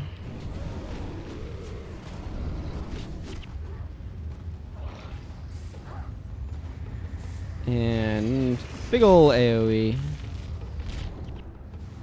Maybe I'll even get a good skill off of this. I got the burning one. Like, it does 250 fire damage and sets a foe on fire for 5 seconds. Like, this is a fairly powerful thing, but it can't be used on enemies that are nearby you, which is actually kind of a pretty serious limitation.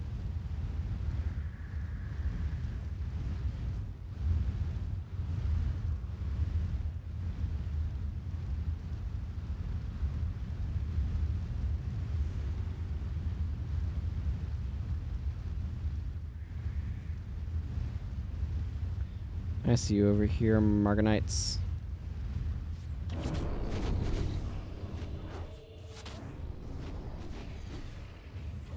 The other thing is that it can be quite easily dodged.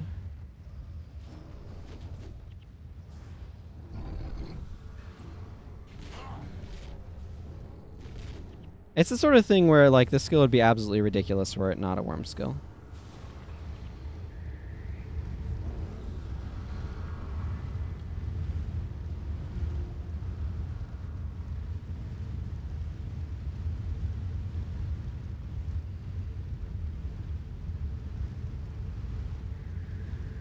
Wait, which gravesite?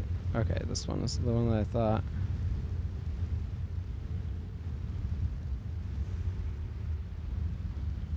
Thank you for your help. Now that I have some servants of my own, I can surely prove my worth as a commander. If you ever need anything, just let me know. I'm in your debt.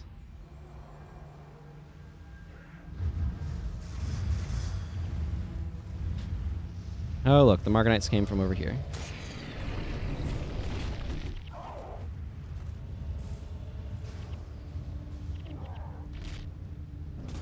Let's see. I'm gonna go turn in the Temple of the Monoliths. So let's go do that. I don't think Infantryman Hara has any more. Yeah, so let's just go back to the remains of Slaja. Zoom in a little bit, because my goodness, that's far away. Okay, Officer Loru. I want to tell you all about these monoliths. What? There's a Temple of Abaddon? And Margonites are there? They must be using the temple to awaken more monoliths. This is grave news indeed. With Palawa's troops otherwise engaged, we're wide open for an attack. I must report this news to my master at once. You've done well. I see why he spared your life. It was more we spared his, but sure. Oh, of course there's a master difficulty quest here. Master needs to know about the Great Margonite Temple in the Sulphurous Wastes. Since you're the only one who has seen it, you must relay all that you saw. Perhaps then you'll send me additional forces so that we can deal with the threat before it grows stronger. You can count on me. A show of force. Inform Palawa Joko about the Great Margonite Temple in the Sulphurous Wastes. Alright. See, even this one's part of a quest chain. I'll bet the Margonites are using the temple to focus Abaddon's power to activate more graven monoliths. Officer Loru can request all the troops she wants, but all my forces are occupied elsewhere. You must go back to this temple to destroy those shrines and eliminate the Margonites. That is the only way we can keep them from overrunning us. Go back to the remains of Slaja and tell Officer Loru that I will send her whatever assistance I can, but you will have to be the main component of this assault. Cool. What's your other quests? Return of the Undead King. The fleshlings return, not a moment too soon. My armies have disintegrated in my absence, and my former slaves have gone utterly insane. While I was sealed away all those years, those worthless shells shed their restraints and began to attack anything that moved. They are a menace to everyone. Do be a peach and take care of them for me. I'll make it worth your while. I'll smite your rebellious undead. Joke's on you, Joko. You can't keep an undead brother down. Strange bedfellows. You did well to reclaim the Bone Palace. It is an excellent location for both of us to stage our military operations. Unfortunately, in my absence, the majority of my once great army has spread out and split into dozens of sects and militias. One fairly large faction is of great concern to me. The self-appointed war marshal who leads it wields great power and could do significant damage to the palace if allowed the first strike. Meet with him in the Alkali Pan and convince him to see things from my point of view by whatever means necessary. Consider it done, O sulphurous one. For an undead scourge, you sure ask a lot of favors.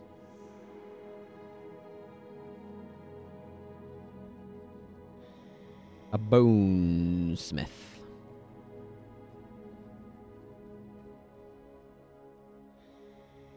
Yeah, it's an ascension pilgrim over here. Tried to ascend with Dryasa. I cannot see the light anymore. Father? Father? Can you hear me? Hello, bonesmith Rokal. Imrihal Argentum, I hunger, and the only thing that can satisfy my craving is a mountainous pile of barbecued Hecate legs, dipped with 11 herbs and spices. Alright, KFC doesn't sell frog legs, but sure. I am too busy smithing to gather them myself. You wouldn't believe the reactions I got the last time I went into Vabi to get some either. The nerve! Just because you're missing a few pounds of flesh and you're a bit rotted, people act like you're a monster. Help a little Rokal out, won't you?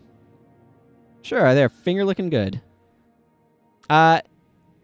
She hungers. This quest makes literally all Hecate drop the legs that she wants. And that includes ones in other areas. Like Eye of the North. Like there's a specific dungeon, in fact, that has a bunch in it. That's a red versus blue reference. Bog root growths, I think, something like that. It'll make all of them drop drop them. Sunspear, that's what they call your people? Yes, we were much like you, before the dark times, before Palawa Joko. I feel like that's a reference to... Heh. Lots and lots of legs, eh? Well, I'll be turning it in on this character. Shortly before your arrival, strange occurrences became commonplace. Once stayed stone formations have been given life. They now walk these cursed lands, engaging any poor fool they encounter. They are vicious. I have lost many to their fury, though they are not infallible. A group of my men cornered one of them and shattered it into hundreds of pieces. At its core, they found a glowing shard pulsing with a magic I have not seen. If we are to decimate these monsters, we must understand everything about them. Fetch me more shards, and I will unlock their secrets. Let's rock. 6 and stones. Destroy the graved monoliths and harvest their shards. Collect 9 more to complete your sample. So, I need inscribed shards for this guy's quest, I see.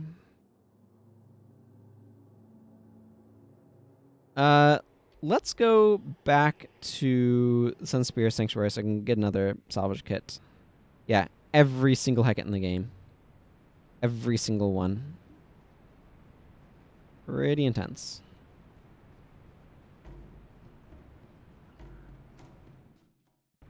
Hello, command post. Which smuggler did I need again? Was it this one? One of these smugglers is the one that I need. Yeah, this one. There we go. Gets me my superior salvage kit. I can salvage in superior fashion. Ooh, I got linen from that. Not sure how I feel about that. How many things even need linen? Pull the Centurions out of this.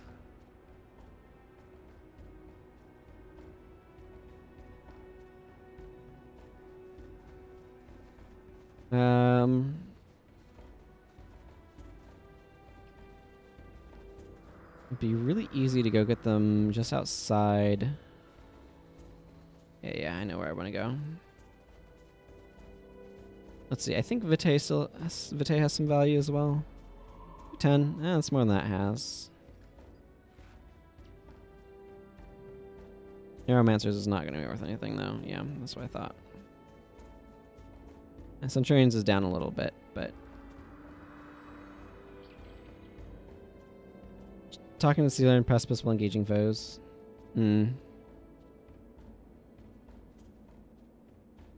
Rare material trader. How much does the linen sell for?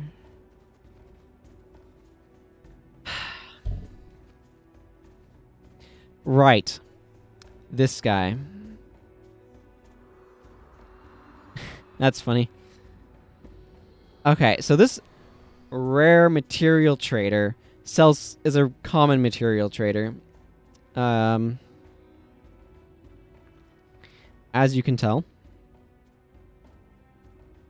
I need this rare material trader that's actually a rare material trader. Wow, that goes up to 12k. Okay, linen's relatively cheap. It's damask that's particularly valuable. What can you make with linen?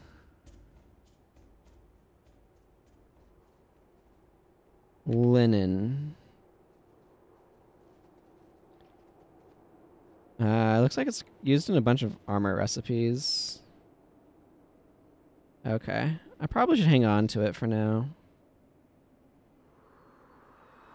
Are they? Obby shards are at 4.7. So are sapphires.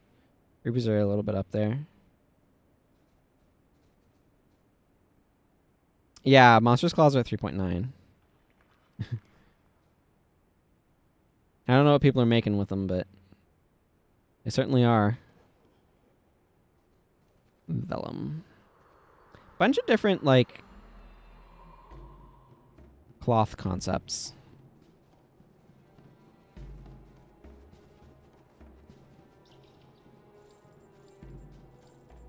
Yeah, take this. Get it out of here.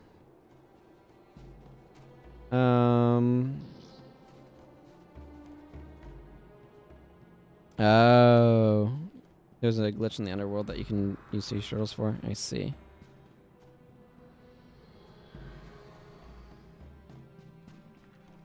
I'm gonna go just outside Camp Hojanu. It's a good source of Heket over that way, so I'm gonna go get them.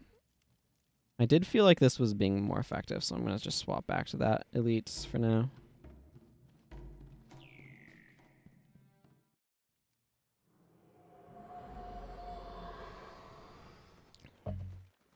Okay, Heket.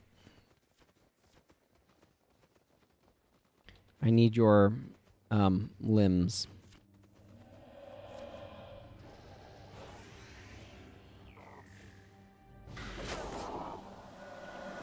Yeah, see? Juicy Heket leg. Delicious.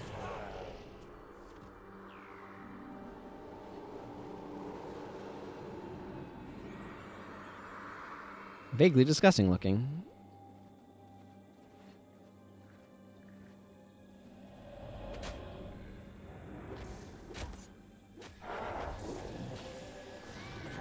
Oh, there's another one over there. I need to make sure I pick that up. It's not that hard to collect enough. Oh, interesting. I imagine sea turtles would use jade, no?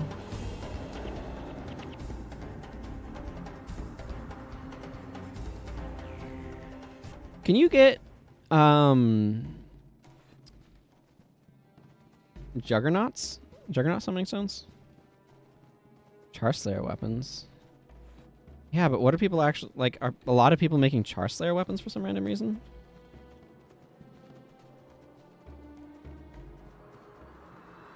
I don't know why people would be making raptors. I don't think of the raptors as being particularly useful.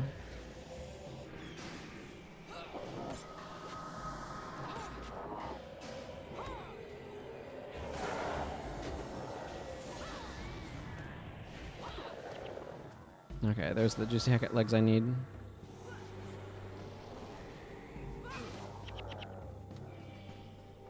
Definitely spawn from mystery. You think you can make their own stone? Yeah, I would tend to think so. I don't know that they're popular, but... Ah, that makes sense.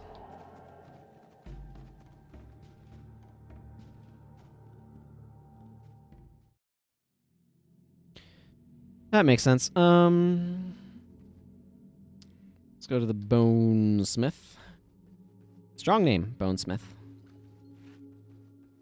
Strong name.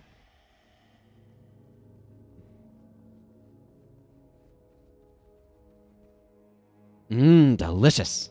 The perfect on-the-job snack for any smithy worth her iron. Now I can get my work done without being distracted by my unending hunger. At least for now. It's cooking time.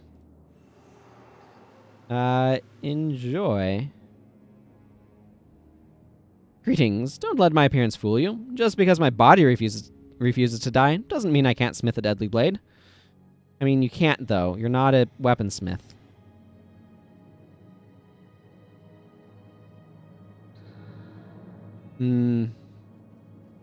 Yeah, they've gotten quite pricey, haven't they? Sticks and stones. Okay. Stop the rampaging undead in Joko's domain. 6 groups of undead remain.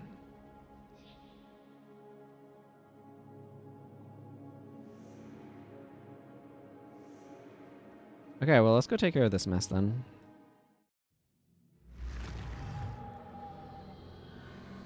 Bunch of thralls out here. Ah, monster eyes for siege turtles. I see. Hello, ghostly priests.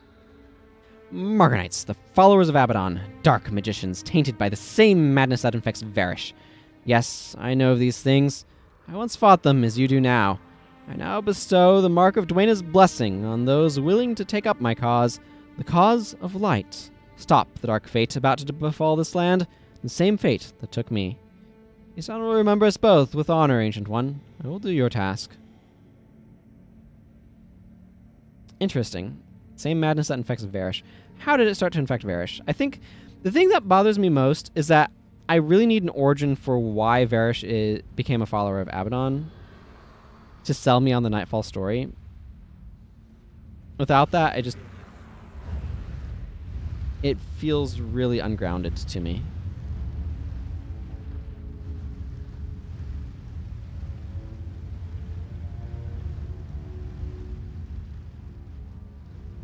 I wish I knew specifically what undead I'm supposed to take out. Because, like, I can go after these guys.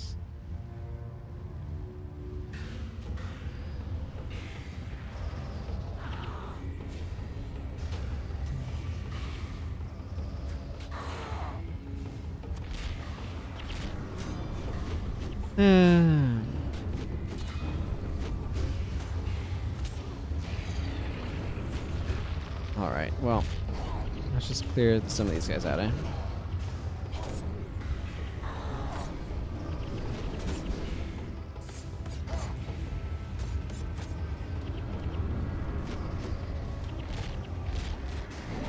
More carven effigies. I don't have anything particular to say about this. Just fighting some enemies.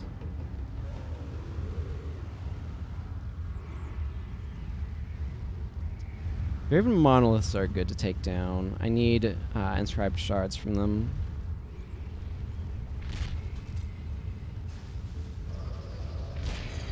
So, happy to take them apart. That's the solemn spear. I need inscribed shards. The quest, you see.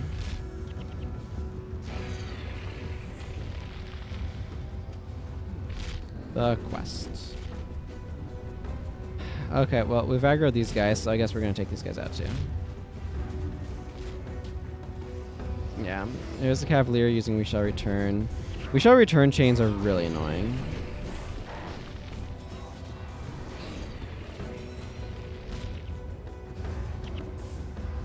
You have to watch out for them.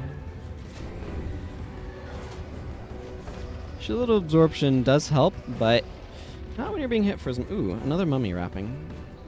As much as we are hitting for.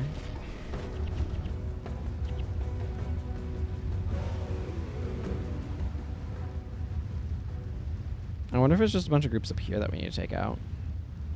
These groups can sometimes be harder without worms.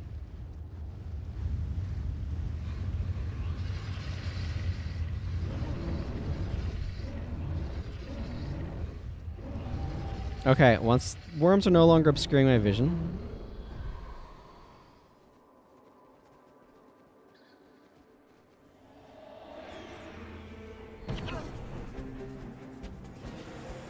I need that.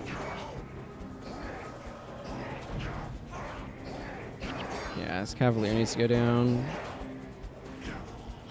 I don't feel Cavalier about Cavaliers.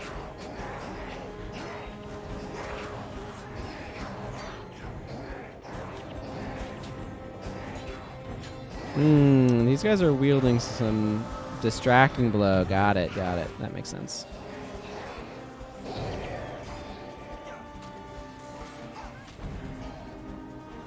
A lot of interrupting there.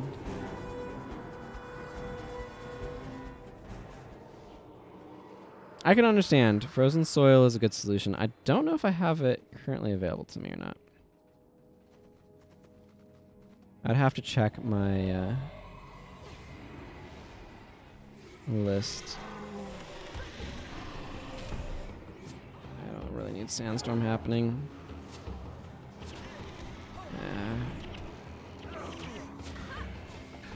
There, that'll help.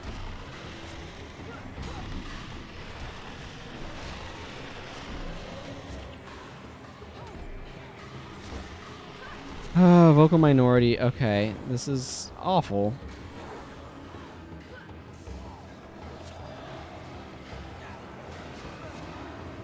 This is just... I need to bring more hex removal is what needs to happen here. This vocal minority is absolutely wretched for me. Stops me from being able to use most of my skill bar.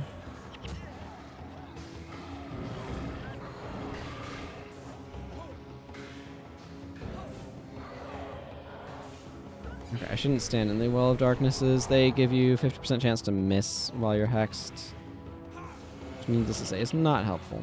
Oh my goodness.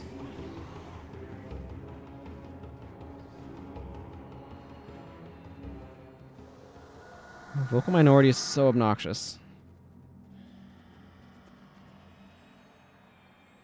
At least Wall of Silence I can get around. Like, the thing is I could deal with it. I just need to, like, tweak what's going on with my teams.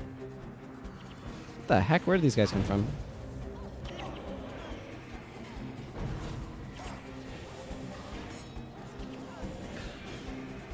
Well, at least they're burning really well.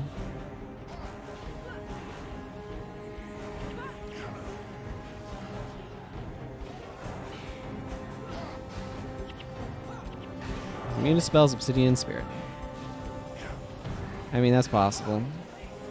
I don't usually think of the undead as having pop-up groups, but maybe?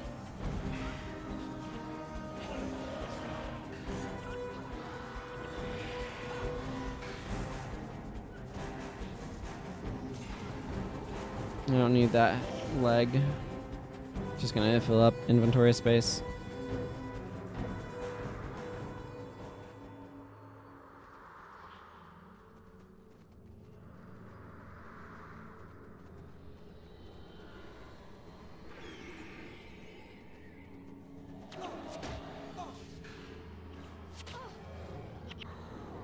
Can't use because of stuff.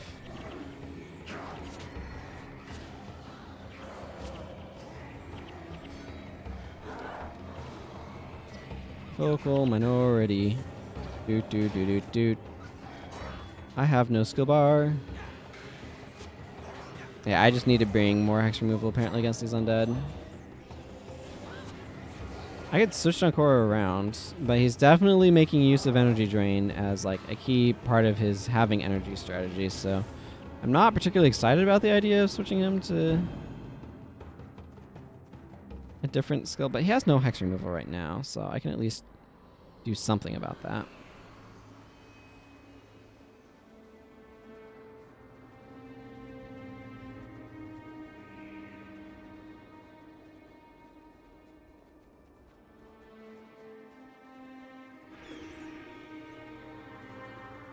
Probably gonna interrupt me with Vow of Silence. Oh, it didn't.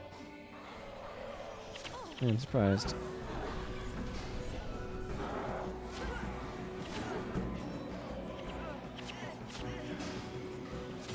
I would help my team, but I cannot.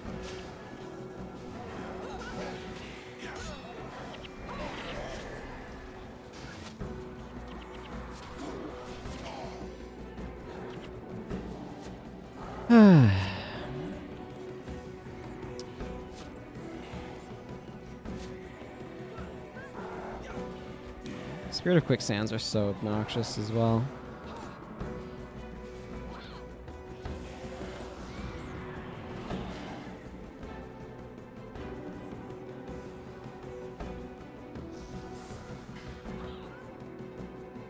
Those don't matter that much. Okay, I need to give Zed Shadowhoof a chance to recover some of his energy.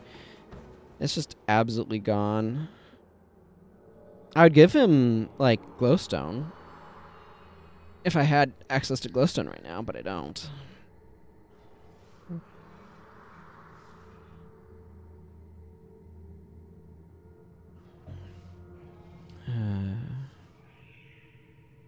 Zed Shadow's energy is 62 of 88. Yeah, he has a lot of energy storage. That's probably fine. It's a ghostly priest. Ahai, true believer. I traveled here to deliver my friends from the grasp of Troyasa. Interesting. But I failed, killed by agents of the darkness. Graven monoliths. They are an affront to all that is holy. I now bear the torch of Dwayna, providing the mark of her blessing for any willing to fight for the light. We destroy these graven monoliths in the name of Dwayna. For Isan and for the light of Dwayna, we'll see those monoliths destroyed.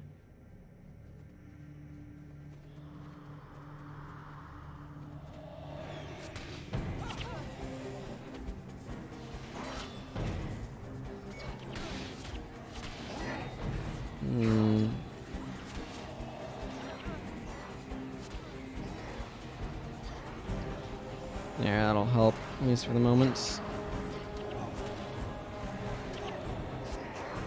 Ah, yes, nothing like good old Cry Frustration spam.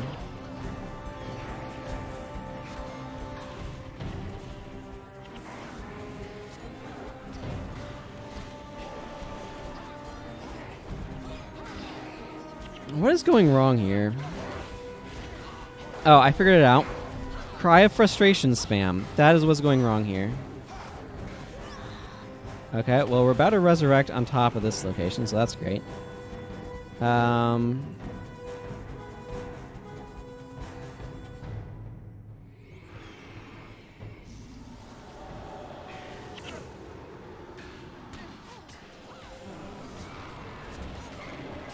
want to get rid of the Sandstorm Crack because I feel like it deals a lot of damage, but...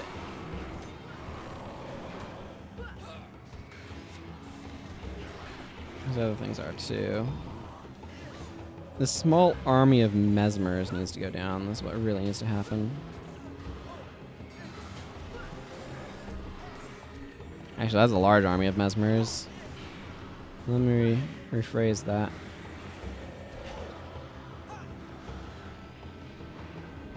It's gonna be a lot of Hexator Vortex, is what that is.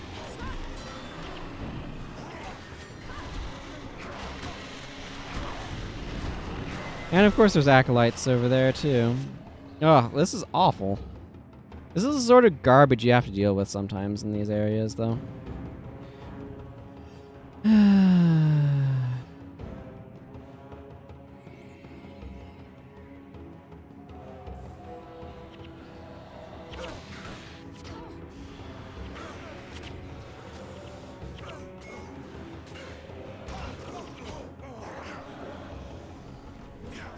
There we go. Those down the Awakened Thought Leeches will stay dead.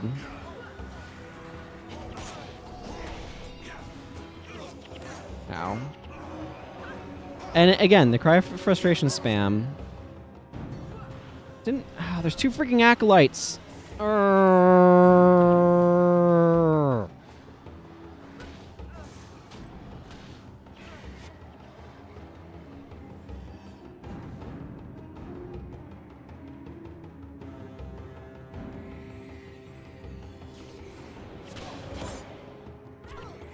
Okay, where's the second Acolyte?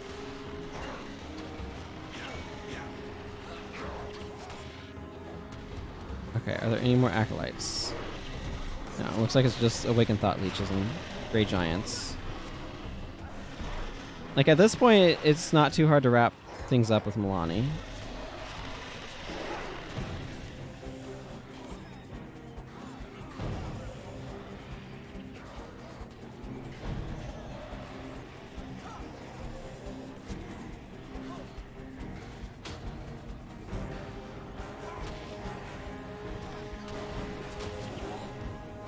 Whee! I do have Signet of Return. I should try to remember that that's on my bar. I'm not used to using a res on my own person. Ah, this has been absolutely atrocious. Okay.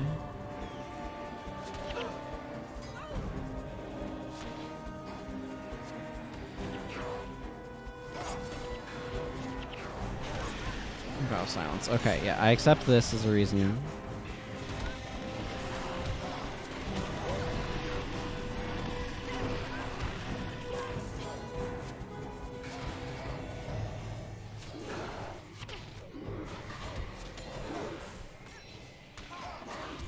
Shambling Mesa. Stop shambling, please.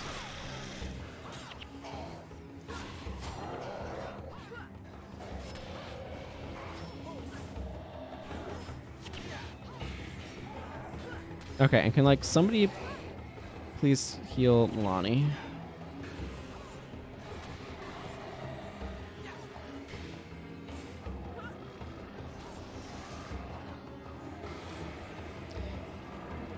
These undead know how to be really annoying enemies.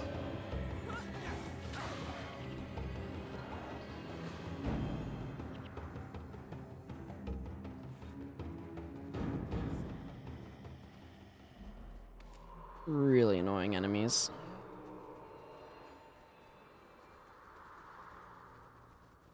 Oh, I found the next group.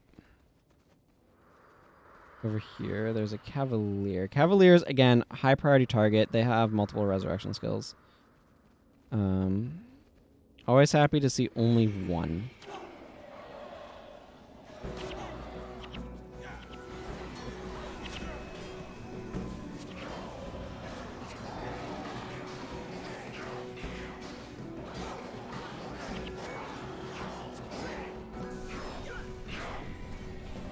Okay, at this point I just want to...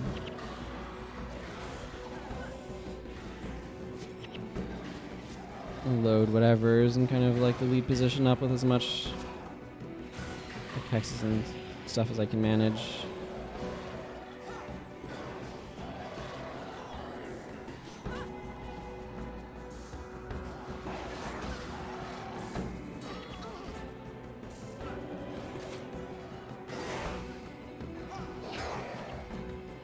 I get the distinct impression Menlo is low on resources.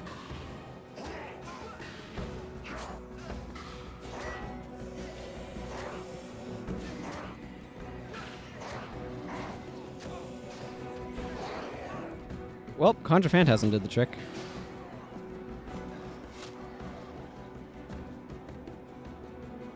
Oh, I do not have enough time. Heh! Especially when they just kill me. Zed Shadowhoof has managed to avoid getting more than 40% death penalty because he death pack signets aggressively and then just dies. From death pack signet, which does not incur death penalty. So the next time that ally dies within 120 seconds, so do you. That death does not incur death penalty. So anyway.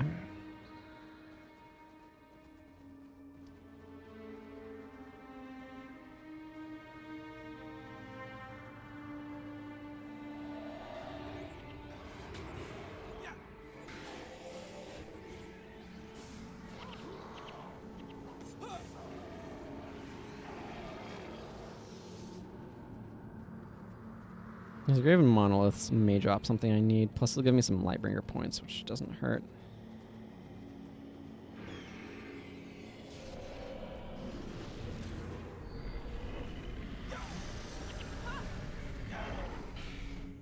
The rare non-Mesmer Graven Monolith form. Graven Monoliths can be... Zed is cunning, Graven Monoliths... exactly. Perfect strategy. So Graven Monoliths have a Mesmer form, a Paragon form, and a Dervish form, and I feel like the Mesmer form is their favorite. See him run off into the sand during gates. So I'm sure he knew he was going to die and get DP.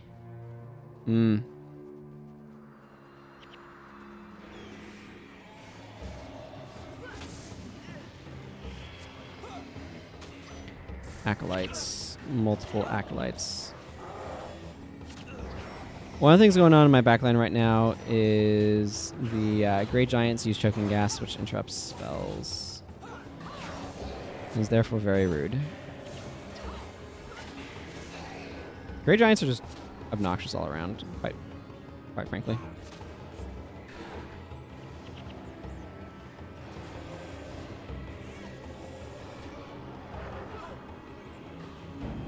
Nope.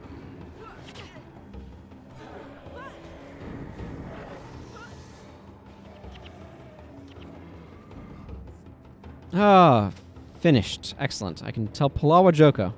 Get my reward. Sounds good to me.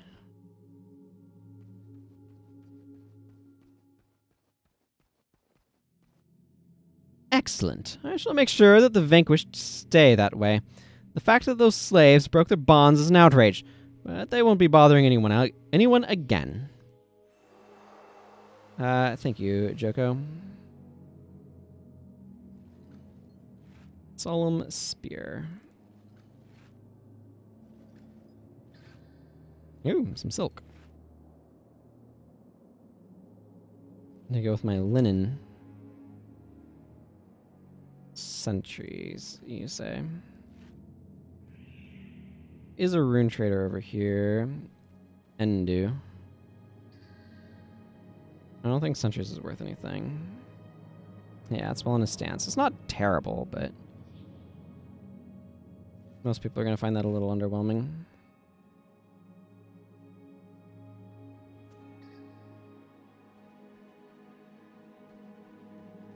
Ah, excellent.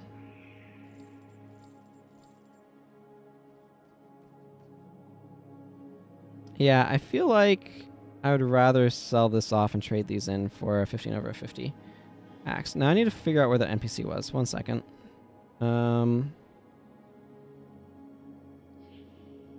Mummy wrapping. Ravu. Joko's domain, yes. I'm aware. Where in Joko's domain?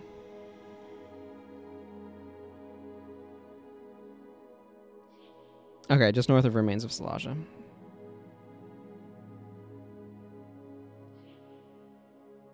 Mm-hmm.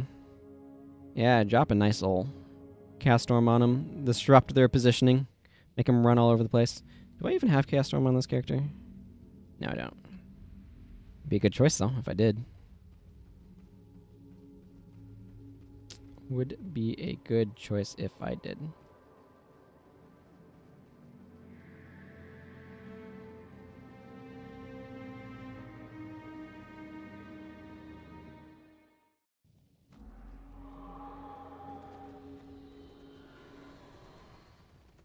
Okay, Ravu. I come bearing mummy wrappings.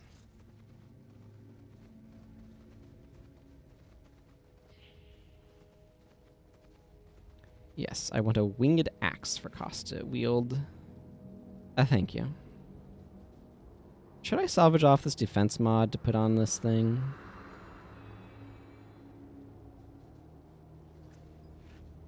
Maybe. 29% chance of destroying it if I try to salvage it. You know what? I'll take that. I did not. Excellent. There, Koss can have a slightly better axe. And I'm going to sell this, because why not? I don't know why I'm hanging on to that. I don't know why I'm hanging on to that. Okay, whatever. Yes, let's go... Right. Primary quest requires me to go that direction. Let's go that direction. Zed, I'm going to boot you for Koss. Is there a weaponsmith around here? Okay. I want to customize this weapon, so I'm actually going to go stop in the Kodash Bazaar and customize this axe, and then head out and at least get to the Lair of the Forgotten, you know? Before things wrap up for today. Customize this winged axe of defense. Costs.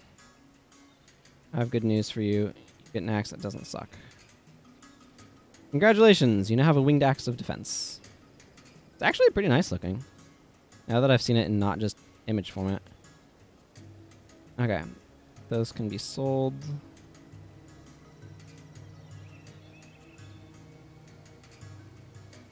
Back over to Teresa.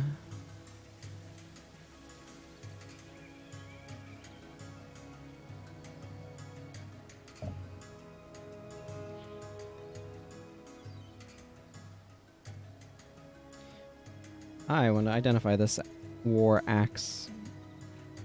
Worth 2 more gold. Hooray. Totally not worth it. Sometimes it is, though. Hello, Joe Rogan. Welcome. How is this game not free now? Because Arenas decided not to make it free. I don't have any other answer to that. It still costs them money to keep the servers going, although not much, I don't think. At least that's my impression.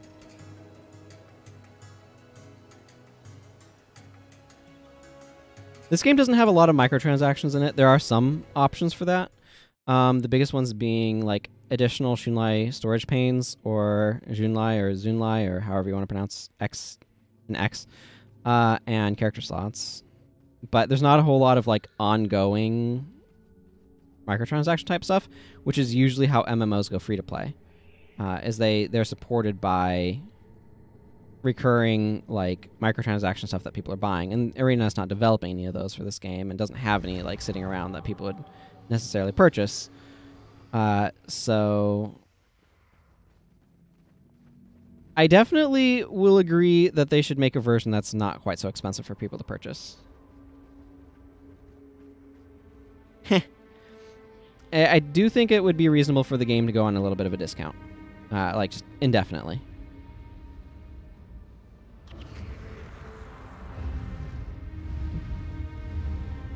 So I'll agree. I mean, it's a good game, though.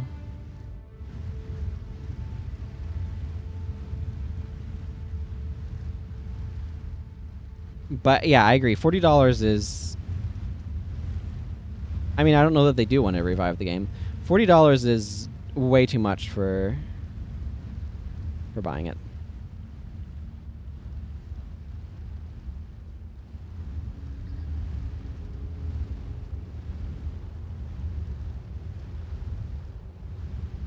Although, I'm assuming that $40 is the complete collection, so that's like $10 per campaign, or $10 per campaign plus $10 for the expansion. Plus other stuff that's like included. Okay, I may have over-aggroed here.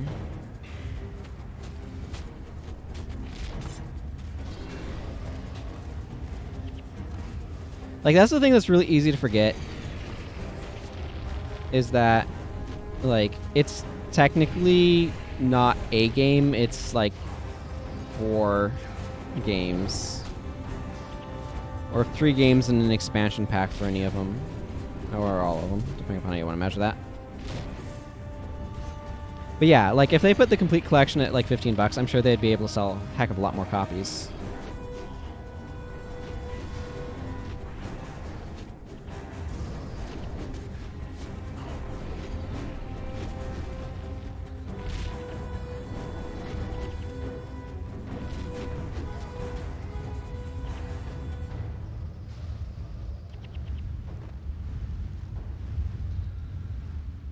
Where the heck are Melania and Koss? Oh, they died way the heck over there. Oh, that'd explain it then.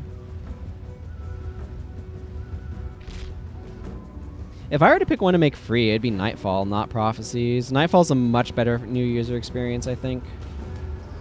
I love Prophecies, don't get me wrong, but like the tutorial in Nightfall is far and away the superior of all of them.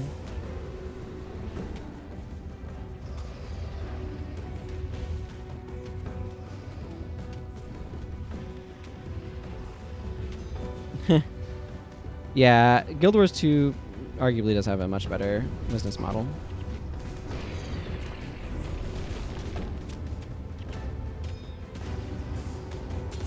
Okay, why are there so many enemies still around here?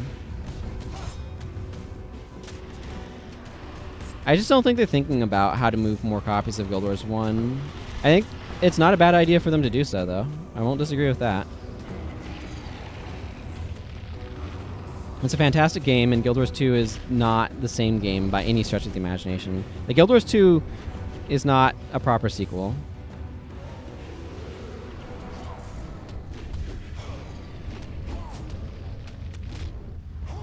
I don't know.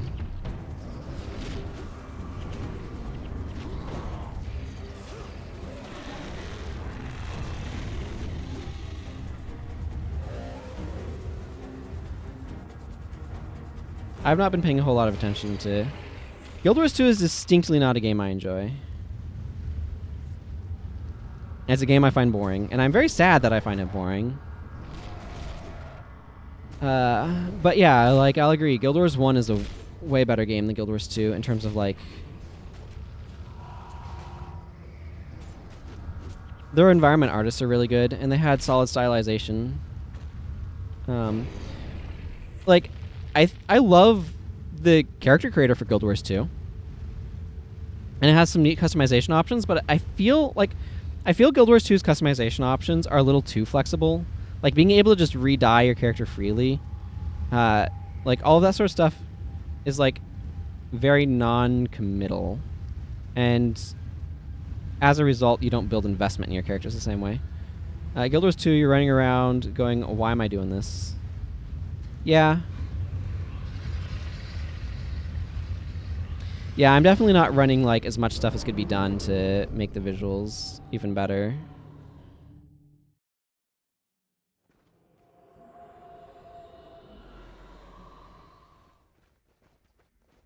Oh, I did switch to my scepter. I was just holding it. What, funny? Margonites. Yes, I read that particular thing already. There's a quest up here with a primeval King Janus and Royal Guard. Also Nikun. Yeah, I looked at the like comparison screenshot and I was like, wow. House of Helter is real shiny. Boo! I'll eat your face! Ha ha! Did I scare you? Oh, stop pouting. It's just a joke. I'm not a cannibal. This thing, it's a Margonite mask. I'm hosting a theme party, and all guests are required to hide their true identities. It'll be quite the night of dancing, drinking, eating, and more drinking, and indulging in life's other pleasures. Indulging in life's, this is rated T. Through the veil of anonymity, my guests won't be chained by inhibition. Otherwise, what kind of celebration would that be? Here's where you come in. I need you to slaughter some Margonites. Bring me 5 Margonite masks, and while I won't invite you to the party, I've got standards, you know, I will give you one of these. Ooh. Hang on. Yeah, Costa's shield isn't even max. Give me this shield. I don't mind having more Sun-Touched spears that I might pick up in the future as well.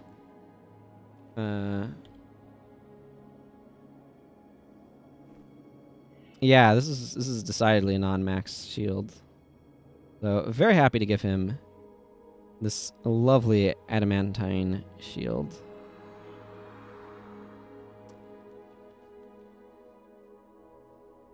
There we go. Clear that out. Okay, what's up, Primeval King Janus? Oh, same model as Toriasa. Most exciting. No, I want to click on the Primeval King. You stand before a king, mortal creature. You will show respect if you wish to leave this meeting intact. The sound of my name makes the gods tremble from on high. Show your allegiance and respect to King Janus and lend your assistance. A band of my former slaves are scheming my demise. I will not stand idle and await a second death. Will you lend me aid, Imrahil Argentum? Destroy the ungrateful slaves, or refuse the king. Well, let's destroy the ungrateful slaves. The ungrateful wretches. My slaves don't see what an honor it would have been to be buried alive in my tomb with me. Instead, they abandoned my funeral procession and ran off, leaving me here. The imbeciles ran right into the sulfur pits, where their skin melted off their bones. For an eternity, I have graciously allowed them to exist, but now they are plotting my demise. They destroyed my afterlife by trapping me in this filthy hole, and yet they are out there planning revenge for the wrongs they think I have done them. They come for me now, Imrahil Argentum. Will you fight beside me and destroy these traitorous spirit slaves? And I'm supposed to care about a slave owner? Cry me a river, Janus. Contents listing your alt account showers is super random. It's like a lucky dip every time you open a bag. And what is refuse the king? You would refuse King Janus? This is not a request, it is a command. Destroy these slave spirits, or my royal guards will ensure that you join Mirish and his foolish followers in a very painful and humiliating death. What say you? What I say is, do either of these have a quest chain? Back to the wiki for list of Nightfall quests.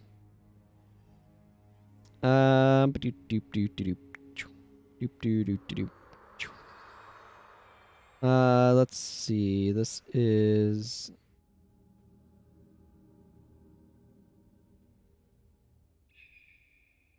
Where is this one? Destroy the ungrateful slaves. Does not have a follow-up. And refuse the king. Does not have a follow-up. Okay, I'm just going to refuse the king then. This guy seems like a jerk. Get ready for pain, you petty tyrant.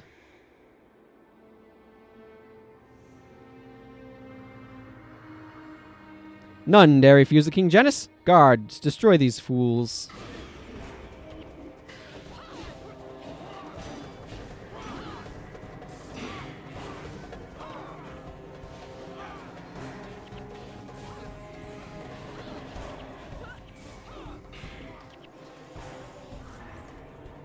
Find Mirish, the leader of the slave spirits, and tell him of King Janus's demise.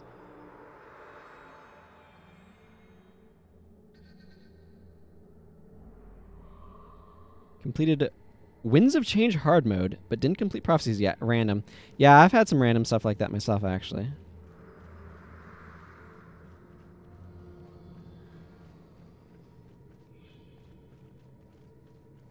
Oh, there's Mirish the slave. What I'm curious is what their reaction is going to be. I love those destroyed buildings. It's the same architecture as you find in the Crystal Desert, too, which is a really nice little bit of continuity. / resource management. Let's be clear here. It's more efficient for them to reuse assets.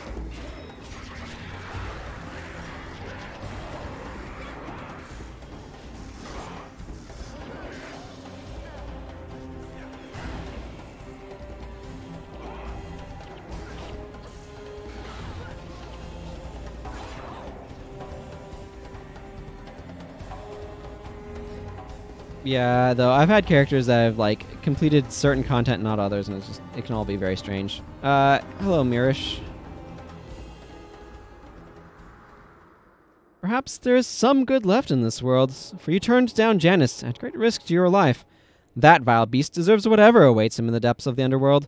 I only wish it could have been I who cast down his spirit. The dead are grateful, my friend, and hope you will accept this token. Thank you, Mirish, the slave. King Janus was a cruel tyrant, with no respect for his people or his servants. When I overheard that he planned to entomb us alongside his rotting corpse once we reached the burial site, I could not stand by and just let it happen. I had to do something. So we ran right into these sulfur pits. I see now the folly of our actions, but at least we weren't buried alive. Yeah, it was like, discovering that my one... Like, I have had characters where it's like, okay, and you just skipped these missions, or just things like that, too. It can sometimes be real random what I've not done on certain characters, where it's like, I thought this character was more accomplished than they are, and things like that. I've definitely had that experience.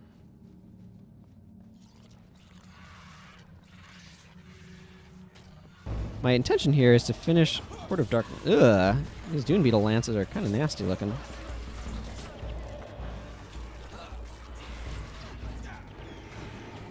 Eve, why are you dying so much?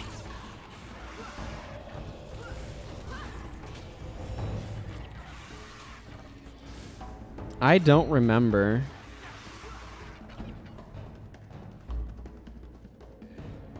Yeah, it's been a long time ago.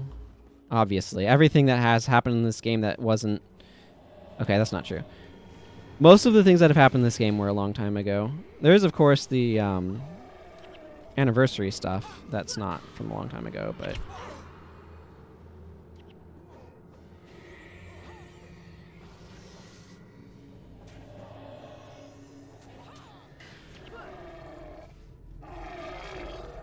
Poor Cost hobbling along.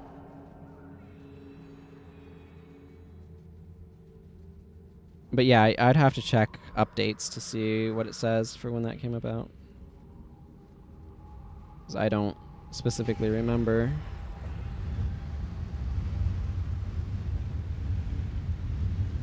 Oh, I'm gonna need to redo this. I got too far ahead of the rest of my heroes. They fixed some bugs for the stuff that they added in the 15th anniversary. I don't think they touched anything outside of the 15th anniversary, did they? It was just like they added a skill and then it accidentally worked in reverse to where it made your stuff recharge faster than they intended. Time Ward and some of the other things. But I don't think they touched anything outside of those, did they?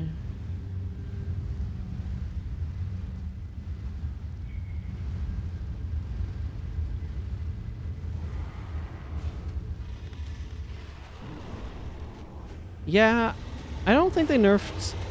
I don't think any of the nerfs nerfed them completely outside of the realm of usability, though. And they buffed the Elementalist one. Yeah, but the Paragon one was absolutely ludicrous, so it's still ridiculously good. I think that one was reasonable. Giving your entire party, like, what, +6 attribute points to any attributes they're invested in? That's absolutely ridiculous. Is way beyond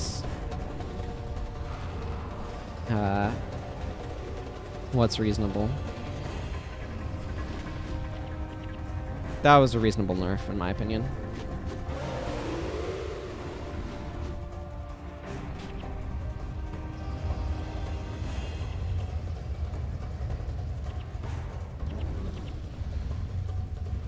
There's a bunch of ranger bosses out in this area for some random reason.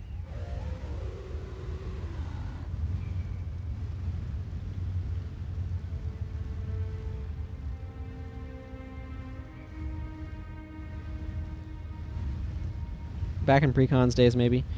I don't know. I'd still argue it's very, very strong. Like, even at +4, it's very, very strong.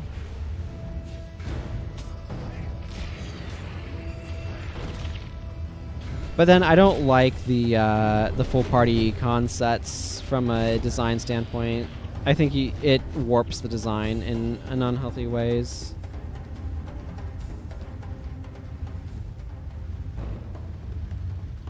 But that's just my personal opinion on things, obviously.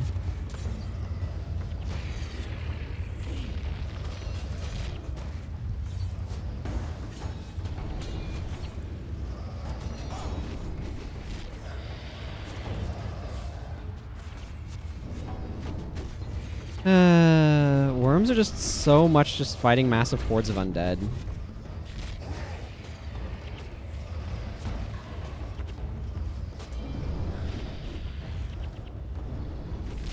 That's it. You just come out here in your worm, and you attack a bunch of undead until they're all dead, and that's it.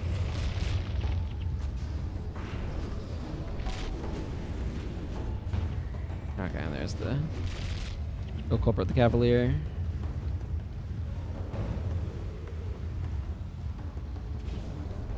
Take out some of these sandstorm crags. See, what I want to do is I just want to take these guys out and get to the Lair of the Forgotten.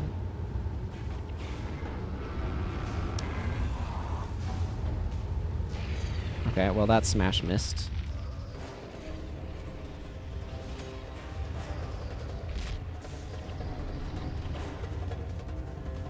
You take a slightly different route through here. I guess you could go up here. Yeah, the Desolation area is not terribly interesting in my opinion. Like, just because the worms are just really boring after a while. They're really exciting when they first came out. I'll grant that, but these days I find them pretty bland.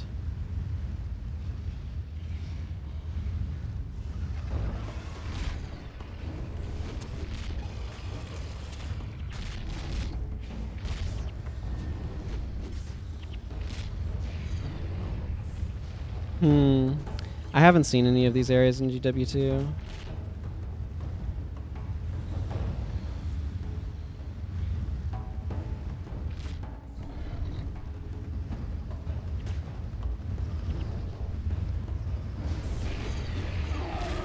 So I don't know what it's like.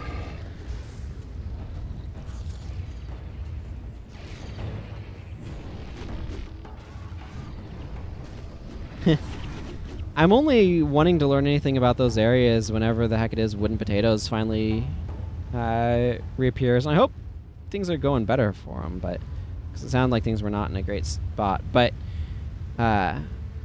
whenever he reappears and continues his Guild Wars 2 Let's Play, that's the main way that I have any interest in learning more about stuff beyond like Heart of Thorns. I got Heart of Thorns, but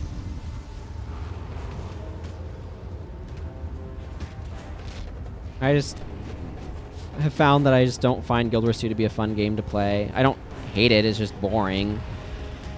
So it's like, why spend my time grinding away on something that's boring?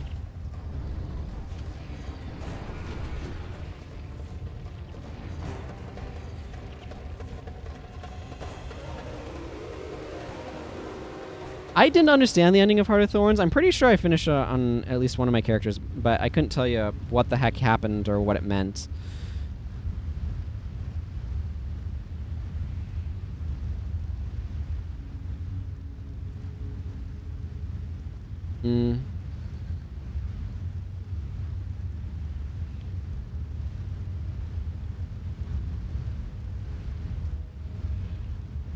It feels like it just wants to be an action platformer game sometimes. Okay, well, let's fight these Elder Siege Worms. I really don't like the design changes that they made for Guild Wars 2. But, like, there's a lot of those things. Like, I don't like a persistent open world MMO, I've discovered. Because of the way that it forces the design to compromise. Hmm.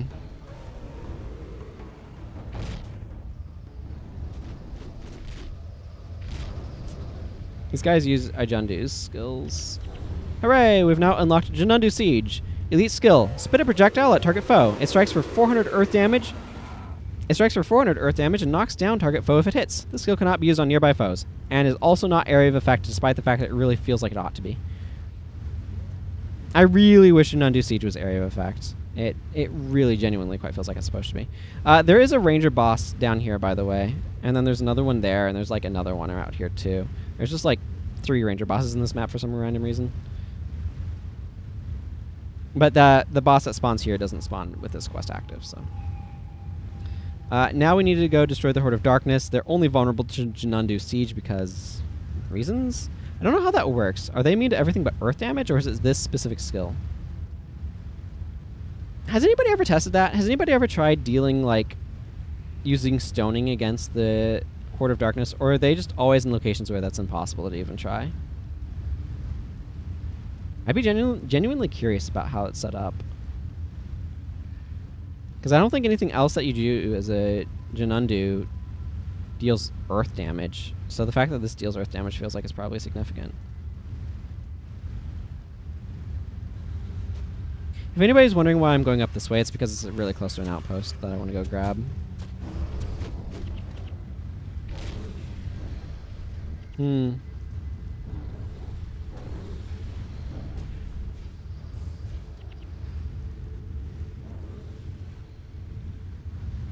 Would you say? Oh, it's so nice not getting knocked down by Giant Stomp. Yeah, I'm just kind of curious, because it's like, it's one of those things that I haven't really thought about, but now that I have, it's like, oh, I wonder.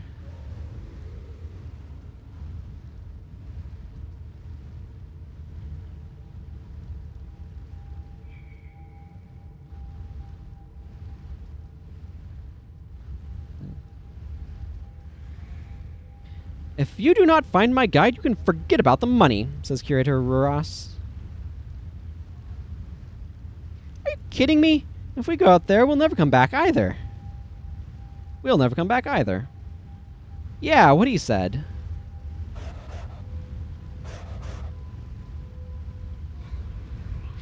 When we get back to Rin, I am going to make sure the two of you never find decent work again. Rin, eh? What are you going to do? Write me a bad reference? Ha, that's rich.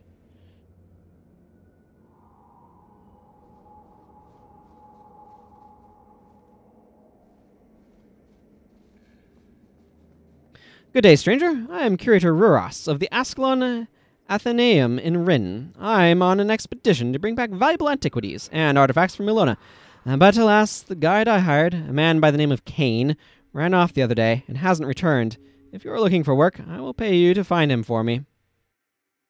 You hired a guide who got himself lost? Ha! I'll find him.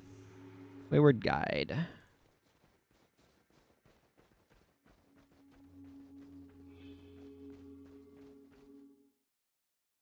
Lair of the Forgotten. Time has not been kind to this last bastion of a once great empire.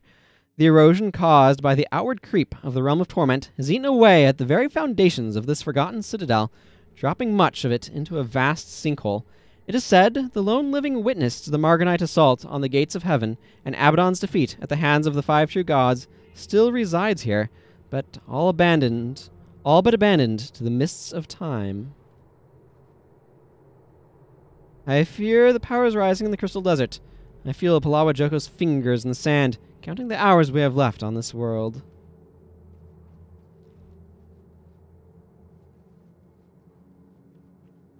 Yeah, there's Godaj. And Vishrakish. Hello. The world has circled the heavens countless times since I last gazed upon caring eyes. What brings you here, young one? Forgotten retribution. The Margonites have hunted my brethren like animals. No matter how hard we fought back, eventually we fell. They allow me to live, only to mock my suffering. Pay them back for the deaths of my brothers, and I will reward you. I'll teach them a lesson they won't soon forget. The cold touch of the past. Ooh, a master quest, eh? Servants of the Fallen One wander across these lands in search of some way to free their master. Once, my people were many and strong enough to stop them, but now I am one of only a handful who remain. The Margonites draw closer to finding what they seek. If they are not stopped, they will wreak havoc upon this world. One such demon seeks an ancient relic known as the Staff of the Mists. The scepter and its twin, the Scepter of Ore, were created long ago, when this desert was still an ocean. The Staff of the Mists contains great power and allows the wielder to bend the fabric of reality. If the Margonites are allowed to possess the scepter, they will be unstoppable. You must find the scepter, and before they do, at all costs. The Staff of the Mists lies buried beneath an altar in the southern regions of the Poisonous Badlands, protected by ancient magic. That sounds dangerous and difficult. I'm in.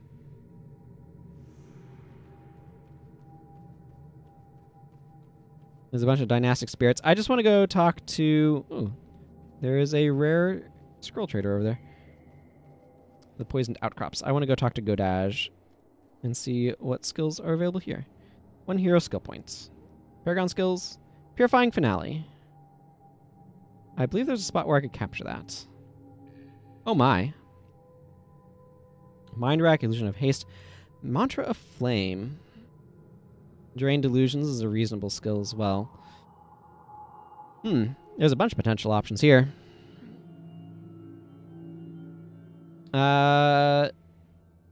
Is Mantra of Flame immediately useful? I feel like Mantra of Lightning's more handy. I mean, there are places where this is useful. Excuse me, don't get me wrong, but...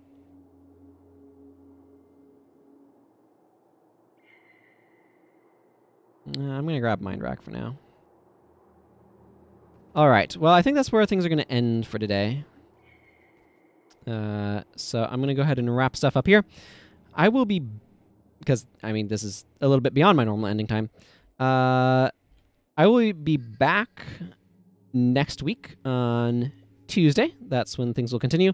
I should note that, as far as I understand it, the Wayfarer's Reverie will be beginning then, so I intend to go do that. So this playthrough will be on hiatus until that is over. I don't know if it'll take 1 or 2 streams to do the Wayfarer's Reverie or how long it'll take, but that is going to be my focus next week because it's a limited time event, so that's what's going to be going on. But yes, that'll be on Tuesday. You can always follow the channel to get notified when I go live. All that good stuff. There's links to things down there in the panels. There's my Discord server if you want to come hang out. Let's see, is there anything else? VODs do go up on my YouTube channel in the next day. And that's also linked down in the panels down below. And specifically the playlist as well. Of course, VODs are always viewable here on Twitch, or at least they're viewable here for a little while. Okay, I've rambled on long enough. Thank you all for watching. And until next time, everyone, take care. And goodbye.